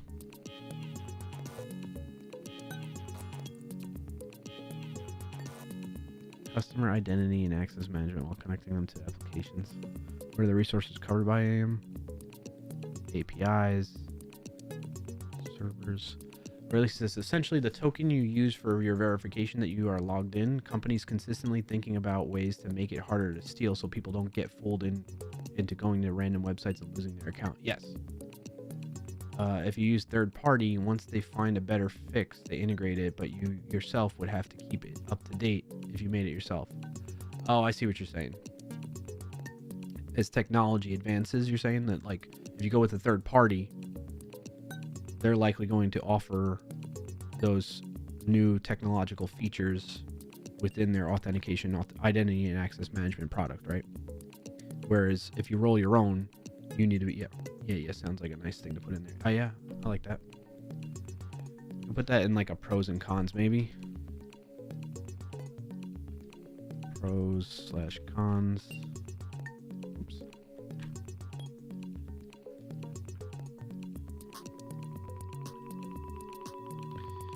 If new technological advancements come about and you took the roll your own approach, you're responsible for updating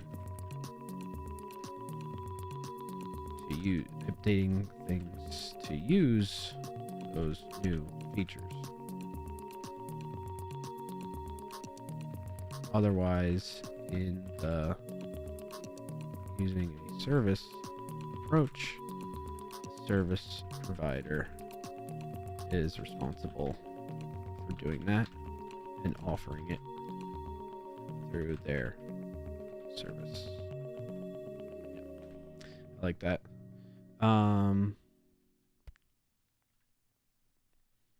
If there is a security issue with the mechanisms used for IAM and you took the roll your own approach, you're responsible for triaging and fixing security issues in your project, whereas in the using a service approach, the service provider must address the issue, and in whatever timely manner is agreed upon in your service level agreement with them. The SLA, that's commonly called SLA with them, right? That's another pro and con there.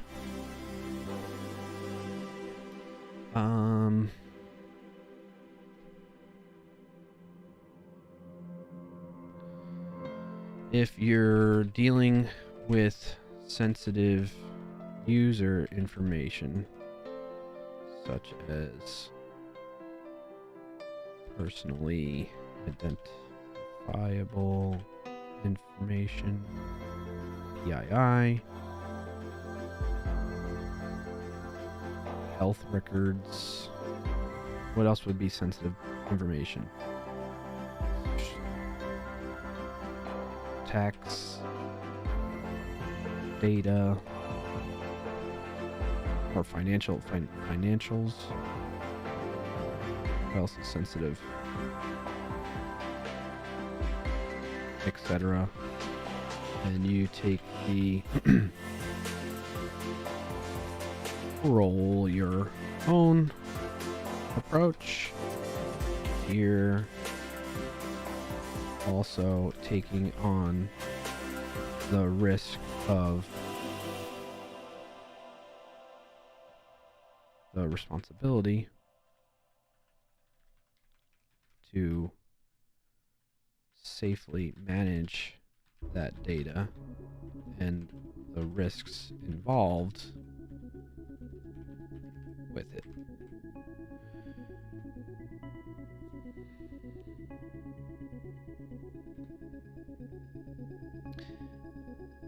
What's the idea behind this? Like, this is the thing that scares me the most about rolling your own, is like, and this is a message I want to get across with it, is you're way more likely to get things wrong in your roll your own approach, such that you are vulnerable and exposing both yourself and your users' data, sensitive information, etc. You're more likely to doing that than if you work with a third party that you trust, that is trusted in the industry, a trusted industry third party. Let's put it that way, right? Like, it's tried and true.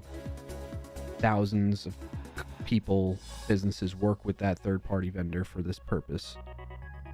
You know, that type of thing. That's my biggest fear. I don't want to take on that responsibility. I'm afraid to do that because I know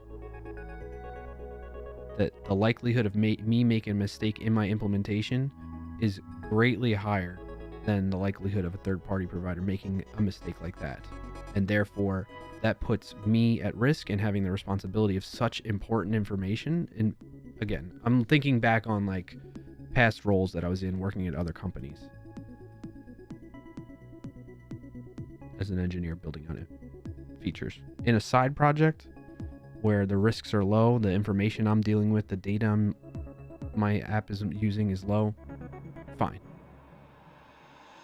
Or at least, to be honest, it's not only more likely, it's that you most likely don't know all the tricks people developed over the years. For instance, till of late, I wasn't aware people put hidden inputs, and if bots filled it, that's how they knew it was a bot. So apart from mistakes, also tips and tricks. Yeah, it's a good point. That's a very good point. I think that leads into my next idea around this is like,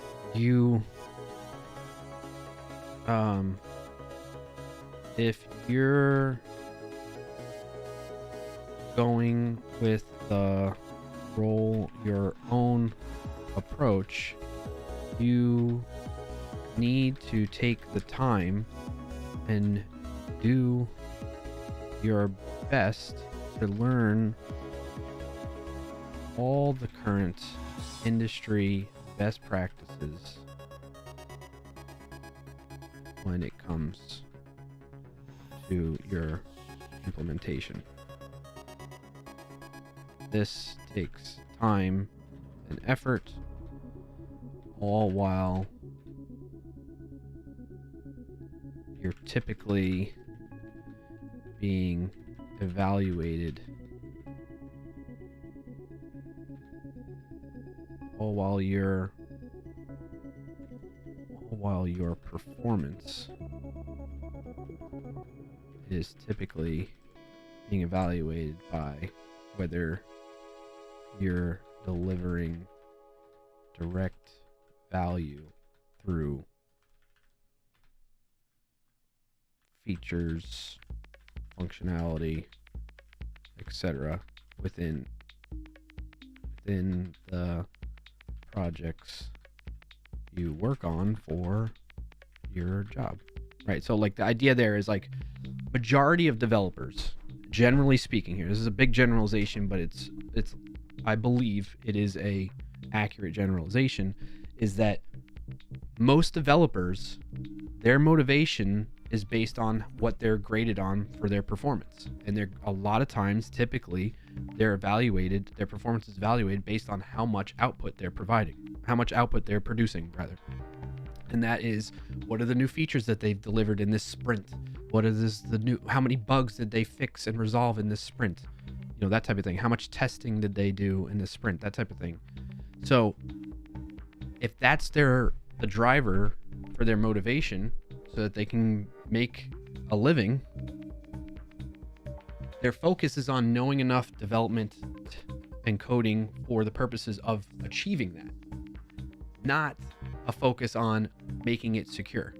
That is part of the job, but the reality is most developers do the bare minimum around that, if any, right? Not a lot of people share this passion around security that want to focus on this type of thing and make sure it is tied up and everything is as best it possibly can be, and you're doing everything you can to minimize risk, right? Most developers are focused on delivering features. They don't care how they get there necessarily. They just have to. And it's, you know, to no fault necessarily of their own, it's the culture, right? It's the way companies operate.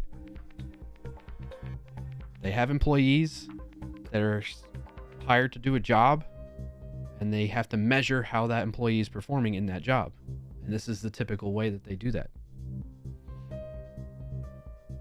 You know, there's other factors, there's exceptions to this, but generally speaking, that's what's happening in the real world. So with knowing that, okay, and a developer wants to take on this roll your own approach, they need to be allotted enough mental space and capacity to be able to learn and absorb all this information about this topic and how to implement a good system around this approach to this identity and access management on their own, then go implement it and make sure that it doesn't have any problems with it, and it fulfills all the standards and best practices with that, right? That takes a lot. That takes years for people to get to a level like that too. And I like the likelihood of somebody doing that, you know, if you take like a typical timeline of a project, which is maybe a year or something like that, where you got to deliver the features, but on top of that, you got to learn about everything possible with identity and access management and implement your own system from scratch, or with a little bit of a jump start from these open source libraries. Get the hell out of here. No way. Not happening. I mean, they can get it done. I'm not saying they can't get it done, but are they going to get it done without mistakes? I highly doubt it. The probability is high that it's going to have mistakes. And that is the point I'm getting at. So that's kind of where I want the video to end up. So we're going to start off with like baseline of everything, right? Here's the terminology. What are we talking about? Authentication, authorization, user management, token management, multi-factor authentication. All this to say that we're talking about the higher level naming of identity and access management. So building a system around that. So you have a couple options. You want to go the roll your own route where you build all that out yourself, or you go using a service.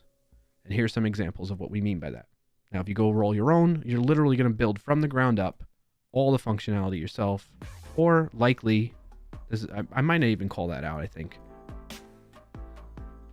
Maybe. Don't even use this point.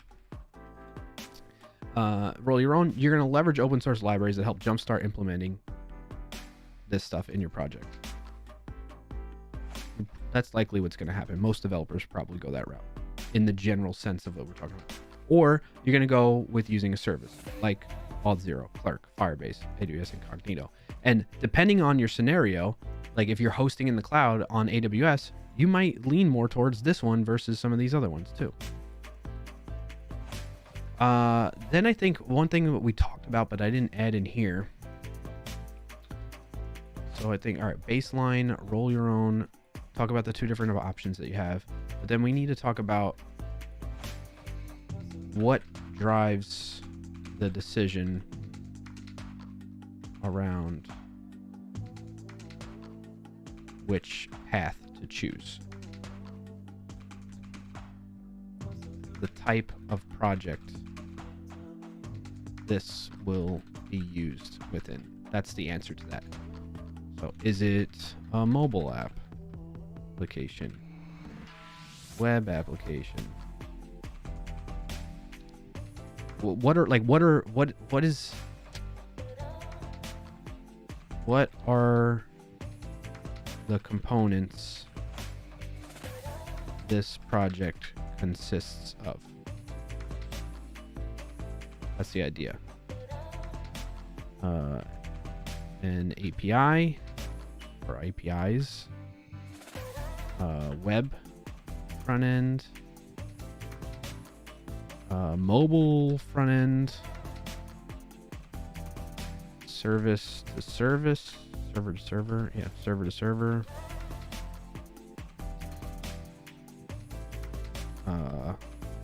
static hosting backend, like for the web front end maybe. What else? What are some other scenarios you could have here?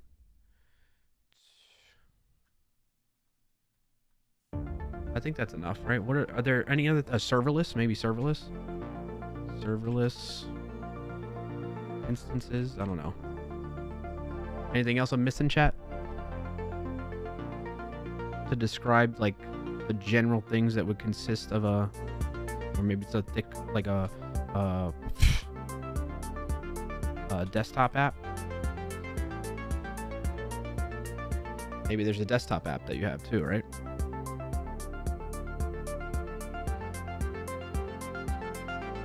I think we covered like all the different client types, right? Web, mobile, desktop, the main ones.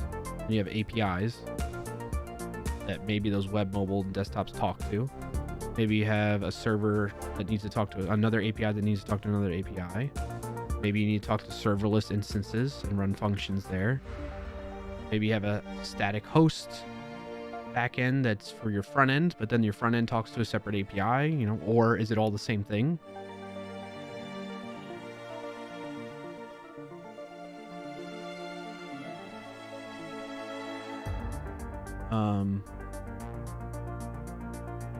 What are your IAM needs? Just simple authentication, authorization 2, two-factor authentication, service to service access,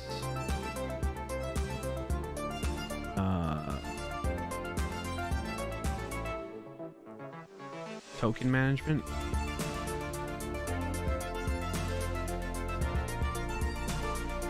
like all of these are things that you need to be thinking about and asking yourself.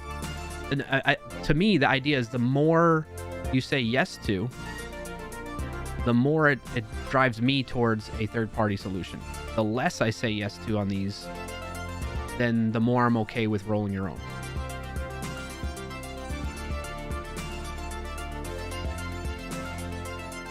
The more of these you say yes to, the more my suggestion is to go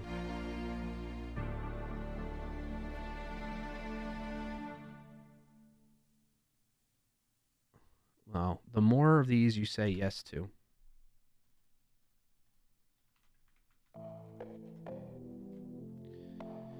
the more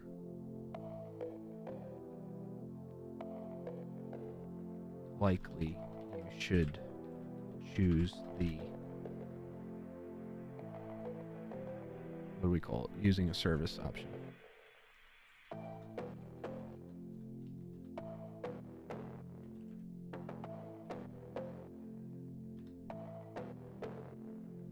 Because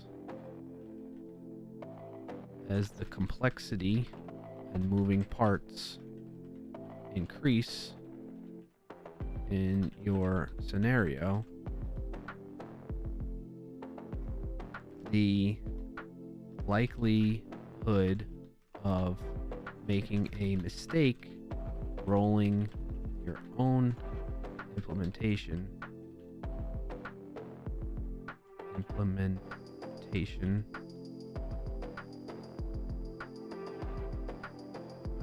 because as the complexity of moving parts increase in your scenario, the likelihood of making a mistake rolling increases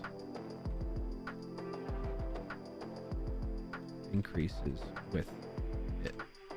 With that.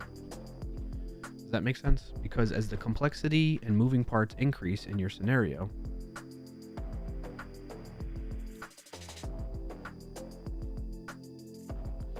let's change that. Doesn't make sense to me.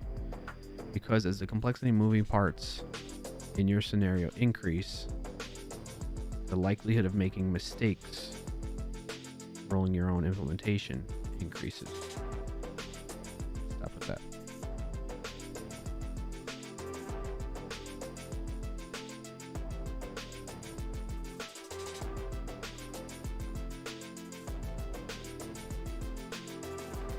All right, and then we go into pros and cons.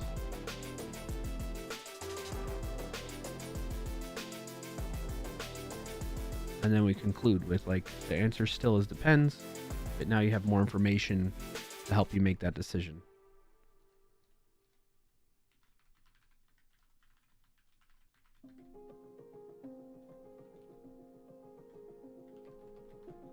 The answer here is still it depends.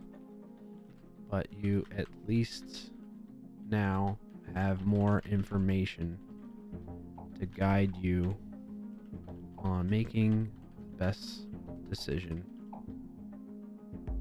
for your situation. In short, the less complex the project is, the more likely it's best to go with a simple roll your own solution. And the more complex the project is, more likely you should lean on a trusted third party service provider. Boom. That's it. I think that's it. Now it's a matter of like putting that visually together. But I think we got an idea of like, do you feel that gives you an answer? Doesn't give you a definitive answer, but it gives you good answer in guiding you to your own answer. That's the objective here.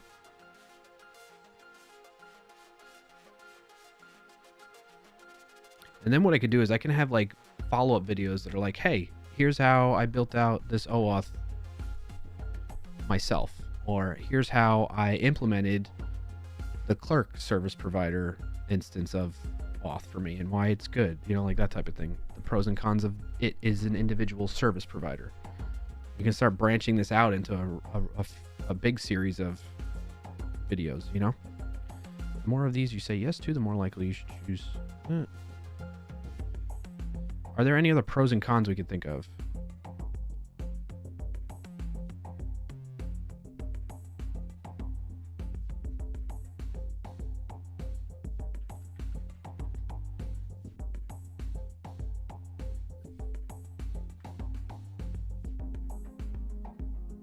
Maybe I should poll. Let's poll Twitter.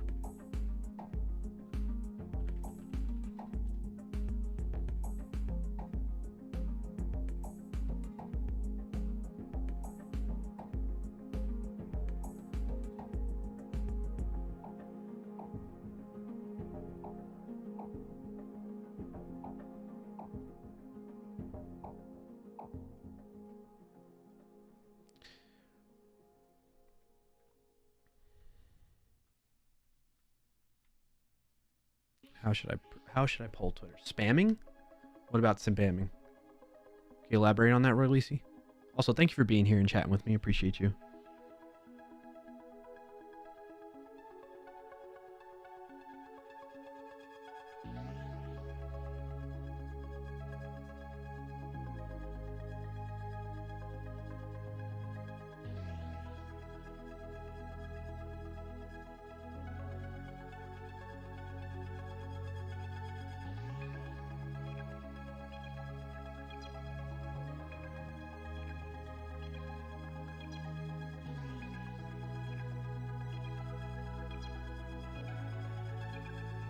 Royalty says, generally third-party register and login systems handle users trying to spam registers and so on. Oh, yes.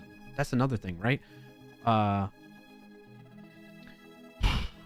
If you're going with the roll your own approach, you have to account for all the at least known attack scenarios to mitigate. For example, using rate limiting to defend against spam and or denial of service attacks against your IAM system, right?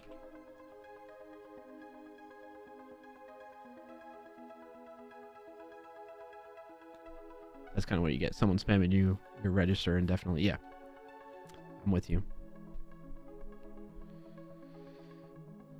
Whereas like these service providers already have stuff like that built in, and they can detect it, and you can configure how you want to handle it. Like it's all done through configuration. It's simple. You don't have to build that out yourself. Good call. Good call. All right, let's go back to that tweet though.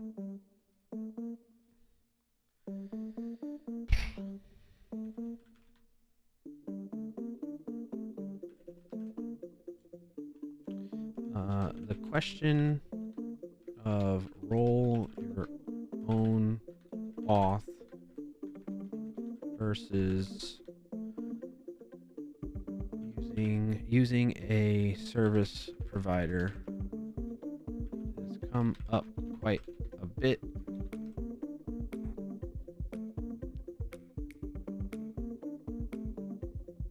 What do I want to ask here? Using random time on login, checking to defend against delay, password cracking. Actually, that's questionable nowadays, so never mind. You mean like brute forcing passwords? Yes. I mean, I would encompass that under this, right? Or another example is password brute forcing, right? I mean, we can go on with a bunch of. No, you mean what?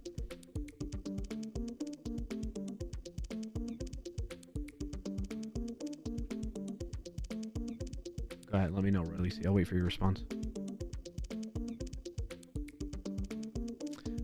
The question of roll your own auth versus using a service provider has come up quite a bit. And I'm curious what folks think here. Why or why not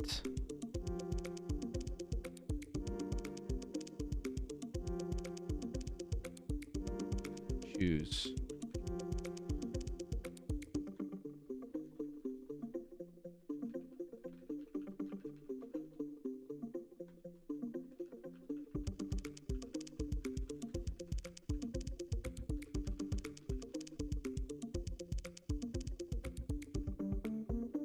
Let me know why you would or would not choose either of these. Why would you or not? Why would you choose or not choose? That's what I want to say. Why would you choose?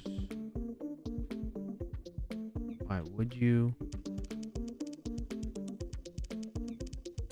Why would you or would not choose either of these? Why would you or would not choose?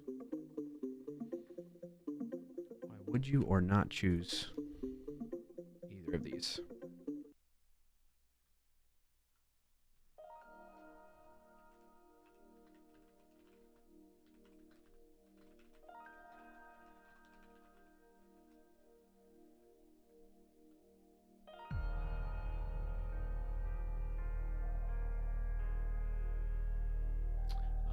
Release says there's a way to crack a password based on how long it takes to respond. You see, if you send half a password correct and half not, it will take longer than having your password entirely incorrect.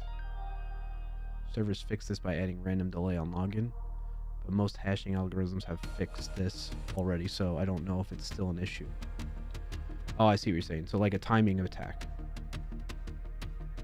But not in the traditional sense of a timing attack, in the sense of like, it's still kind of brute forcing, right? Because the attacker is determining whether they got a portion of the password correct or not based on how long the response takes. Am I understanding that correctly? It's something I'm not very familiar with, but I'm like vaguely following what you're saying.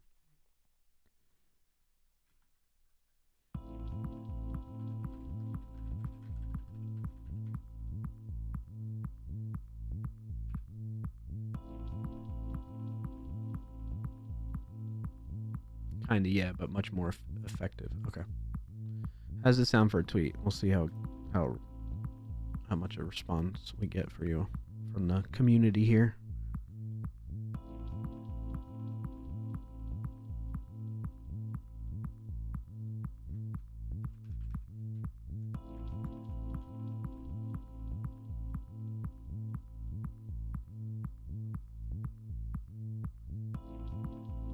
I'm gonna drop it in the chat too. Y'all can check it out. Share your 2 cents on Twitter if you'd like. I wonder if I should put that on LinkedIn too, because I feel like that'd be a good question to gauge there. All of this to help fuel the video, right? What the video might be.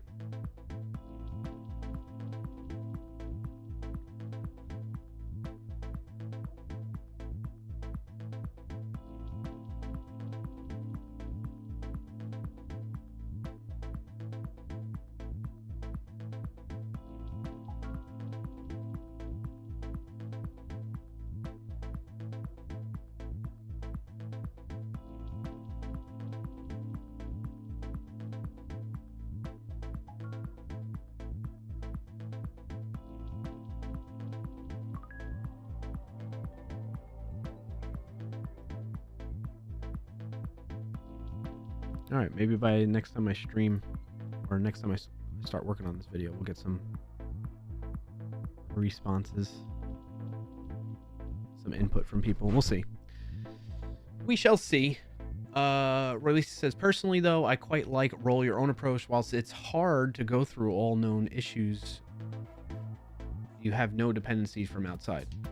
Yeah, I mean, for sure, there's something to be. I mean, in any case, right? Not just in this scenario where it's identity and access management systems, but in any situation,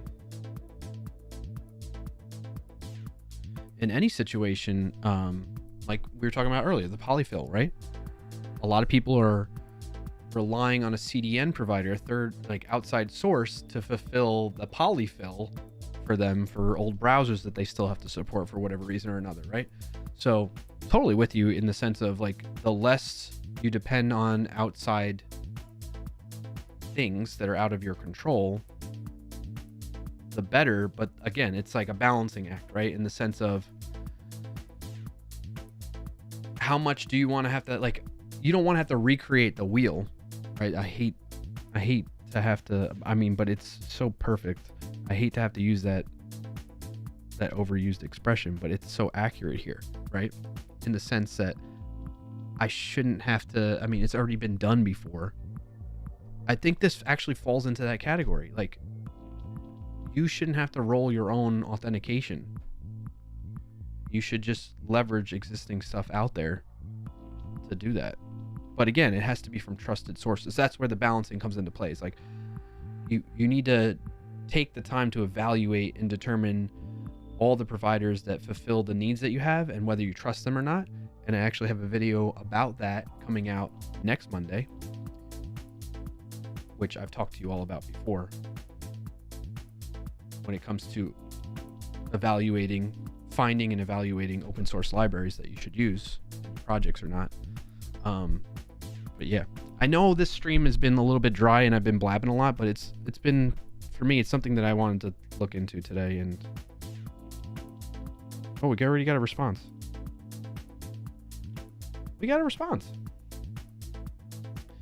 Anthony Young here. Definitely depends on your needs. I've rolled my own in the past and would never again. Using a service provider to worry about the bits I don't have time to make. Time to makes all the difference. Not alone with Anthony here. Got a bookmark, a like, and a reply so far. Or at least it says, yeah, personally, even on libraries, if I can't download it on my own machine, I don't use it.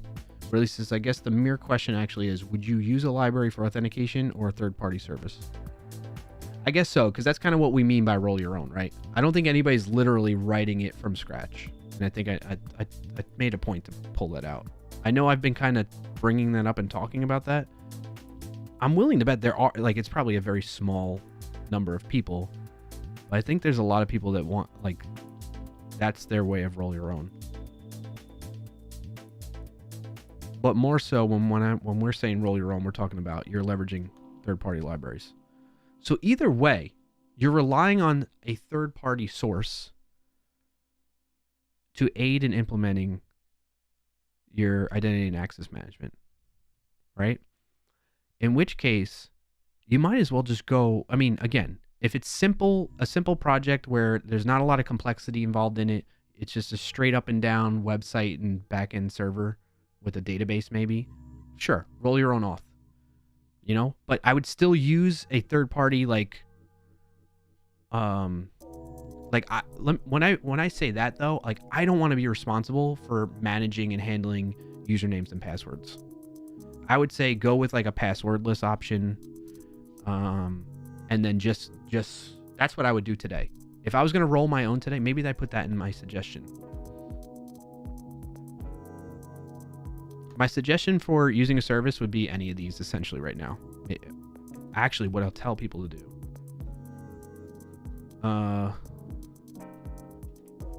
So like more specifically, if you're after that decision, more specifically, I would suggest, what did I just say? For the scenario where you roll your own,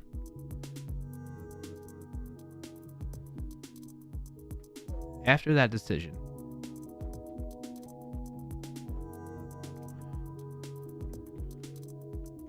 should you take the path where you roll your own, I suggest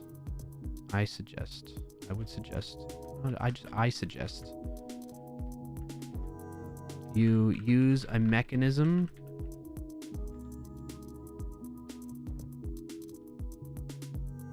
because now we're talking, I don't want to encompass authorization necessarily in this. What would be I need to research this more, I think, for the authorization side of things, but authentication system.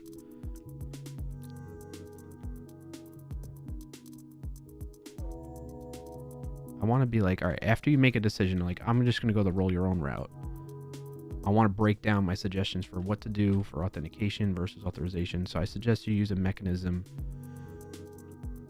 that results in you owning and taking responsibility for the least amount of sensitive information about the user as possible. So for example, instead of having username and password to log in for your project, use a passwordless approach, like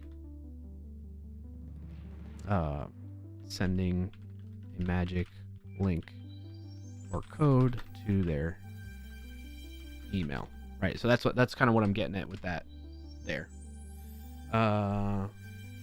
As for the path where you use a service provider any of the ones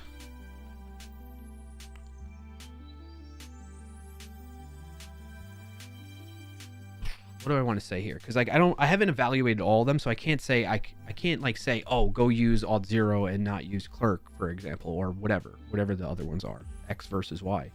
I need to ask them. Basically, what I want from this is like get viewers that watch this video to comment and say what if they would like me to go in and evaluate both, like which service providers they would want me to review and evaluate. As for the past where you use a service provider, essentially you'll be fine using service provider. You'll likely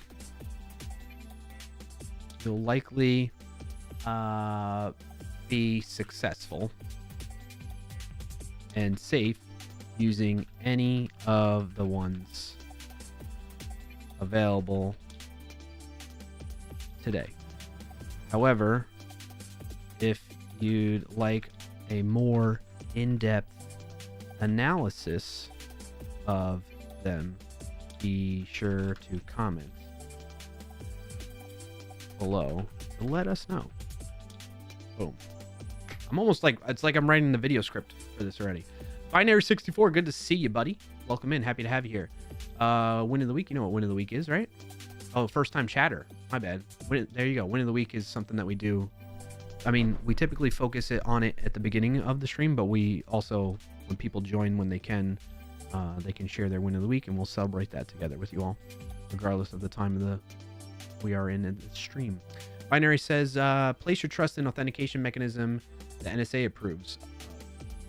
What's the one that the NSA approves of? Something you cannot change? What'd you say? Oh, Royalisi, you said more. People roll their own authentication by using their framework usually. For instance, Laravel is a framework for PHP. It has user management inside of it, which I suppose breaks the whole reinvent the wheel. No. But of course, continuing to change it would be on your hands, and you have the code, you know exactly what goes on. It's just pre-built code instead of something you cannot, like Auth 0, something you cannot change. Yeah, I get what you're saying. So in this case, yeah, that's a good point to bring up, right?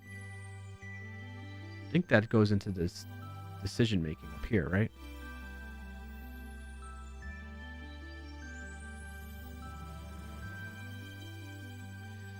Does the programming language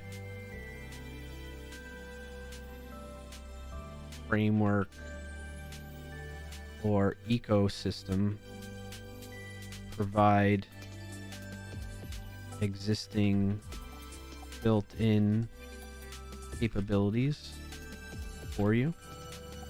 Right, that's kind of like a question to ask there. Oops. Example from Roy Lisi.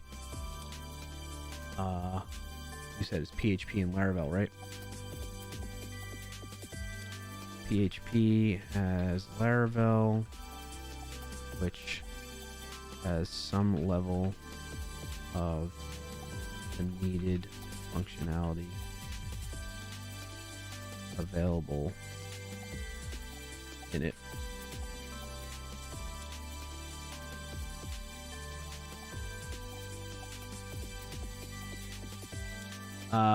Binary says, I'm an old timer. The first time I saw your stream, you were demonstrating NPX Clarkio, and that's pretty much what got me into Node.js. Now I'm CTO. Damn, that's awesome, Binary.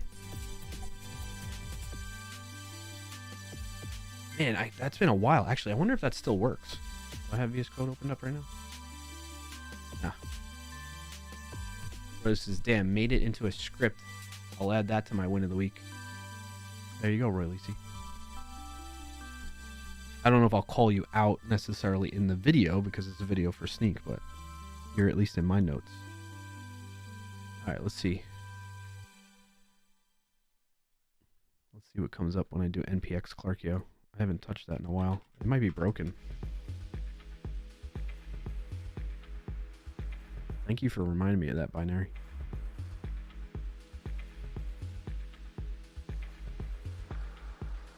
Sure. Fuck you, 1.1.1.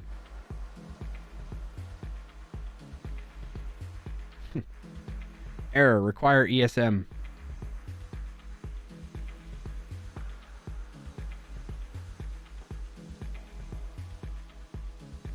It's broken.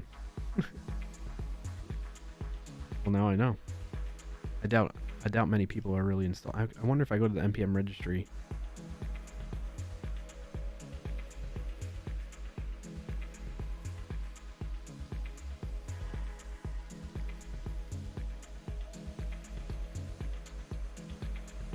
Two downloads per week. Who the heck is dependent on this thing? How do I see it? Two dependencies, Boxen and Chalk. How is there 2 downloads per week? Oh, I got 17 back in the week of September 29th, 2023. There's no way people are still downloading this? I guess that counted as one just now, right? There's 2 a week? How, like, so how can they say, well, I guess people, how can you tell who's downloading it? Is there a way? No, there's no way to tell. Dev dependencies standard. What did it do? I want to use it. Let me show you.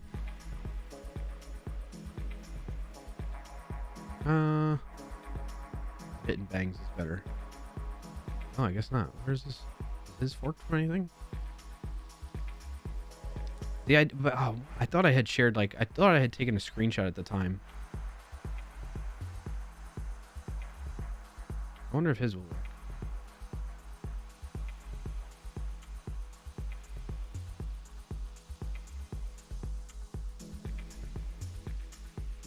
It might not. Oh, there. This is what it's supposed to show. Shows the individual. You can make this all up, basically. But mine's broken right now. It's like console log, I am great. Yeah.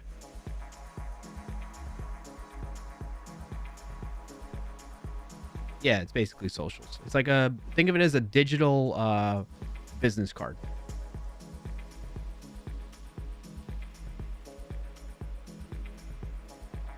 Are any of you on Mastodon, by the way? I find that platform to be so confusing. That requires ESM. Yeah.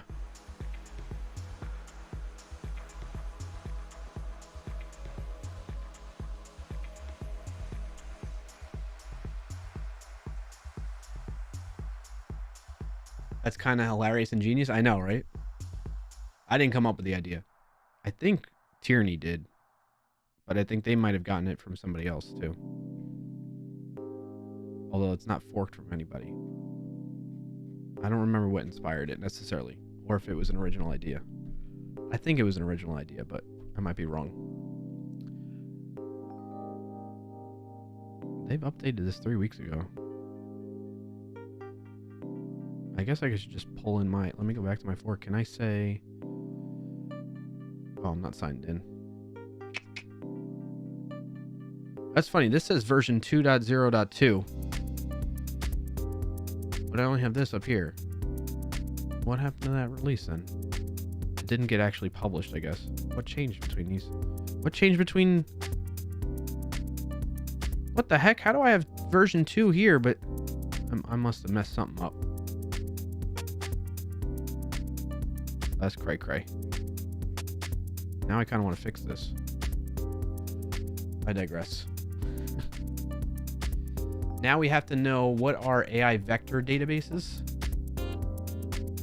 That was Insta Job Material in 2016. You think so? Now we have to know what are AI vector databases. Oh, for job materials? Yeah. I mean, you definitely need to be leveraging AI in some capacity as a developer nowadays, I would say. I don't think you have... Well, let me backtrack that a little bit. Step it back. If you want to future-proof yourself a little bit, at least for the next 5 to 10 years, I don't think it's happening immediately in the next 5 years, but maybe beyond 5 to 10 years, that's when we're going to start seeing more where it'll be part of the job description where you have to have some experience with AI. I don't know. I'm just taking a stab at it. But at some point in the future, you're going to have that on your resume, that you know how to leverage AI to do your development. Frackbar, good to see you still there. I thought you said you had time limit today. Did I say that? No. No. I do need to get going. I didn't realize it was 5:30. The family's at gymnastics. Mrs. Clarkio took both kids there. Goes back to sleep then. You were sleeping? Nice. Enjoy your sleep. All right, I think this is pretty complete. Thanks for joining today, Walter. Jay Walter, what's up, buddy? How's it going? What you win in the week? You didn't. Oh, you're doing chores, Frackbar. Well, good for you, man.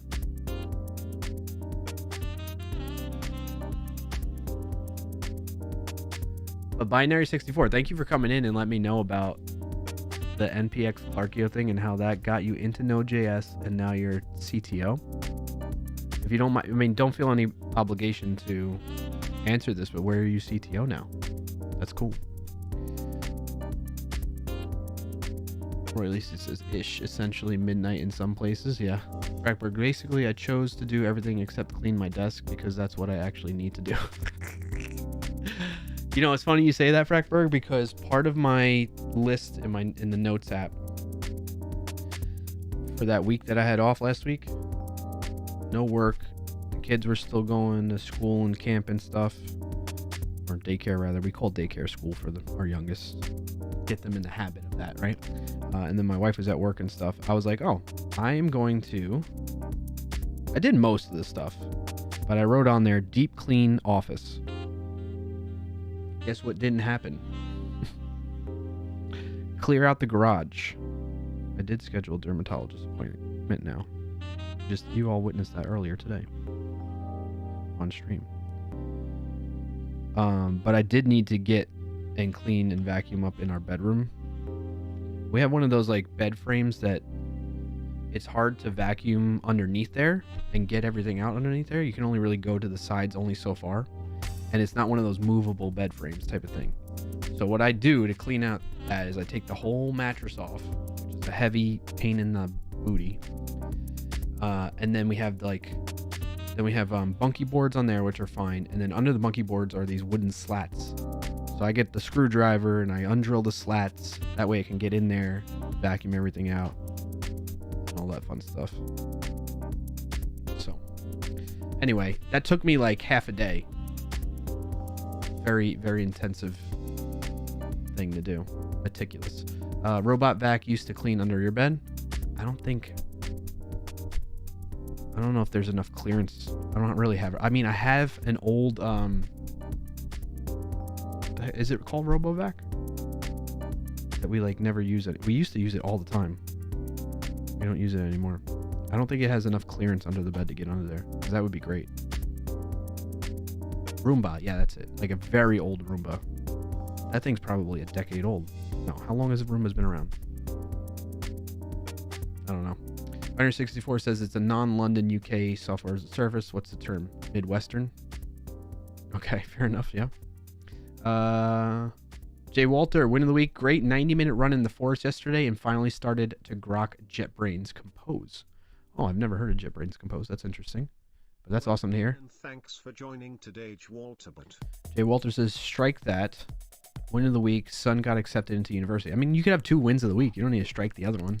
That's congrats on both accounts. And thank you for sharing, Jay Walter. Round of applause. Round of applause.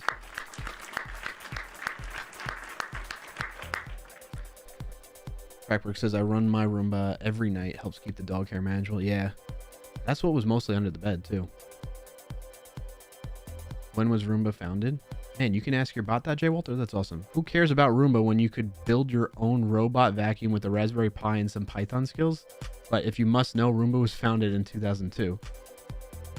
Okay, so it's definitely older. I think I've had it for more than around 10 years, probably. Did you make your bot like a sassy chat GPT? Is that what that is, Jay Walter? I love that. I need something that can like I can activate like my own Clarkio bot that I can be like, hey, Clarkio bot, while I'm streaming, and then it gives the answer in chat and like via the text to speech. Ooh, that sounds like a fun project, right? To add to the bot. Where do you run your bot, by the way? Where do you host your bot? Do you self-host it, Jay Walter? Very sassy. Binary64 says Marvin, the depressed robot vacuum. Frackberg, I bought mine when I was in that apartment during COVID. It swept and mopped. I liked it. I do want it. That's the thing. I've seen that. I've seen those, the vacuum mop robot things. Those look amazing because we mostly have non-carpeted flooring. So like the house came with like tiling type of stuff. And then we have some hardwood floors here and there. And then we have carpet, but minimal. And then we have area rugs on the hardwood floors. And most of those Roomba things can handle it. You self-host. Okay, cool. The reason I bring up that is, have you ever heard of the Tyneco, I think is the name of the brand, of those wet, dry, it's like not a wet, dry vac, like shop vac, but like a normal, typical house vacuum. Those things look amazing. We have a Shark vacuum that's like a typical with the long cord. And then we have a Dyson one, but the Dyson one we've had for a really long time. I've replaced the battery with like the knockoff battery ones that you can buy from spare parts on Amazon twice now, and it just keeps not holding up. Like something's going, it's like dying, I think. I don't think there's any saving it at this point. And so I'm kind of thinking about getting one of those Tyneco ones that are cordless as well. So Pioneer 64, Roomba AI is so dumb. It detects and avoids white cables, but not colored or black ones. Really? Cracker says Roomba only cares about Apple products. Pioneer 64, yeah.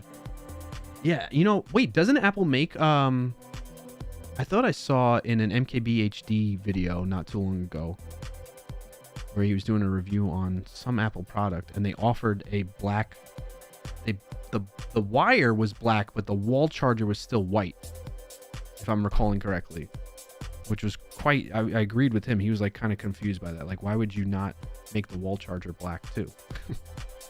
One hell of a random fact for him. Yeah, really. See. Yep. All right. So I think really quick, just to kind of close things out with what we were covering on this topic of roll your own auth versus, actually, let's see if anybody else replied so far. Yeah, we're going to leave that. Oh, we got 4 notifications now. Scott Tolinsky. I wrote my own once and have largely moved it from app to app. That said, if a backend like Pocket Base, somebody asked Pocket Base earlier, right? Has auth baked in, I'll just use that. Very cool. See? That's interesting.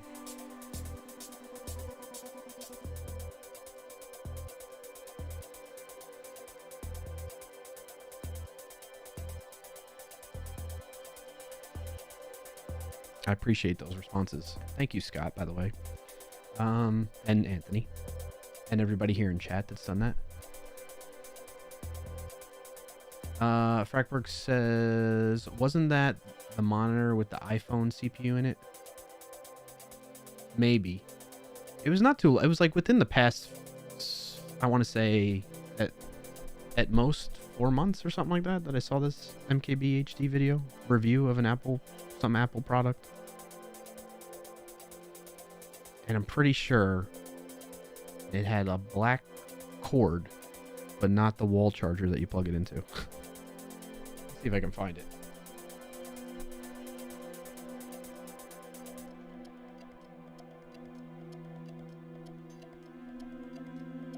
Dude, this is funny. I'm not signed in, but it's suggesting my short from Sneak. That's funny. And now, oh no, now it's telling, use Java for everything? Get out of here. You must be trolling. MKBHD, Apple, black wire? I don't know if that's the right word. Was it this?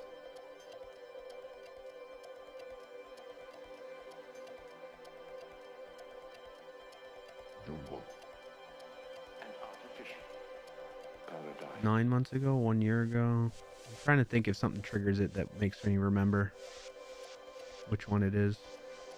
Paradise, paradise, paradise, paradise, paradise, paradise, paradise. Maybe it was this one? It might have been this one. Those vids are very misleading from Prime, but makes sense. Clickbait. Yeah. I mean, that's what a lot of them do, right? That's the name of the game on YouTube. But I try, so with Sneak though, being that its purpose is to be educational, I try to lean more towards not clickbait stuff and just like deliver the value that's like expected. You know what I mean? If people click on it, they click on it. If they don't, they don't. So be it. I mean, I do want to learn more how to make educational content more attractive and more interesting to people to want to engage and click beyond just that initial impression. But I want to do that without doing the, I don't know, it almost feels like cheesy car salesman technique, you know, to trick people using that psychology mechanism on people. And I think people are like becoming more aware of that and get more pissed off about it. And I definitely want to avoid that. I get pissed off about it, especially if it's like really bad clickbait where the title has nearly nothing to do with the video. I get really mad about that as an avid YouTube consumer. I think it was either this might be it. 11. You know, I'm sure if you ask Apple, they'll just say, look, it's the more rectangular looking. I think this might be it. This iPad Pro for now, but it's even more powerful in the keynote, and they on time with at the event thing it's now this much, which is a nice little. What I do know is if snaps cameras on the other side and iOS version of iPad things. I love his videos, man. I've tried. It's actually on so deep brand. Maybe it's not that one. Also, does look pretty impressive, even though I Pro 2 app for iPad. Does he talk about the charger? Around a large, again, things like that. I'm trying to. These two. Oh, yeah. Did you see that? Environmental things. Look. More plastic. They're trying not to ship so much stuff. But the thing is, okay, they are still shipping these two things. Black. Oh my gosh, my memory is so bad in so many ways, but then so good at weird shit like this that I remember. So black USB cable to go with the black iPad, but the wall charger's white. So that kind of debunks your theory about Roombas or whatever, not the AI in them not liking Apple products or only liking Apple products, whatever it may be. Props to the memory. I don't get it. I can't remember like what our plans are for this weekend as a family, but I can effing remember, like it bothers me, let alone I can understand why Mrs. Clarkey or anybody else in my family gets annoyed. My sister gets annoyed with me when I don't remember our things from our childhood. But I'll remember I watched a freaking video. What was this? 1 month ago. Actually, it was 2 weeks of overthinking this iPad Pro. That confused me, the 2 weeks versus 1 month. I watched this 1 month ago and I remember that. But I can't remember, you know, what we're going to do this weekend or my childhood. I'm a weird individual. I confuse myself.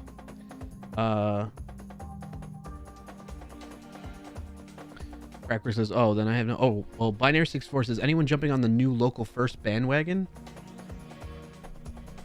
Tell me more. What do you mean? What you mean? Cracker says, oh, then I have no idea. Unemployed, so I stay away from tech stuff so I don't get tempted to buy things I can't afford. Gotcha.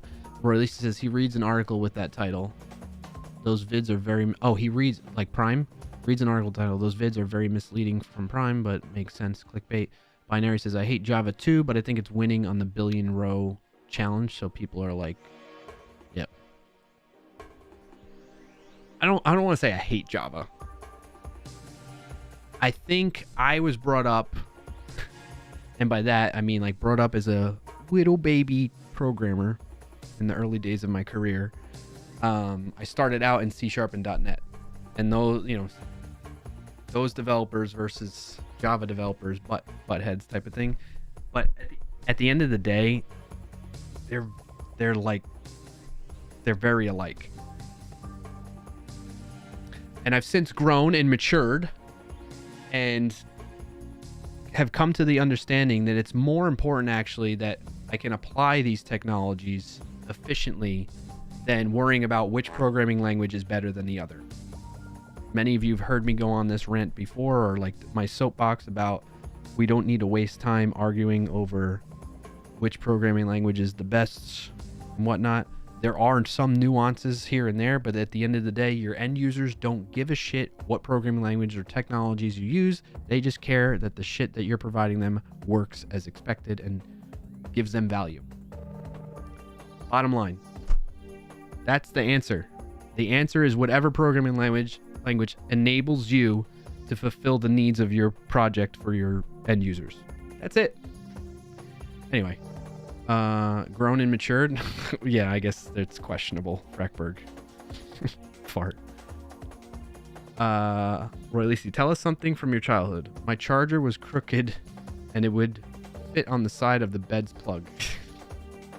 Binary64 says SQLite can now run in WASM on a web worker. So there is no surge coming up rewriting. There's a new surge coming up rewriting apps into local first apps where all your data syncs locally first and the app does SQL based off of that. Oh, I didn't realize that. I mean, I've seen a lot of like a buddy of mine and former colleague, Brian Holt. He's doing something. I think he works at SQLite now, if I recall correctly. I've been seeing a lot of people talking about SQLite a lot lately. And I feel like they brought up something around that matter too. Binary 64.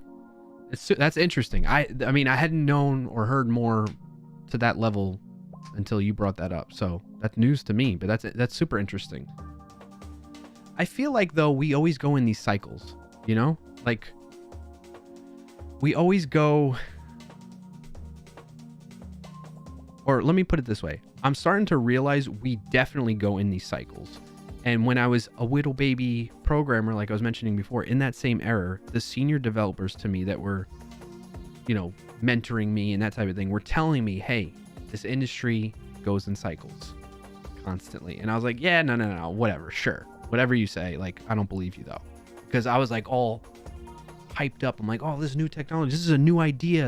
I don't remember what it was at the time, but I was just like, this is completely new stuff that I get to try, bleeding edge things that we can use into our projects and systems. And they're like, we've seen this stuff before, right? Like, chill.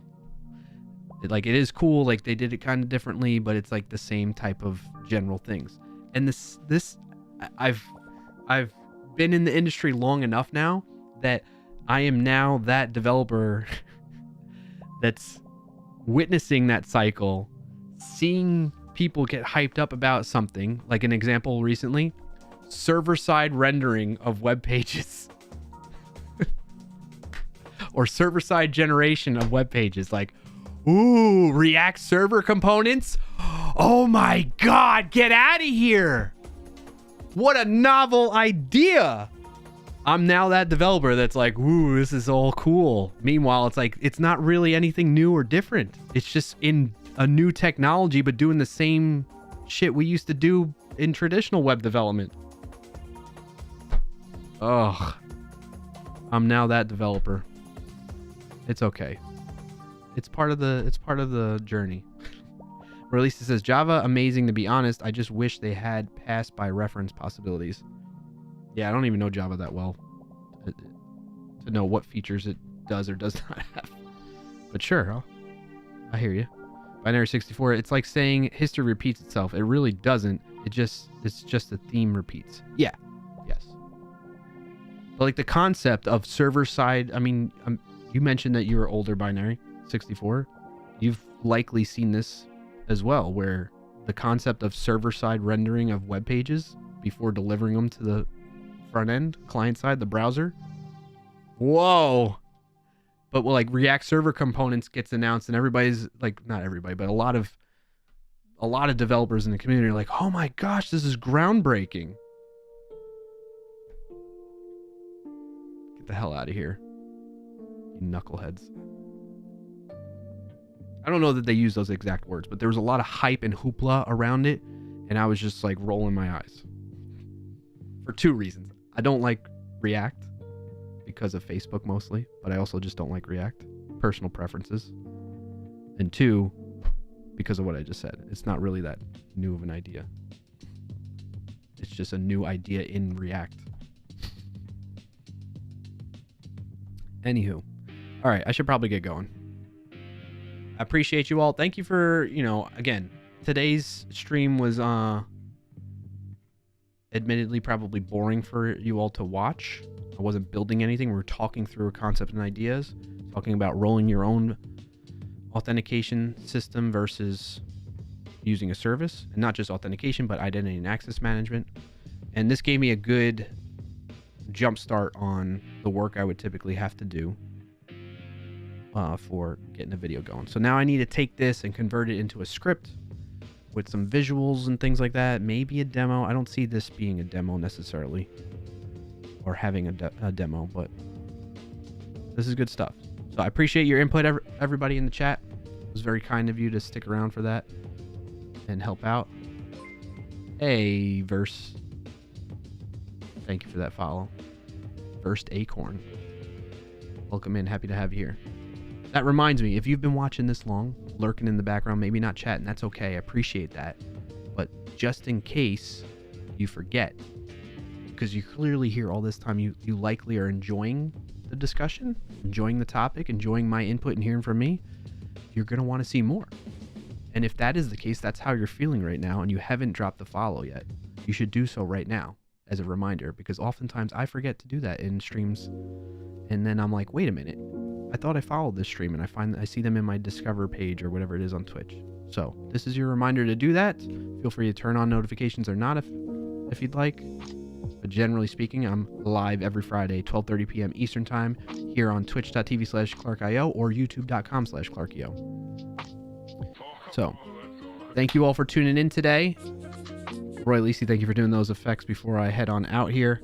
I hope you all have a good rest of your Friday and weekend. Really quick before I go, logistics-wise, I highly recommend, I know this is like I already have enough Discord servers I'm in. But if you want to stay in tune with me when I'm not live streaming and hear about any schedule changes, the best way to do that is via my Discord. You go to clarkio.com/Discord for the invite for that to get access.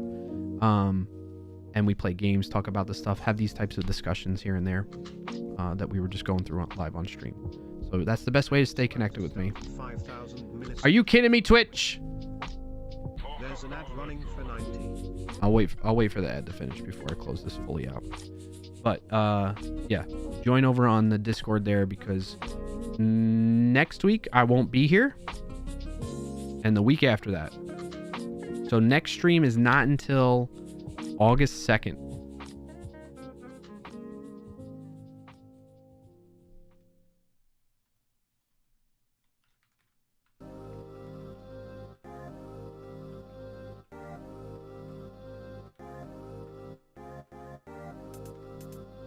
Putting it in the chat too.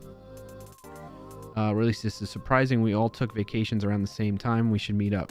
Hey, it's summertime, you know? That's how it goes. Alright, we got about 40 seconds left before Twitch finishes its ads.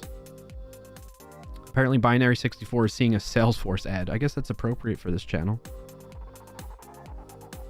Developer related or adjacent.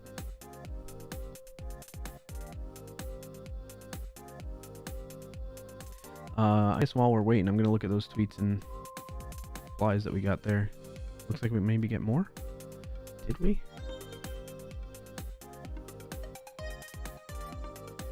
Not quite.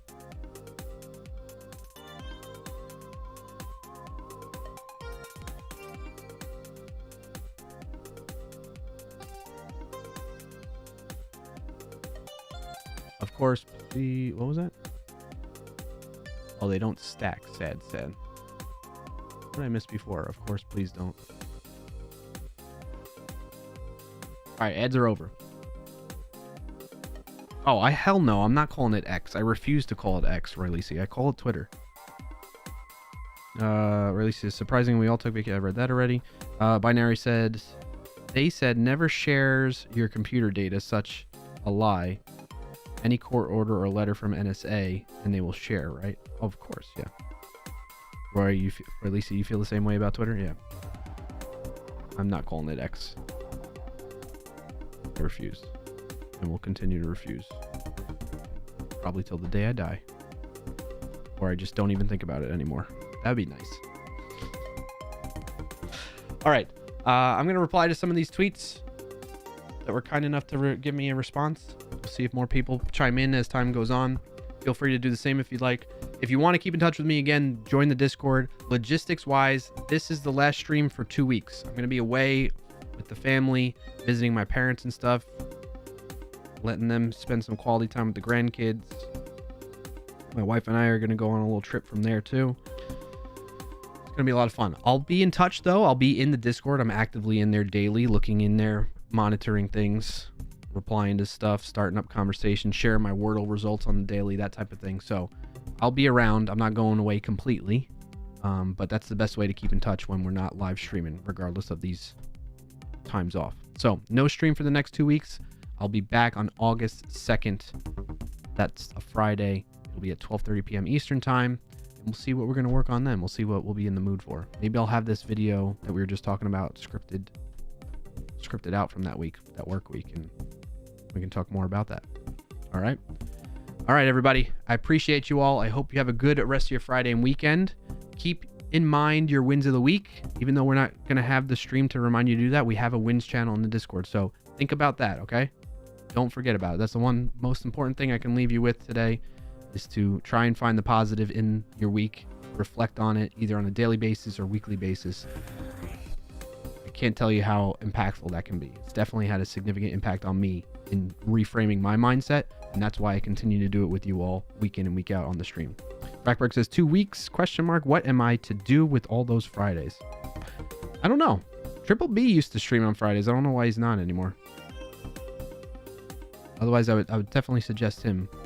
Finite is usually live on Fridays too, right? If not, Adam Learns Live, always a good choice. And suggestions of streams, live streams to watch for that type of thing. Binary says, have a nice one. Clarkio, thank you, Binary. I hope you do too. Or Lisi, we haven't watched the Win of the Week video for a while. Next stream, I got to do that. Sounds good. All right, everybody. That does it. I got to go feed Bauer, stretch a little bit, and take care and have some family time this weekend, all right? I'll see you all around. Enjoy. We'll be back in 2 weeks, and I'll see you then. Peace out.